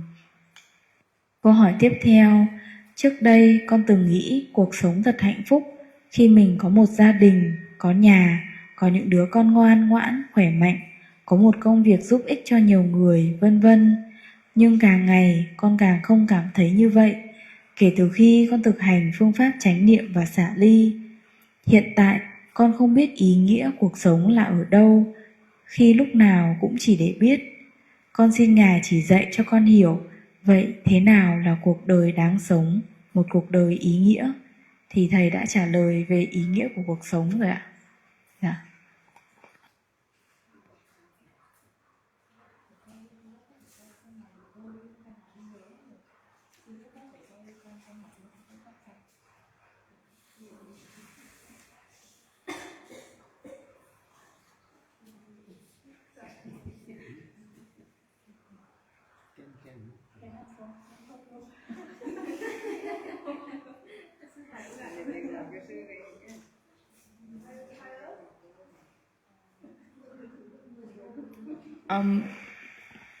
Mong giác pháp Dhamma Bodhi online want to ask you questions.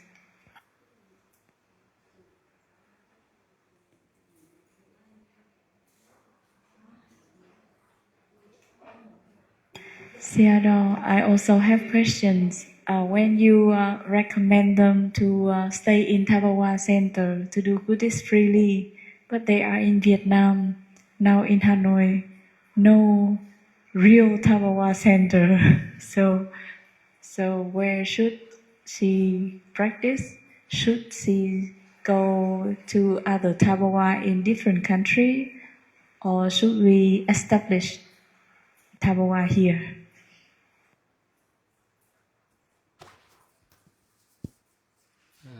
Thabawa Center appeared in 2007. The first Thabawa Center appeared in 2007 because of the desire to be a full-time meditation center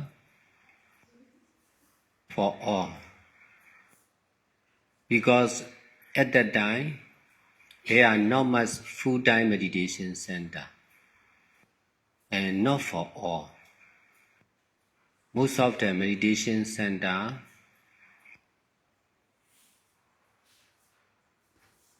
will accept meditator with limit. Therefore, many people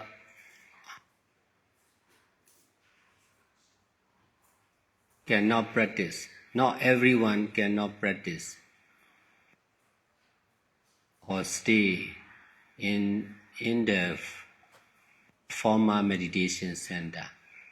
That's why we need a public meditation center like the Bhawa.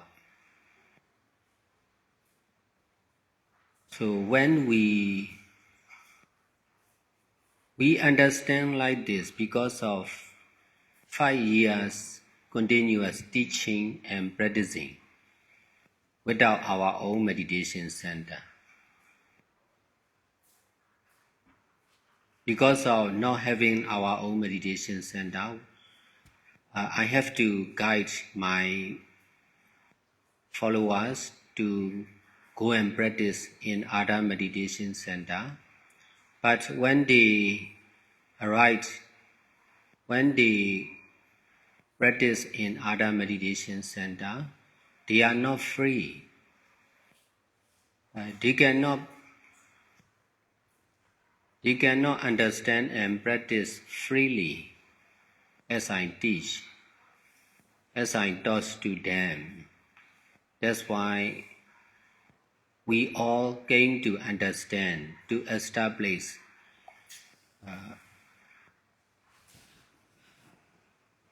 a public meditation center. When we have strong desire like this, the Bhawa Center, the first Bhawa Center appeared in 2007. This is the saying, if there is will, there will be way for sure. If there is no will, there will be no way. Now, I understand this theory very well. That's why I'm just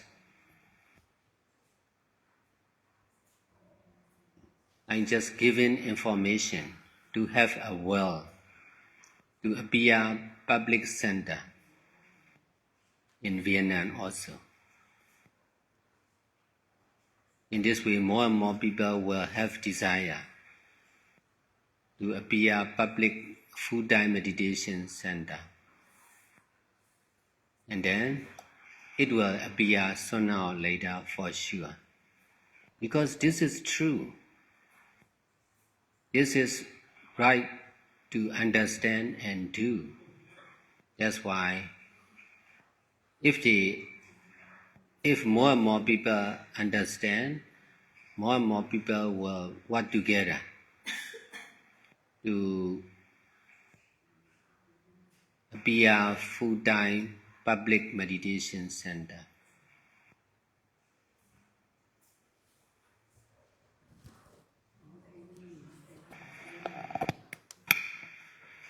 Dạ, câu hỏi của con với thầy như sau ạ.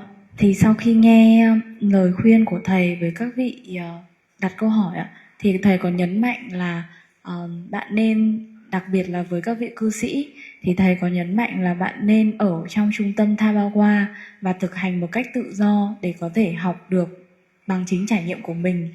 Thì con mới hỏi thầy là nhưng mà bây giờ Việt Nam chưa có trung tâm nào thầy ạ.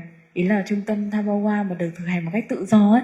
Thì vậy thì các vị nên đi ra những trung tâm Thabawa khác ở nước khác, ví dụ như Ấn Độ hay là Myanmar để học, hay là mình sẽ làm một cái trung tâm Thabawa ở Việt Nam. Thì thầy trả lời như sau ạ. Vào năm 2007, trung tâm Thabawa đầu tiên đã xuất hiện vì sự mong muốn để có được một cái trung tâm thiền toàn thời gian cho tất cả mọi người. Bởi vì tại thời điểm đó thì không có nhiều trung tâm toàn thời gian mà ngay cả khi có thì cũng không phải cho tất cả mọi người. Hầu hết những người thành thiền thì hầu hết những trung tâm thiền thì họ chỉ chấp nhận những thiền sinh với sự giới hạn. Ở đây có nghĩ là có thể là do giới hạn số lượng người hoặc là giới hạn về phương thức hay như nào đấy. Không dễ dàng để có thể thực hành và ở tại một nơi nào đó, không dễ dàng để có thể thực hành và ở lại trung tâm thiền đó. Vì vậy mà nhu cầu để có thể thành lập một trung tâm thiền giống như Thabawa,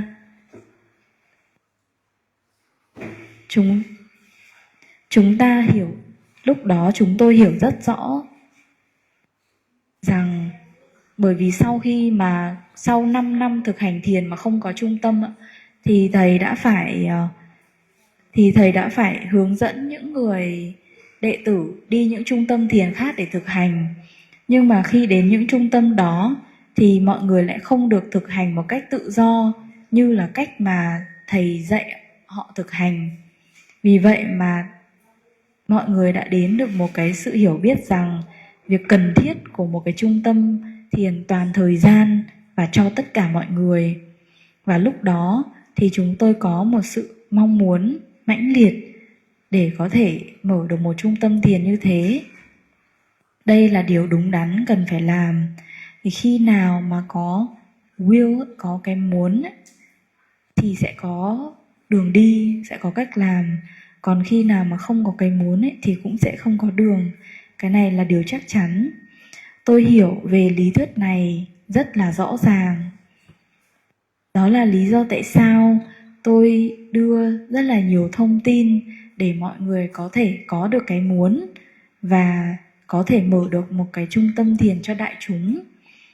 Vì nếu mà càng nhiều người có cái tác ý đó, có cái mong muốn đó thì sớm hay muộn trung tâm thiền này cũng sẽ được thành lập để cho đại chúng.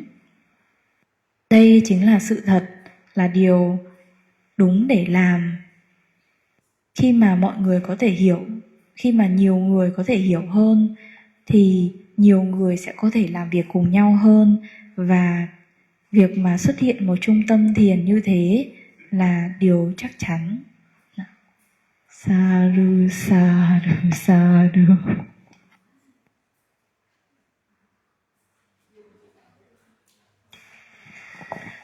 I would like to share my experience with in Thabawa Center for them. Con cũng xin chia sẻ thêm thông tin về trung tâm thiền Thabawa. Tại sao mà thầy hay nói mọi người là lên đến một trung tâm thiền toàn thời gian và nên thực hành tại đó? Thì vì con đã có trải nghiệm ở trung tâm thiền Thabawa ở Tallinn, Myanmar, cũng như là những trung tâm thiền mới như là trung tâm thiền Thabawa ở Ấn Độ, thì con mới hiểu được tại sao mà thầy lại bảo mình đi những cái trung tâm thiền như thế. Vì đầu tiên thầy nói về trung tâm thiền này con cũng không hình tượng ra được nó như thế nào. Bởi vì mình quen với việc ở những trung tâm thiền mà nó xịn, nó kiểu nó đầy đủ tiện nghi, nó rất là giống như là có thời khóa, rồi chỉ có thiền sinh thôi, mình rất là tập trung, mình được yên tĩnh, mình được thực hành thiền thôi.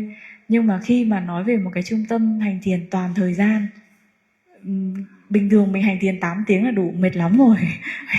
Bây giờ mà hành thiền toàn thời gian thì nghĩa là như thế nào, mà lại còn cho tất cả mọi người, thế nghĩa là rất là khó ấy. Bình thường mà mình thực hành thiền sinh cũ mà thực hành với thiền sinh mới thôi á, là mình đã cảm thấy nó bị sao động rồi. Nghĩa thời gian đầu ấy thì con thấy thực hành với thiền sinh mới thôi là đã bị ảnh hưởng rồi ấy. Đây lại còn với tất cả mọi người thì không biết là cái trung tâm thiền này nó sẽ nhìn như thế nào. Thì khi mà con sang trung tâm Thabawa ở Tallinn thì con thấy cái này nó giống như trại tị nạn nhiều hơn là một cái trung tâm thiền. Vì nó cho tất cả mọi người mà, thì những người khó khăn họ mới đến thôi, chứ người có nhà có cửa họ đến làm gì ạ?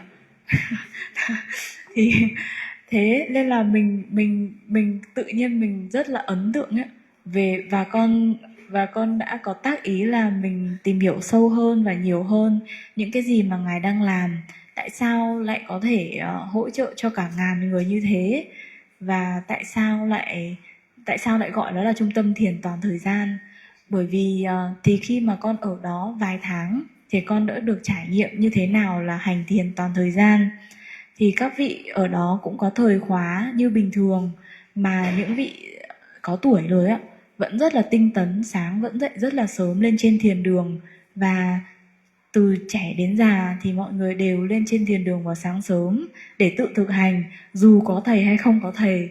Lúc có thầy là đông hơn thôi, còn lúc không có thầy thì mọi người vẫn lên thực hành như bình thường. Thì cả sáng chiều, mà không chỉ có một cái thiền đường, mà trung tâm Tha Linh thì nó rất là rộng. Nó rộng như kiểu một cái xã nhỏ nhỏ ấy. Thì mọi người cũng có thể tự mở trường thiền ở trong nhà mình ấy. Thì thay vì việc vài trăm người thiền một lúc thì chỉ có tầm 10 người, 20 người thôi. Nhưng mà những cái không gian như thế nó cũng rất là yên tĩnh. Nghĩa là con thấy được rằng vì cái sự tự do ấy, nên là nhu cầu hành thiền kiểu như thế nào thì cũng đều được đáp ứng. Giống như là thực hành như kiểu cư sĩ thì cũng có này. Vì ở Tha Linh ấy thì không chỉ hành thiền mà mọi người còn làm rất là nhiều thiện pháp khác nhau. Ví dụ có trường học trong đấy luôn, là các bạn nhỏ người Miến đi đến đấy học. Rồi có cả tu viện cho tăng ni, các bạn, các cô tu nữ nhỏ nhỏ này, các chú tiểu nhỏ nhỏ cũng đều ở trong đấy hết. Và cả người dân tị nạn nữa luôn. Mà có cả bệnh viện Pháp Bảo, rồi có cả khu cho bệnh nhân tâm thần. thì bệnh nhân tâm thần cũng được thực hành thiền luôn. Và bệnh viện Pháp Bảo thì thầy cũng đến giảng pháp để họ có thể xả ly khỏi bệnh tật ấy. Khi mà nước Miến thời gian đó ở đợt Covid ấy, là không có thuốc thang, cũng không có quá nhiều điều kiện y tế ấy, thì họ phải dựa vào Phật Pháp Tăng để có thể vượt qua được. Nghĩa là vẫn có người chết, nhưng mà số lượng người sống cũng rất là đáng kể ấy. Thế nên là không phải cứ có thuốc mà chữa được đâu, mà thầy chú trọng vào cái việc kết hợp giữa thuốc thang á, và tâm của mình nữa.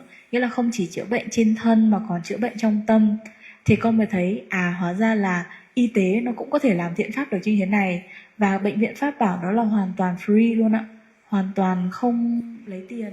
Vì vậy mà ai cũng có thể đến được. Đợt đấy ở Miến là bệnh viện công ấy bị quá tải, là người ta chuyển hết bệnh nhân với cả vào trong bệnh viện Pháp Bảo hết, bởi vì ngài nhận hết mà, có chỗ nào nhận hết đâu.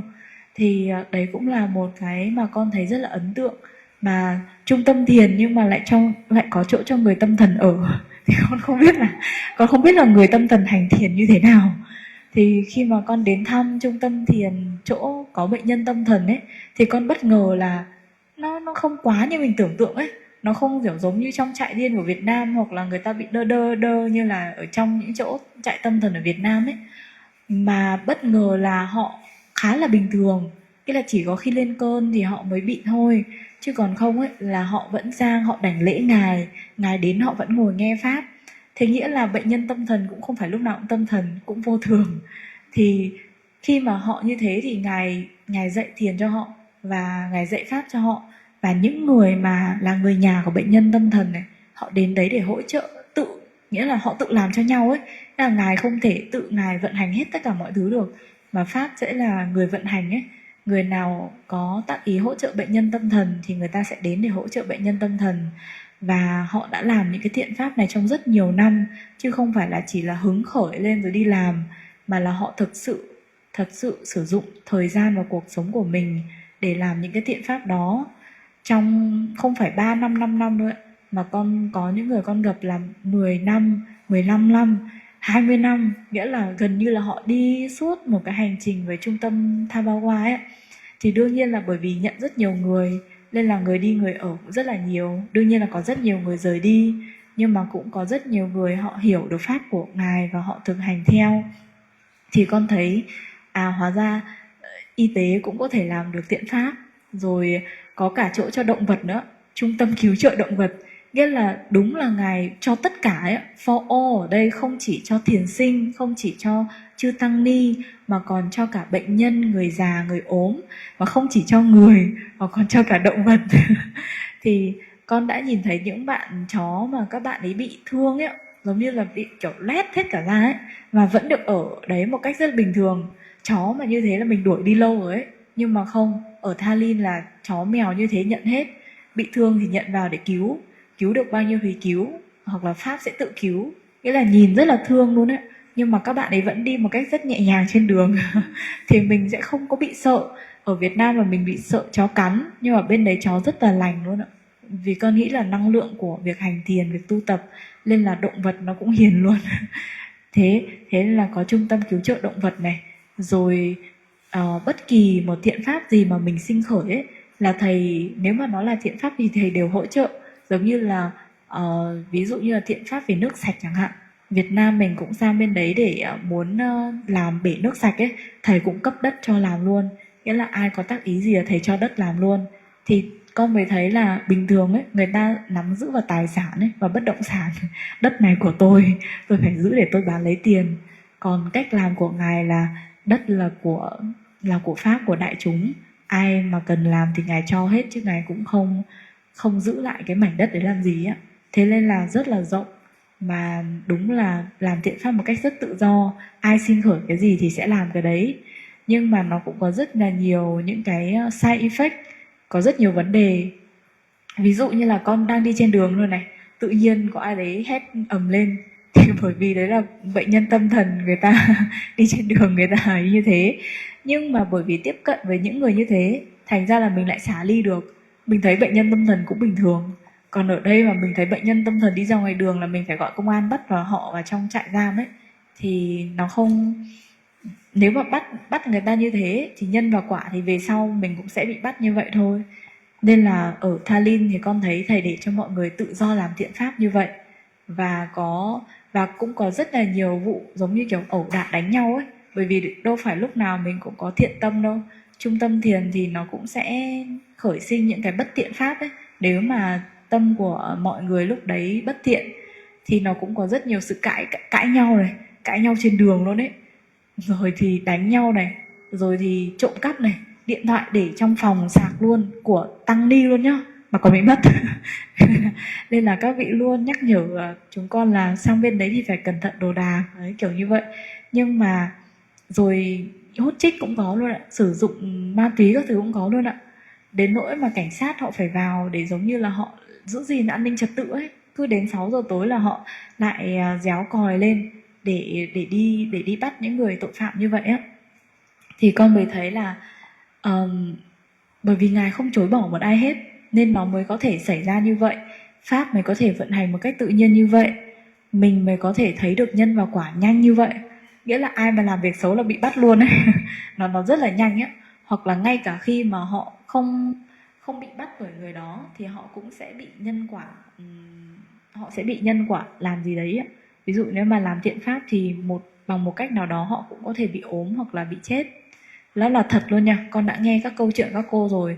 Hoặc là những vị nào mà làm thiện pháp ấy thì họ ốm rất là nặng nhưng mà cũng khỏi. Nghĩa là không cần dùng thuốc, bởi vì thật ra ở Myanmar thì đâu có thuốc để mà dùng đâu. Nên là họ chỉ có thể nương tựa việc hành thiền thôi. Thì con thấy chính những cái việc làm thiện pháp như thế một cách tự do ấy, nó không có giới hạn, thì mình mới nhìn thấy nhân quả một cách nhanh nhất được. Chứ còn nếu mà mình có giới hạn ấy thì mình sẽ chỉ học được trong cái giới hạn đấy thôi.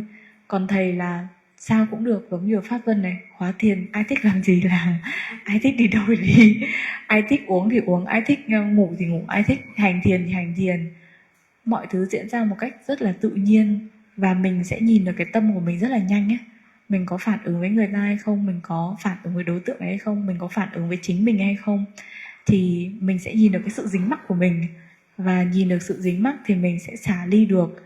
Thì đấy nó đúng như là cái lời thầy dạy về cái việc thực hành dính mắc và xả ly. Thì giống như là mọi người trải nghiệm ở đây khóa thiền 10 ngày ấy, nó là sự giới hạn bởi thời gian, nhưng mà ít nhất là mình đã được trải nghiệm cái style của Tabawa. Nó là như thế nào? Tabawa ấy, tiếng Miến nó dịch ra nghĩa là nature, là tự nhiên, là để mọi thứ vận hành một cách tự nhiên. Thầy không kiểm soát một cái gì hết, pháp sẽ tự kiểm soát. Ví dụ nếu mà mình làm sai ấy, thì có người khác sẽ đến nhắc nhở mình, thầy sẽ không phải là người nhắc nhở mình. Ai dính mắc vào cái gì thì họ sẽ làm cái đấy, mình sẽ làm những cái gì mà mình dính mắc. Thì tương tự như vậy, nó cũng sẽ có dính mắc tốt và dính mắc xấu ấy. Giống như thầy nói ấy, đấy là tốt nhất là mình nên dính mắc vào Phật Pháp Tăng thì nó an toàn, chứ còn dính mắc vào bản thân mình thì không an toàn chút nào. Thế nên là Thế là con mới hỏi thầy là tại sao thầy lại chia sẻ cái thông tin đó trong khi đã có Thabawa để đi thực hành đâu, hoặc là mình phải sang nước khác thôi, hoặc là mình ở đây. Thì hiện tại đang có một trung tâm thiền Thabawa ở Phước Sơn, nhưng mà con thấy cái mô hình này nó khác so với cái Thabawa ở Miến Điện ấy. Vì dù gì thì luật pháp ở Việt Nam mình á, nó cũng khác so với luật pháp ở Miến Điện. Nó sẽ chưa có quá nhiều sự tự do trong việc thực hành. Ngay cả trung tâm thiền nhá, nó cũng đã chưa có nhiều sự tự do, chứ chưa nói gì đến trung tâm thiền toàn thời gian hay là trung tâm thiền cho tất cả mọi người. Thì con hy vọng là với những cái thiện pháp mà thầy cũng đang làm ở Việt Nam từ khoảng 10 năm nay rồi ạ. Mới 1-2 năm gần đây là mọi người biết nhiều hơn, chứ thật ra Ngài đã kham nhẫn và làm thiện pháp ở Việt Nam cả 10 năm nay hơn rồi. Thế thì con hy vọng là nhiều người sẽ có cơ hội để thực hành một cách thực sự ấy. Vì đúng là ở nhà mình có rất nhiều sự dính mắc, nó khó để xả ly được ấy. Nhưng mà đến khóa thiền này thì người đây cũng không phải con của mình, cũng không phải chồng của mình, cũng chẳng phải chị, chẳng phải em của mình sẽ nhìn nó rõ hơn ấy. Còn khi mà mình ở nhà thì có nhiều sự dính mắc, nên là thầy mới thấy rằng cái việc làm trung tâm thiền đó là cần thiết. Thì con hy vọng là trong tương lai gần, Việt Nam của mình cũng sẽ có được những trung tâm thiền mà nó đúng cái pháp mà thầy hướng dẫn để có thể thực hành được nhanh hơn ạ. Dạ.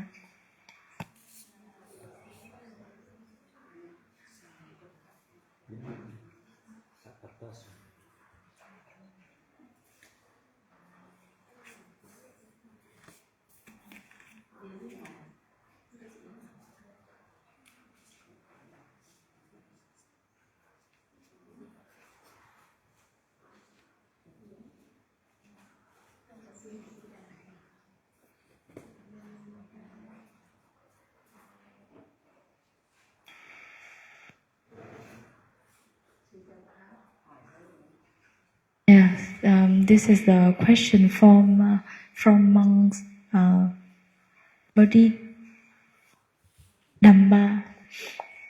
Dear Sayadaw, okay, I will say in Vietnamese first. Dạ bạch thầy, xin thầy cho con hỏi là có chuyện gì xảy ra trong đời là ngẫu nhiên không, hay tất cả đều nằm trong sự vận hành chính xác của pháp ạ? Con kính tri ân thầy và chúc thầy dồi dào sức khỏe, trụ thế dài lâu. So the first question is, Dear Sayadaw, is there anything in this life is natural or random? So everything happened in life is random, or is all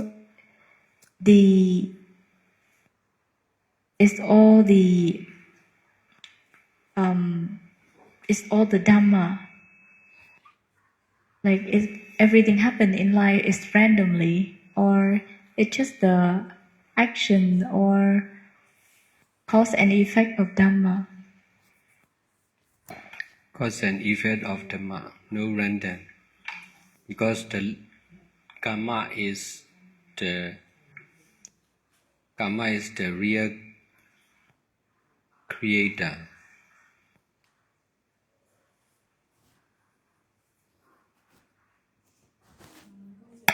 Câu trả lời của thầy đó là tất cả mọi thứ đều là sự vận hành của pháp, là nhân và quả. Vì nghiệp chính là người tạo tác thật sự, là mọi thứ đều do nghiệp tạo tác lên ạ. For me, I accept and use the law of karma. I observe and study the action and reaction, or cause and effect of impermanent, selfless, impermanent nature. I study and use the law of karma to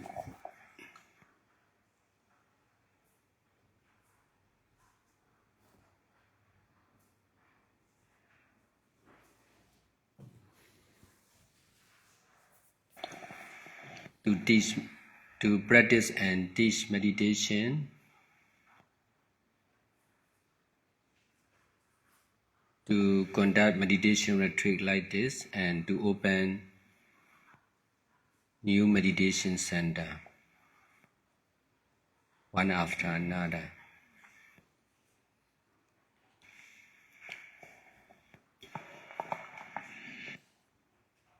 Tôi quán chiếu và thấy được về hành động và những phản ứng tương ứng hay bản chất vô thường vô ngã. Tôi đã nghiên cứu, học tập và sử dụng luật nhân quả để có thể thực hành và dạy thiền hay tổ chức những khóa thiền và mở những trung tâm thiền mới. But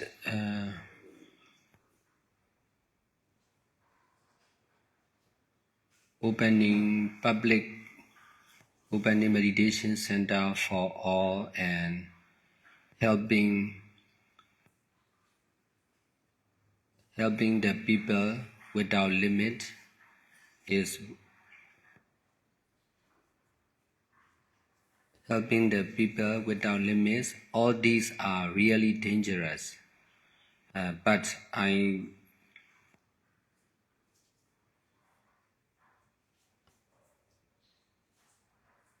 I use the law of karma for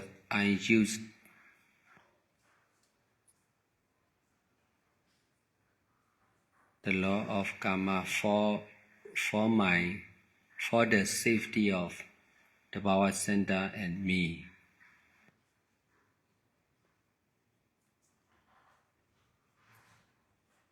If that safety system is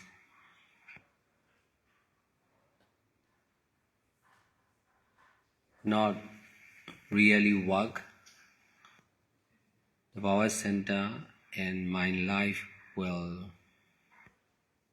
be destroyed.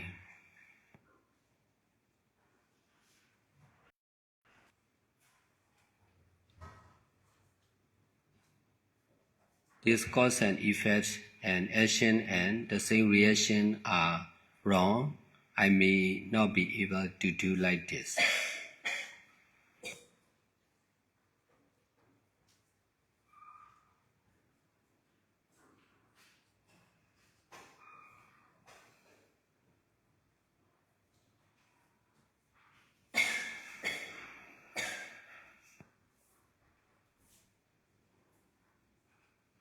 To accept the society as random is easy to understand, but to accept the society as Dhamma or law of karma is difficult to understand and use.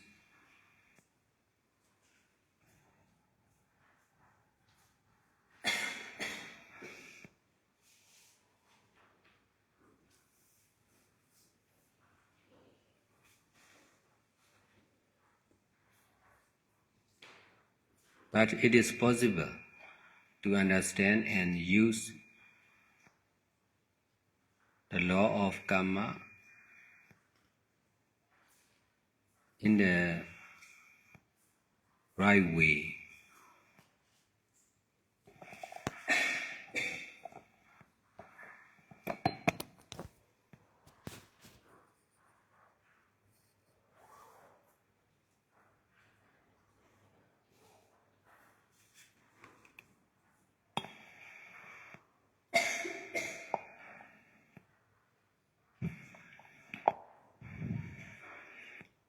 Việc có thể mở trung tâm thiền cho tất cả và giúp đỡ tất cả mọi người một cách không giới hạn thì rất là nguy hiểm.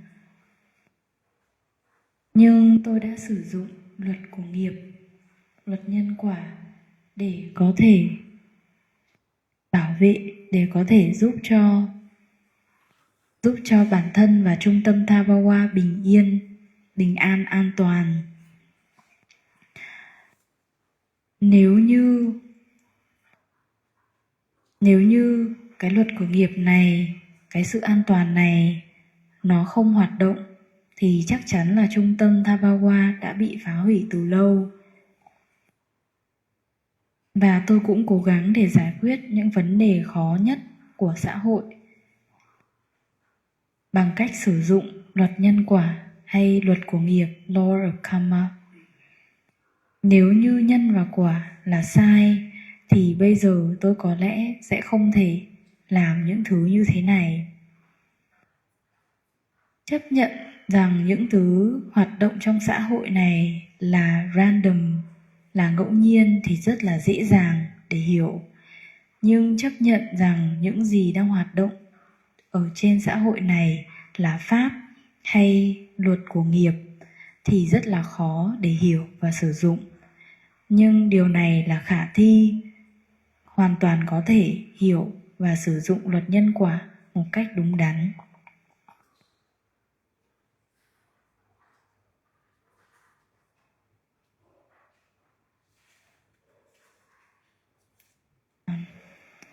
Dạ, câu hỏi thứ hai như sau ạ. Thưa Thầy, Thầy thường dạy chúng con về thực hành chánh niệm và xả ly. Theo lời Thầy, con tập giữ chánh niệm, tỉnh giác, nhận biết thân tâm, cảnh ở mọi lúc, mọi nơi cũng khá tốt. Càng lúc càng bớt tạp niệm, vọng niệm. Con thành kính tạ ơn Pháp và Thầy đã dạy Pháp. Nhưng con tự hỏi chánh niệm xả ly là ra sao? Vì con nhìn thấy mọi sự xung quanh con vẫn như cũ. Con người vẫn là con người, bụi cây vẫn là bụi cây, ông chồng đứa con vẫn là ông chồng đứa con chưa thấy được thực tánh pháp của những pháp đó. Dạ, con tạ ơn Thầy. Dear Sayadaw, by practicing mindfulness and detachment as your teachings, I can be more mindfulness and aware of my body and mind in everywhere, any times, and less wandering thought. Thank you so much. But I wonder but I have questions. So what is mindfulness and detachment? Because I still see everything as the same people, the same trees, the same husband, the same child. So I haven't seen the real Dhamma of that Dhamma, the original realities of that Dhamma. I haven't seen the original realities of that Dhamma.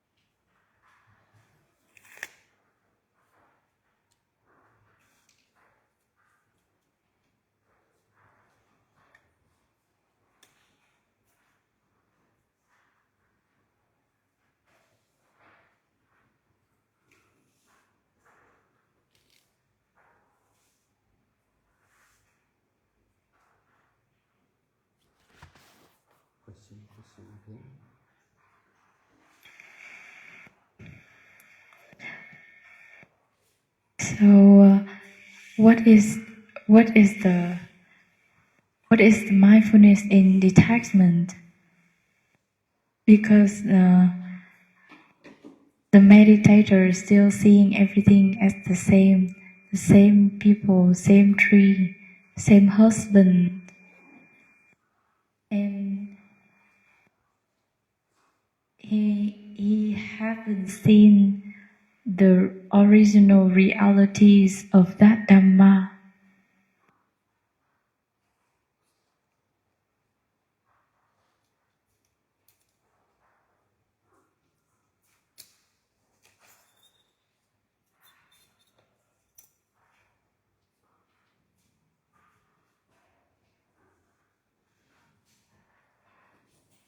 So according to his sharing, I think the question is, what is the real mindfulness and detachment?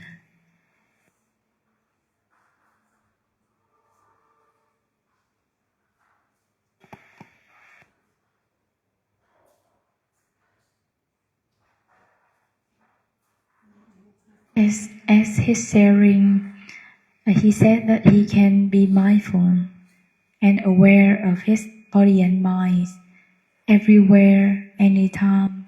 It's pretty good. Not much wandering thought.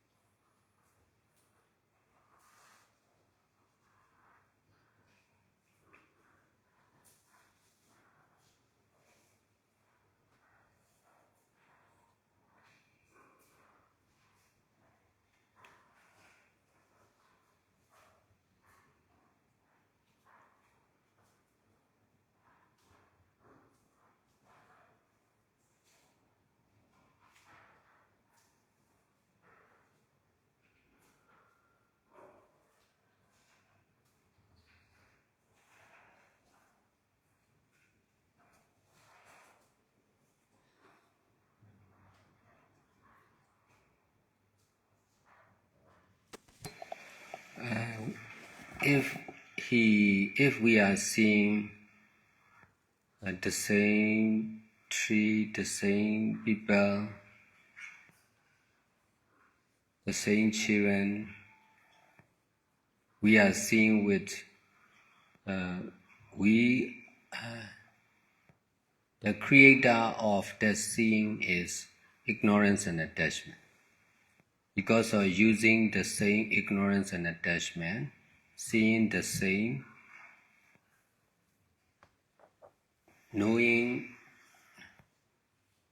seeing and knowing the same people, the same tree, the same children, like that. So if not because of not knowing, ignorance and attachment, seeing, hearing, knowing became the same because of seeing with the same ignorance and attachment.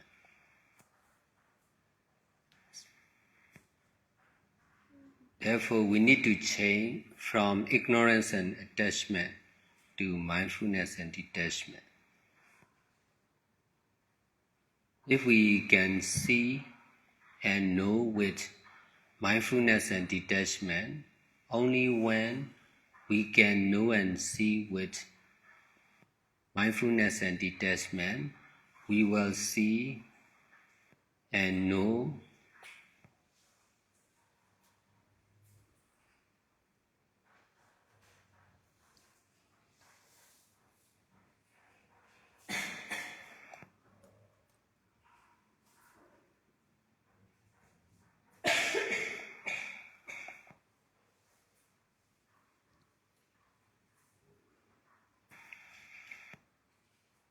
only selfless impermanent nature, selfless changing impermanent nature.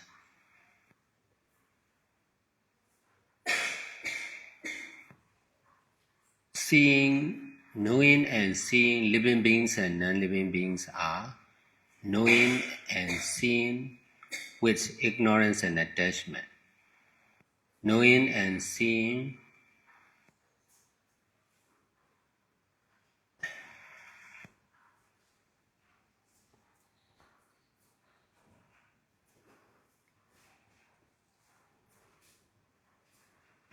selfless impermanent nature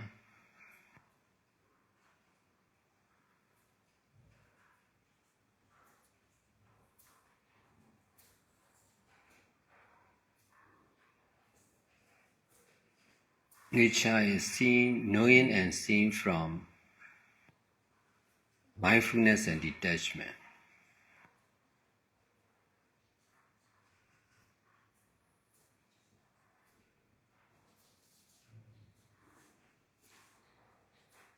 So we know and see what we attach.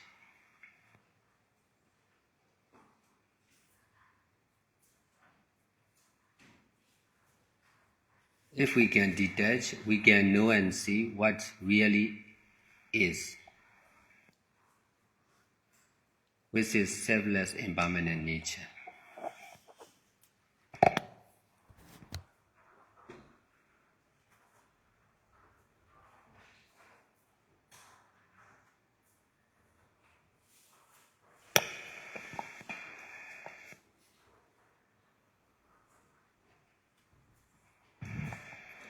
Nếu như chúng ta đang thấy một cái cây vẫn như cũ, con người vẫn như cũ, người chồng vẫn như cũ, thì chúng ta đang thấy bởi sự tạo tác.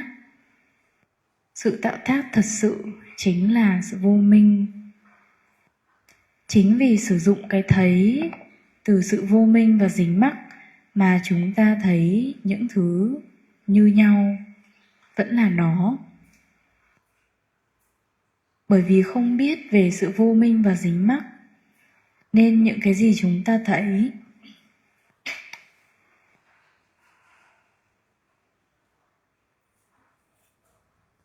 những gì chúng ta thấy, nghe hay biết đều trở thành giống nhau.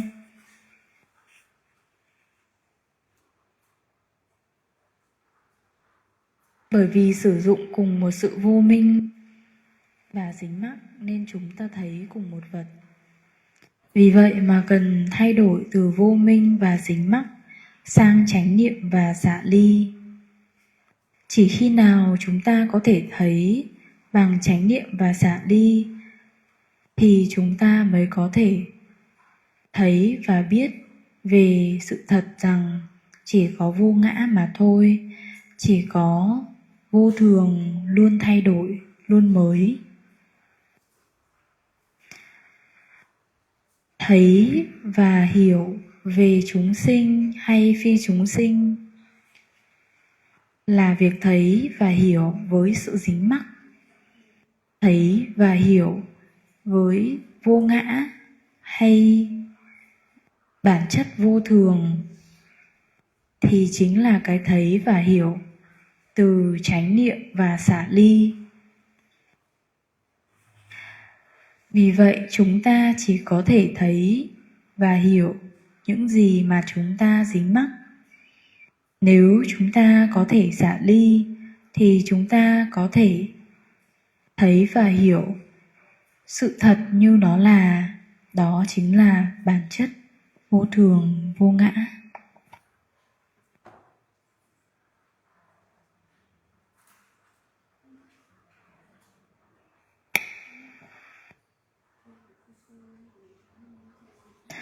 Câu hỏi tiếp theo như sau.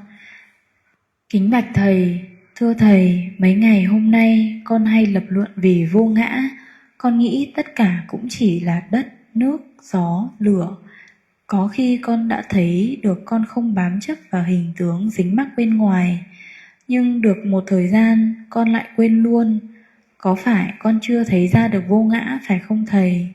Mong muốn lớn của con lúc này chỉ ước ao làm sao để con chứng thực được vô ngã và con không bị dính mắc nữa. Mong thầy khai thị giúp con cảm ơn thầy. So the next question is, Dear Sayadaw, recently I'm thinking of non-self. I think that everything is just land,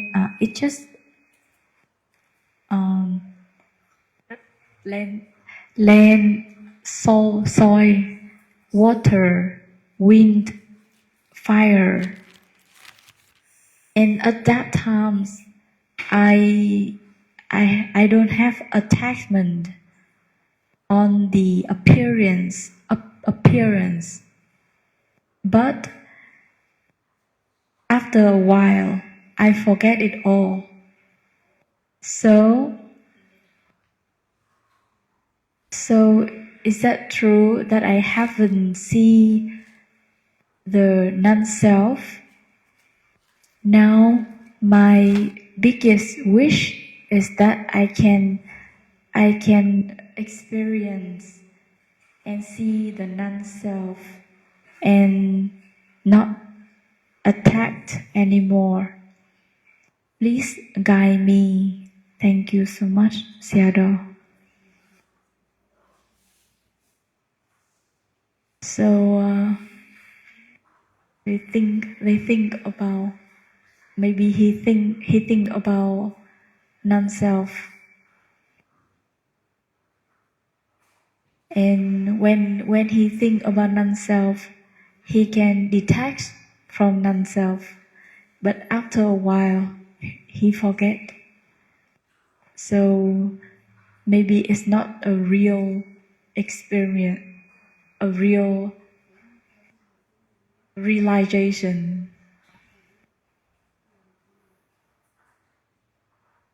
And now he just want to understand and experience non-self, so he will be able to detect.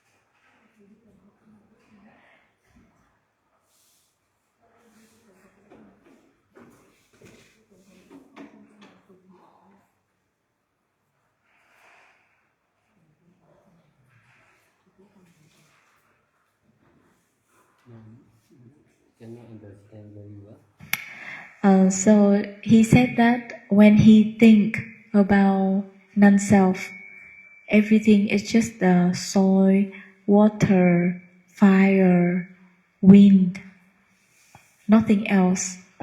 When he contemplate, when he think like that, he can detect from the appearance of everything.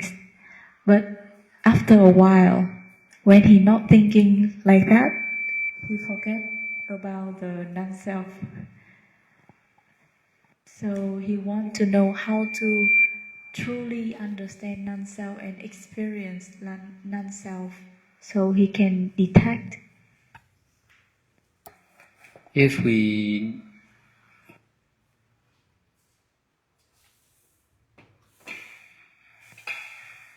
are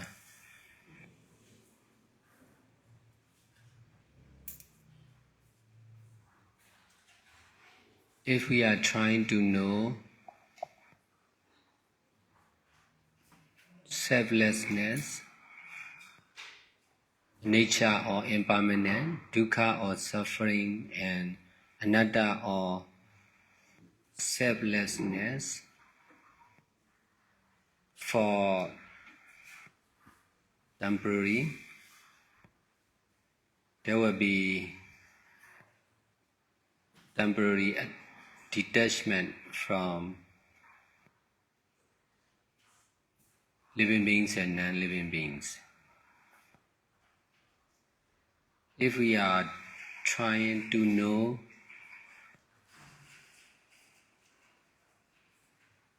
anicca, dukkha, and anatta, or impermanent suffering and selflessness for long term, there will be long-term detachment from living beings and non-living beings.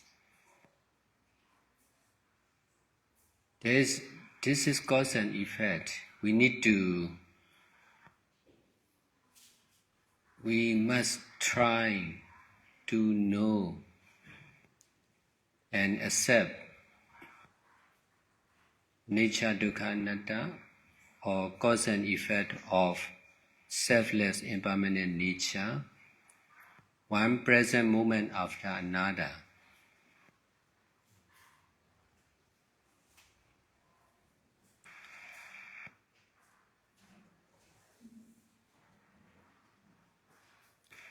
In this way, we are detaching from living beings and non-living beings continuously.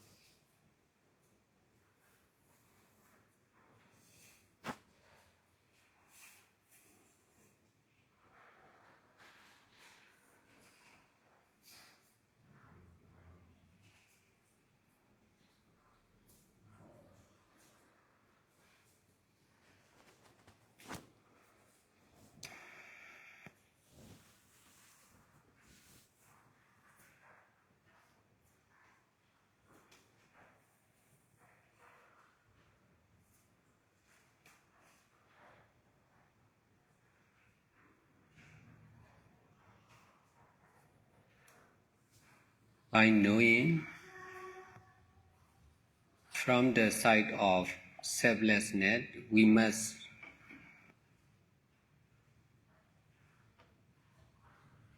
try to detach from the idea of self. So we don't need to emphasize to see from the side of self. We just need to emphasize to see from the side of selflessness. And the more we can see from the side of selflessness, the more we can detach from seeing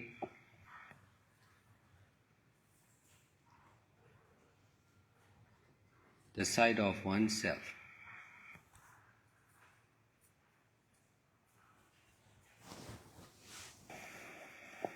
From the side of oneself. So just need to continue to understand and practice like this. And then there will be our own mindfulness and detachment.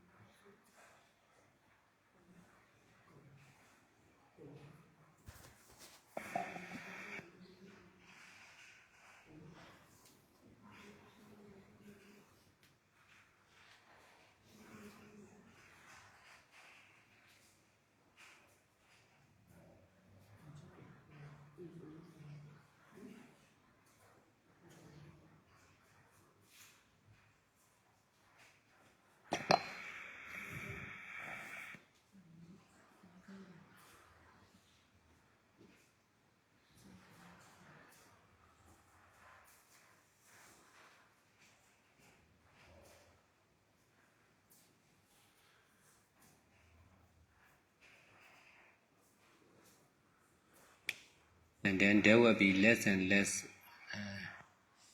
ignorance and attachment, for sure.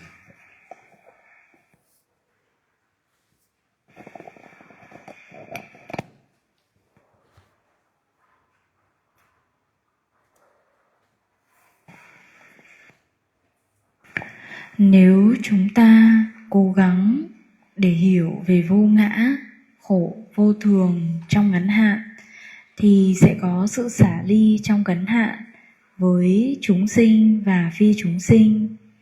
Nếu chúng ta cố gắng để có thể hiểu về khổ, vô thường, vô ngã trong dài hạn thì chúng ta cũng sẽ có thể xả ly trong dài hạn. Đây là nhân và quả. Chúng ta phải cố gắng để có thể hiểu và chấp nhận sự thật về khổ, vô thường, vô ngã. Từ khoảnh khắc này sang khoảnh khắc khác. Bằng cách này, chúng ta sẽ có thể xả ly khỏi chúng sinh và phi chúng sinh một cách liên tục. Với sự hiểu biết từ góc nhìn của vô ngã, chúng ta cần phải cố gắng để xả ly khỏi ý tưởng về cái tôi. Chúng ta không cần phải chú trọng vào ý tưởng của cái tôi, mà chỉ cần chú trọng vào vô ngã.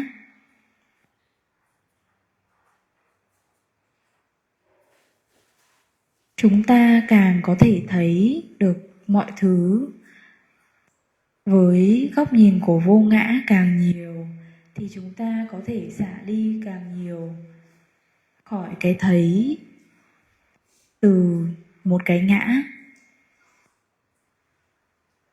Vì vậy mà chúng ta chỉ cần thực hành chánh niệm và xả ly để có thể hiểu và thực hành.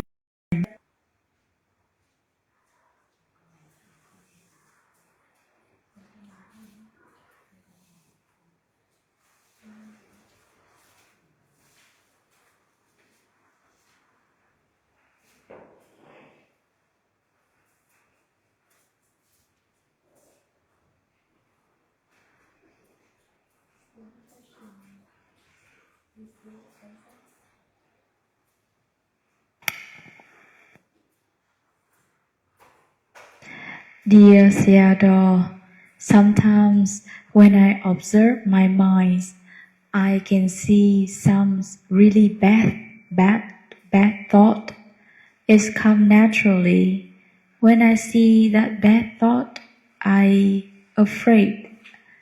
scared. So I'm not dare to continue think bad thought. I want to know why the bad thought like that appear. So, and then when it's come, what should I do? Là câu hỏi như sau ạ. Thầy cho con hỏi, thỉnh thoảng khi quan sát tâm, con thấy một vài suy nghĩ xấu đến. Nó đến một cách tự nhiên, và khi con thấy suy nghĩ đó, con thấy ghê, rùng mình và dừng lại không dám nghĩ tiếp. Con tự hỏi sao lại có những suy nghĩ xấu như vậy xuất hiện ạ? Thưa thầy, khi những suy nghĩ xấu đó tự đến, con nên làm gì? Con cảm ơn thầy.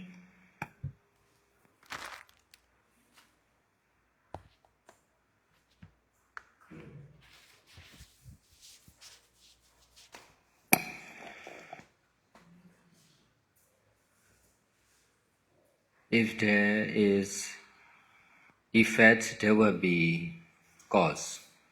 If there is cause, there will be effect. So,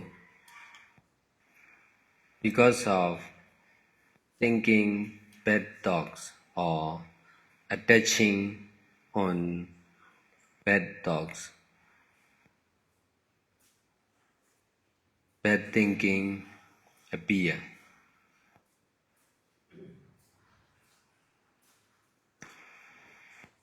If we try not to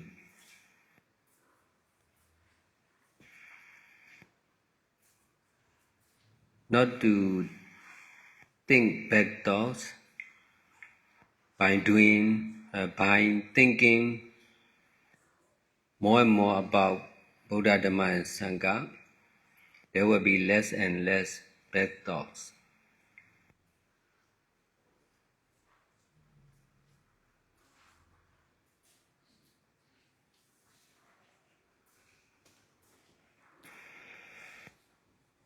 Because of attachment,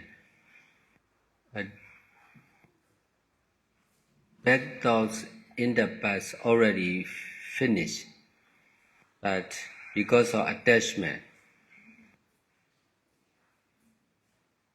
knowing about bad thoughts appear.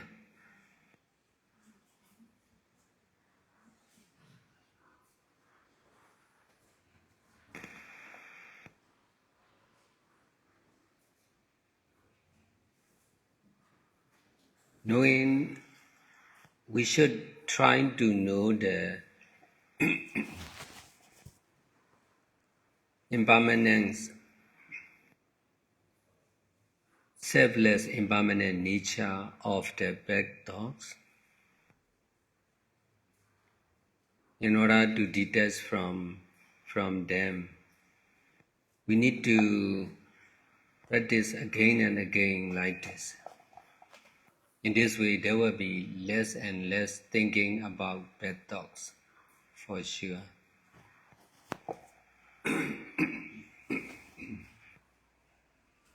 We must stop the cause. And then there will be no effect.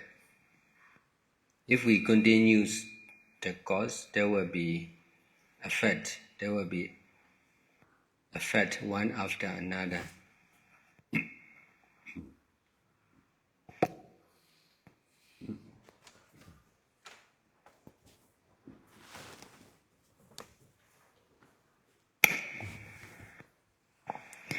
Nếu có quả thì ắt phải có nhân.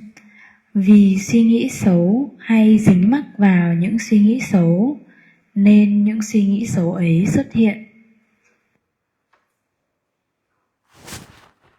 Nếu như chúng ta cố gắng để không có những suy nghĩ xấu, chúng ta có thể cố gắng để không có những suy nghĩ xấu bằng cách nghĩ nhiều hơn về Phật Pháp Tăng. Bằng cách này thì những suy nghĩ xấu sẽ giảm đi dần dần. Cũng bởi vì sự dính mắc, những suy nghĩ xấu đó thì đã kết thúc trong quá khứ, nhưng vì dính mắc nên cái biết về những suy nghĩ xấu đó xuất hiện. Chúng ta nên cố gắng để hiểu về bản chất vô thường vô ngã của những suy nghĩ xấu đó để có thể xả đi khỏi chúng. Chúng ta cần phải thực tập như vậy, chúng ta cần phải thực hành như vậy. Chúng ta cần phải thực hành đi thực hành lại như vậy để có thể hiểu về sự thật những suy nghĩ xấu đó và có thể xả đi khỏi chúng. Chúng ta cần phải dừng lại nguyên nhân thì sẽ không có quả. Nếu như nguyên nhân vẫn còn tiếp diễn thì quả vẫn sẽ xuất hiện, hết cái này đến cái khác. Đây là điều chắc chắn.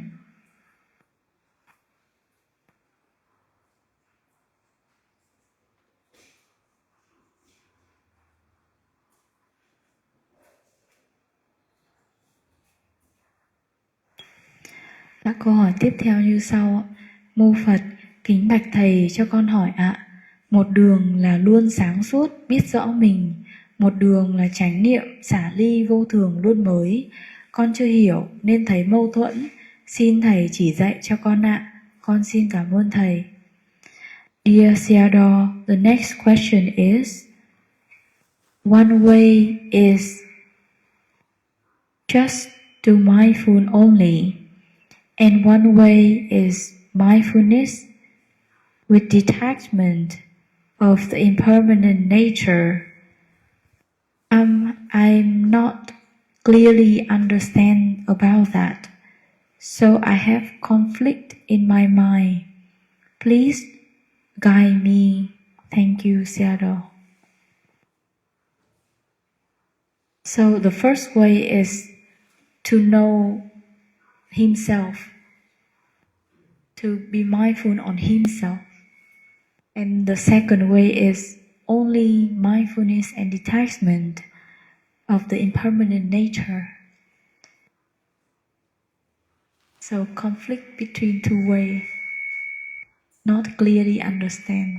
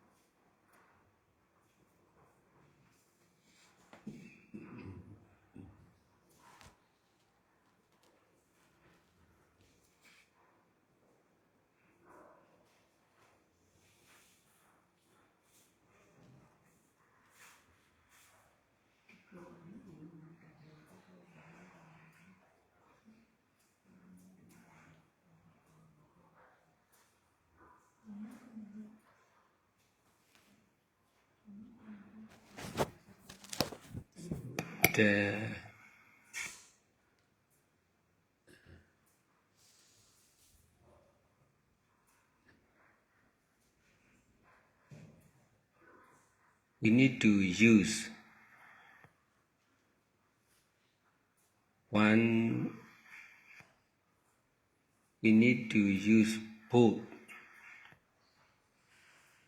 one or both method, whether we need to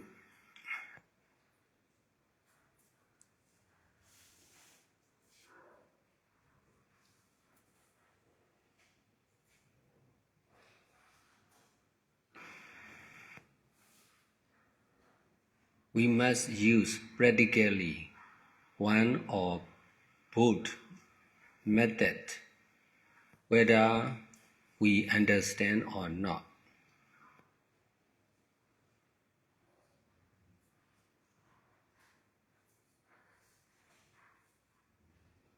Now you are choosing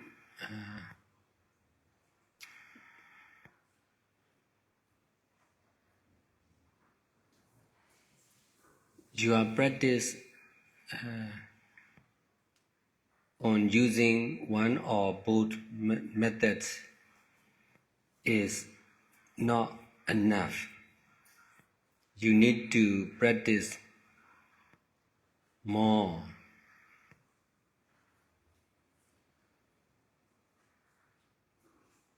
You need to practice. You need to continue the practice, whether you understand or not. Knowing and not knowing,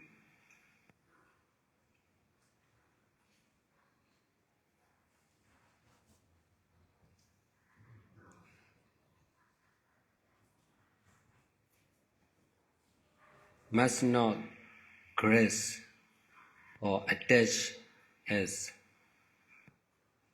something.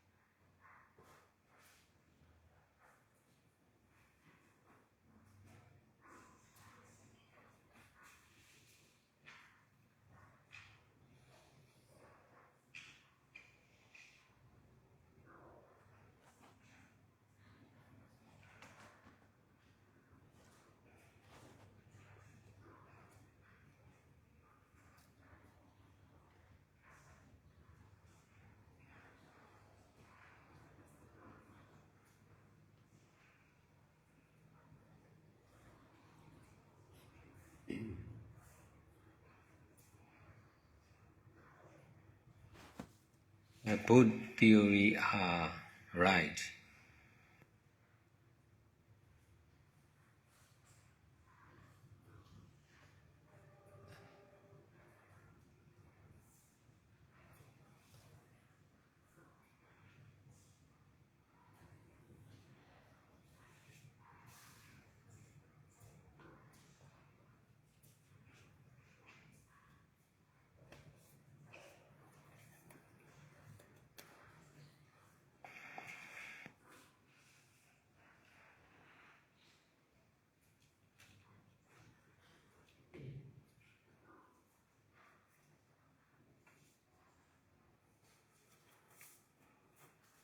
You must change from theory to practice, or you must change from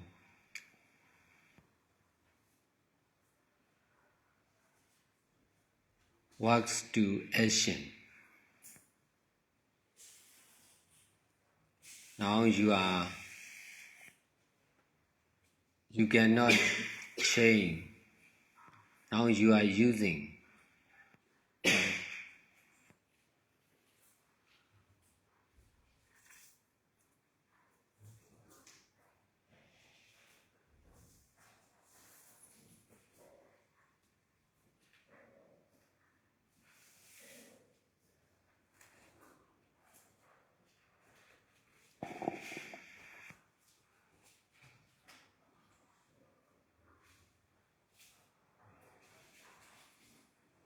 Now you are not skillful to use practice as practice. That is your need. So you must fulfill your need by practicing mindfulness only and mindfulness together with detachment.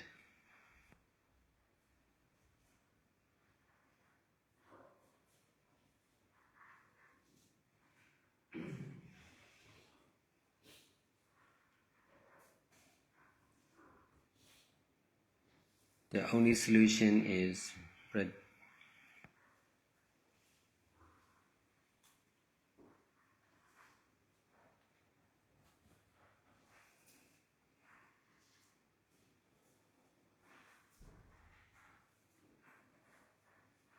using practically.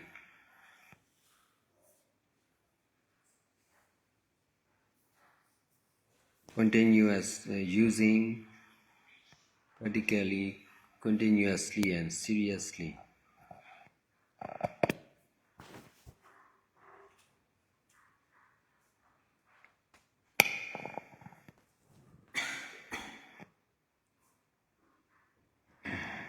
Chúng ta cần phải sử dụng cả cách thứ nhất và cách thứ hai. Cả hai cách này, cả hai phương thức này thì chúng ta đều cần phải sử dụng một cách thực tế, dù là hiểu hay chưa hiểu.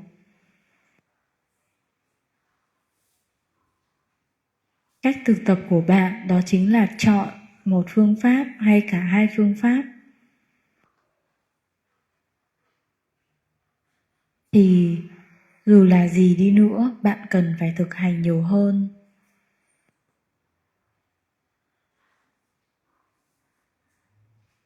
Bạn cần phải thực hành ngay cả khi bạn hiểu hay chưa hiểu, biết hay không biết. Không phải để dính mắc hay nắm giữ là một thứ gì đó. Cả hai lý thuyết này đều đúng và bạn cần phải thay đổi từ lý thuyết sang thực hành, từ ngôn từ sang hành động.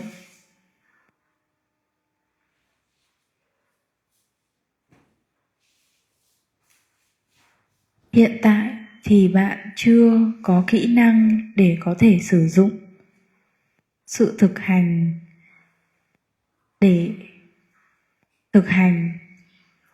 Đây chính là điều mà bạn thật sự cần. Bạn cần phải đáp ứng nhu cầu đó bằng cách thực hành chánh niệm, bằng cách chỉ thực hành chánh niệm hoặc thực hành chánh niệm cùng với xả ly. Giải pháp duy nhất chính là sử dụng hai phương pháp này một cách thực tiễn, liên tục và nghiêm túc.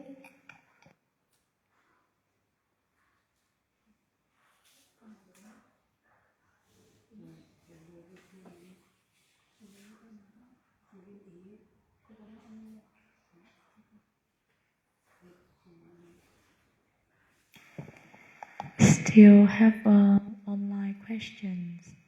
Do you want to understand? Do you want to answer?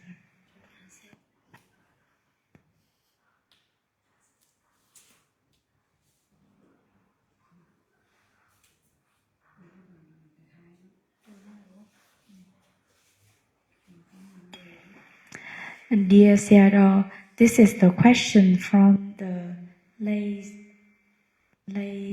woman in Italy. The last time she asked but not finished yet. So this is the second question. My husband is Italian. He stressed his stress because of working. His job is to draw the map of his job is engineering. Sometimes after work day, when he come back, he's so stressed, so sometimes he talk to himself. I want to help my husband by help him to practice sitting meditation so his mind can be relaxed, but I don't know how to talk to him. Where should I start? Please guide me, Sayadaw. So the wife wants to help her husband to practice meditation for reduce stress after work, but she don't know where to start, what to talk to him, how to tell him.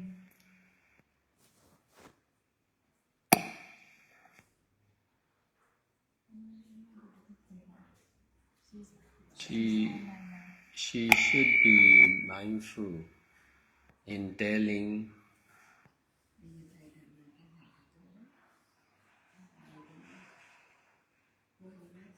to her husband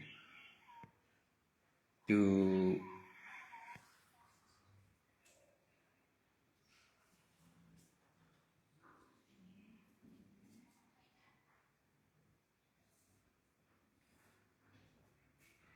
keep precepts, no killing, no stealing, no sexual misconduct, no telling lie, no using drugs and alcohol. Besides,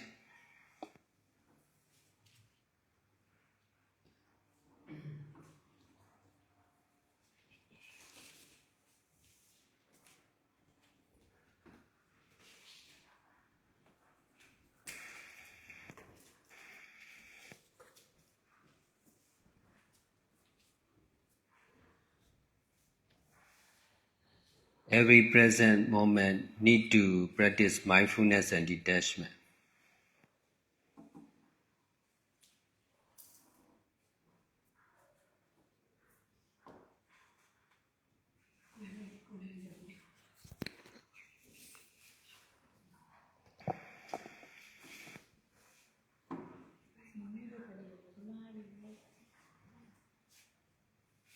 If she is doing good deeds more and more like this,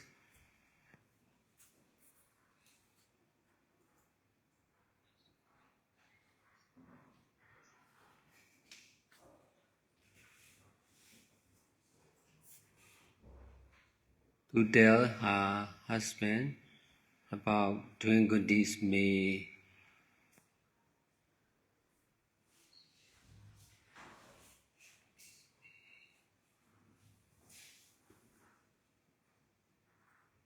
be more and more easy.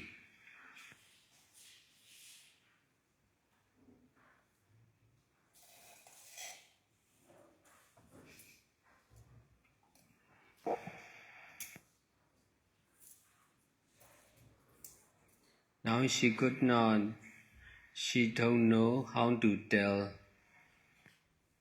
to her husband.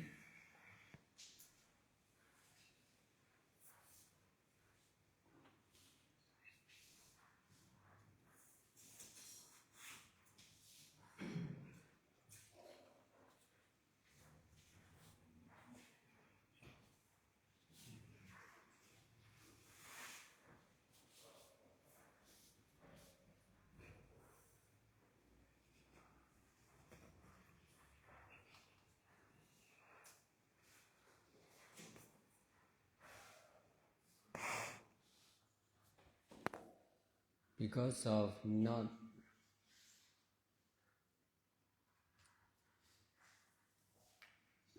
doing more and more good deeds and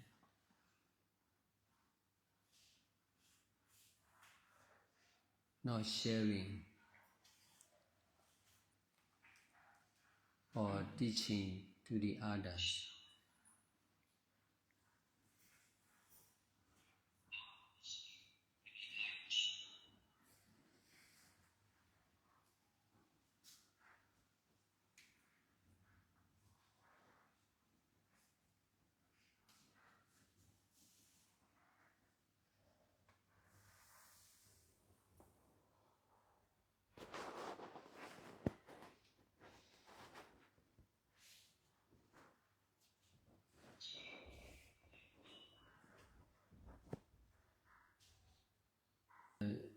continues practicing mindfulness and detachment not only in sitting meditation but also in speaking and listening. Now she is difficult to speak to her husband about doing good deeds. So if she can find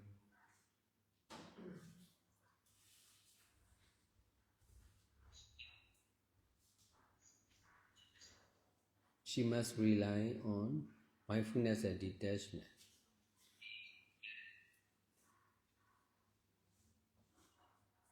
She need to be mindful in speaking and listening also in this way. The more she can be mindful in speaking, the more she will be easy to speak to her husband about mindfulness and detachment.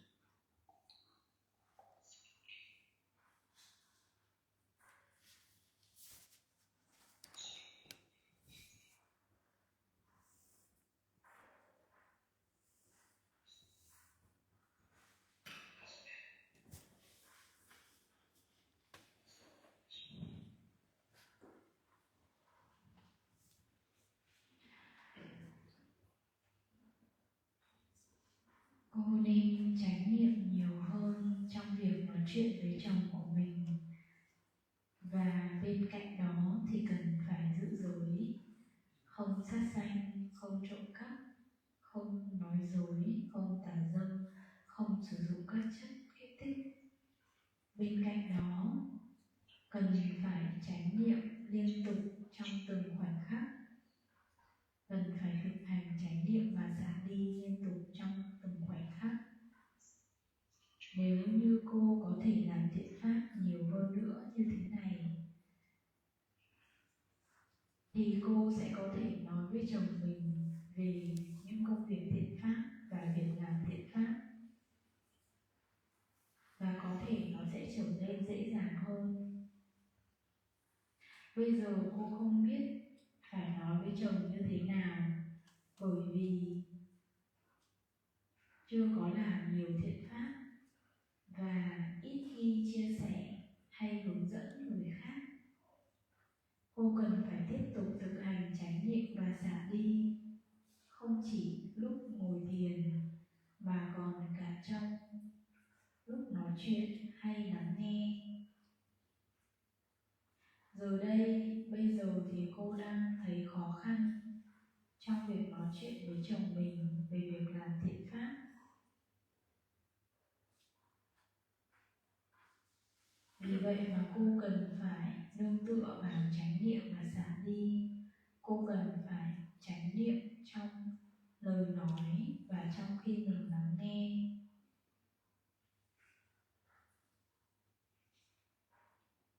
Nếu như cô có thể chánh niệm trong khi nói chuyện thì sẽ dễ dàng hơn để có thể chia sẻ và nói với chồng mình về việc thực hành thiền, chánh niệm và xả ly.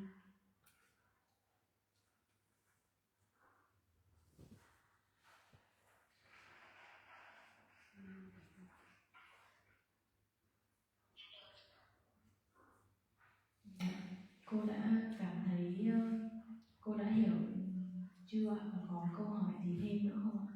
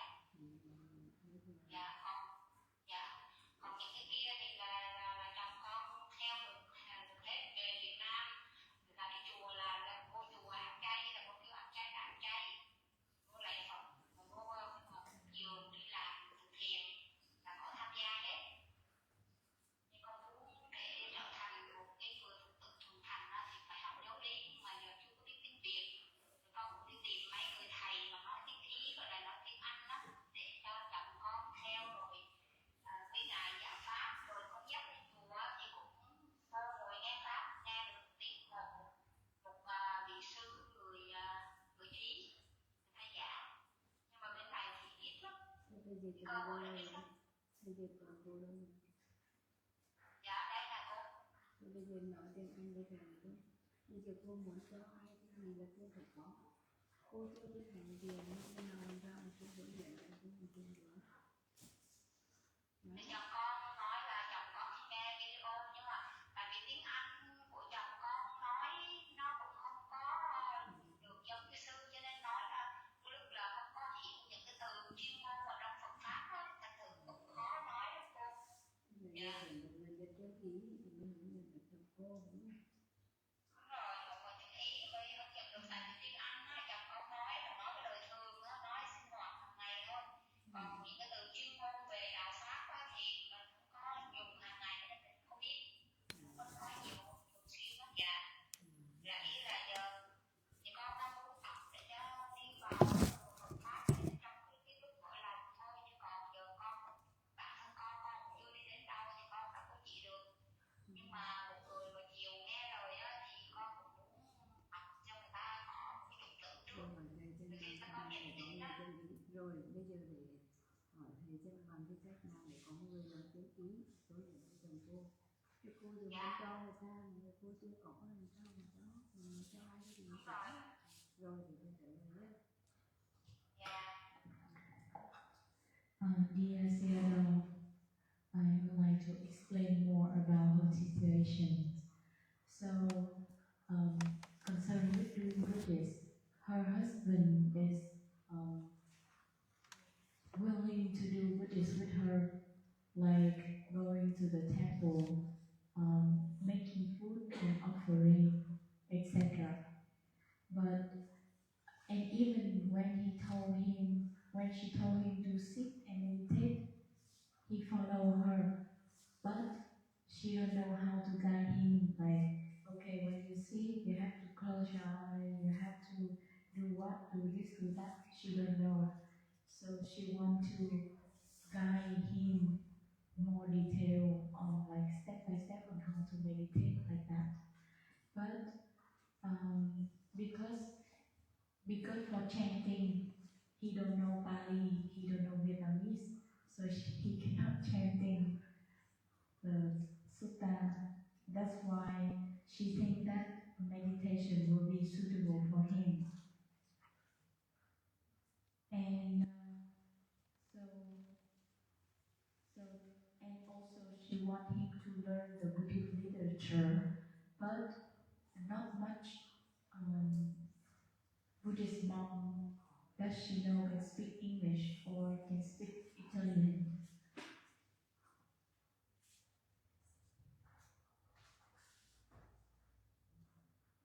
So maybe the solution Xiaolei Homa suggests is that having someone who can speak Italian and understand about meditation can guide him maybe online. Because he's really good, like whatever she say, he do. Like she said, go to the temple, he will go.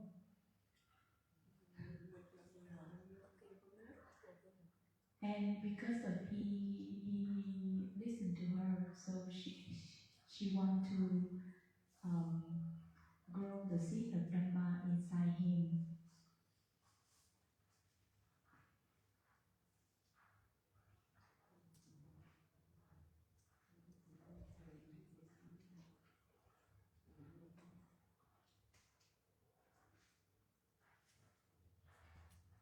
Even he is Christian, but in the weekend he go to the temple because his wife told him to do this, and they go together and do Buddhist in the temple.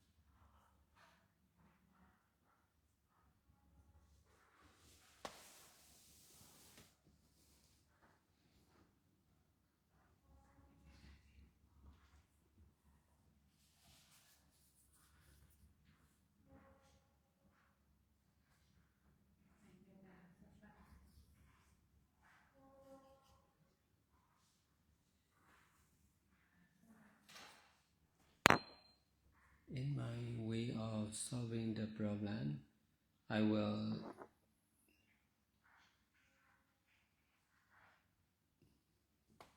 practice meditation or mindfulness and detachment more and more seriously.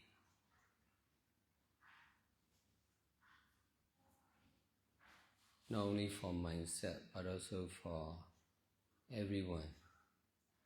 So this right understanding is important in practicing meditation.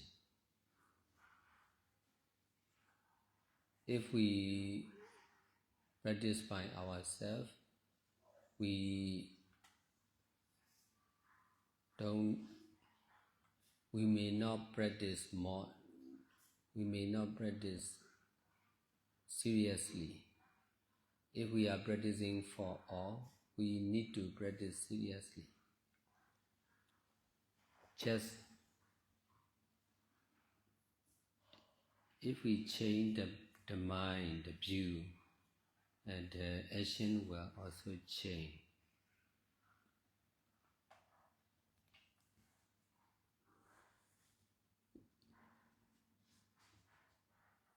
We should also emphasize to practice mindfulness and detachment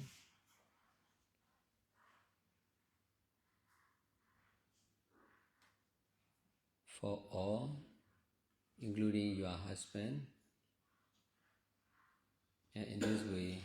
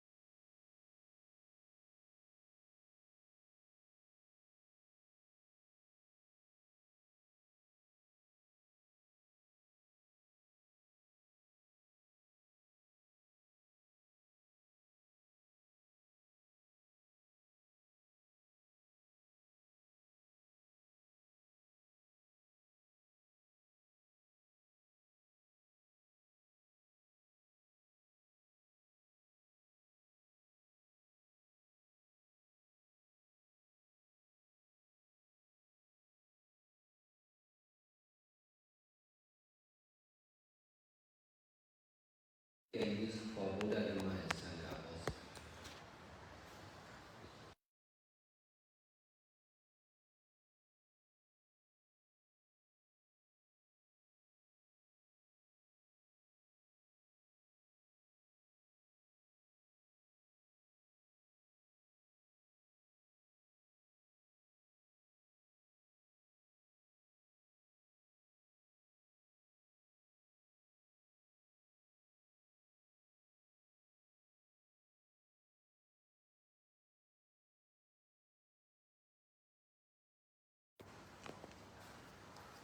But in the mind, there is attachment.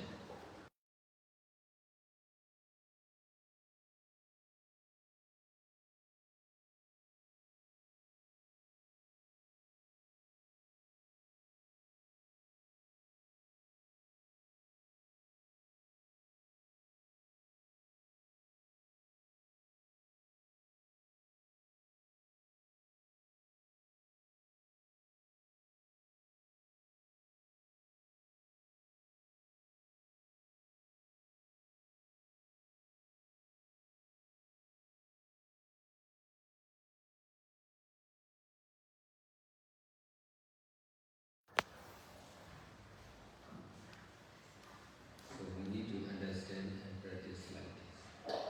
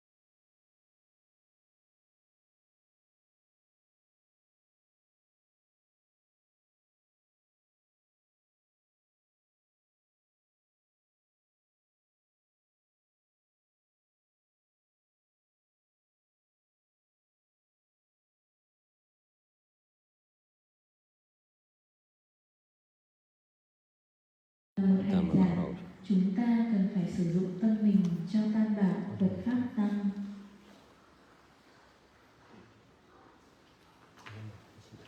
Nhưng mà bởi vì trong tâm của chúng ta có rất nhiều sự dính mắc và ý tưởng về cái ngã. Nếu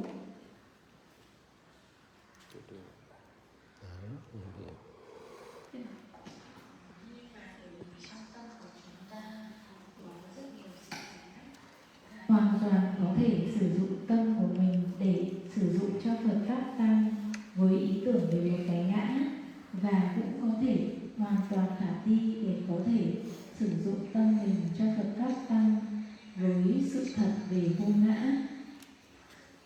Vì vậy chúng ta cần phải hiểu và thực hành như thế.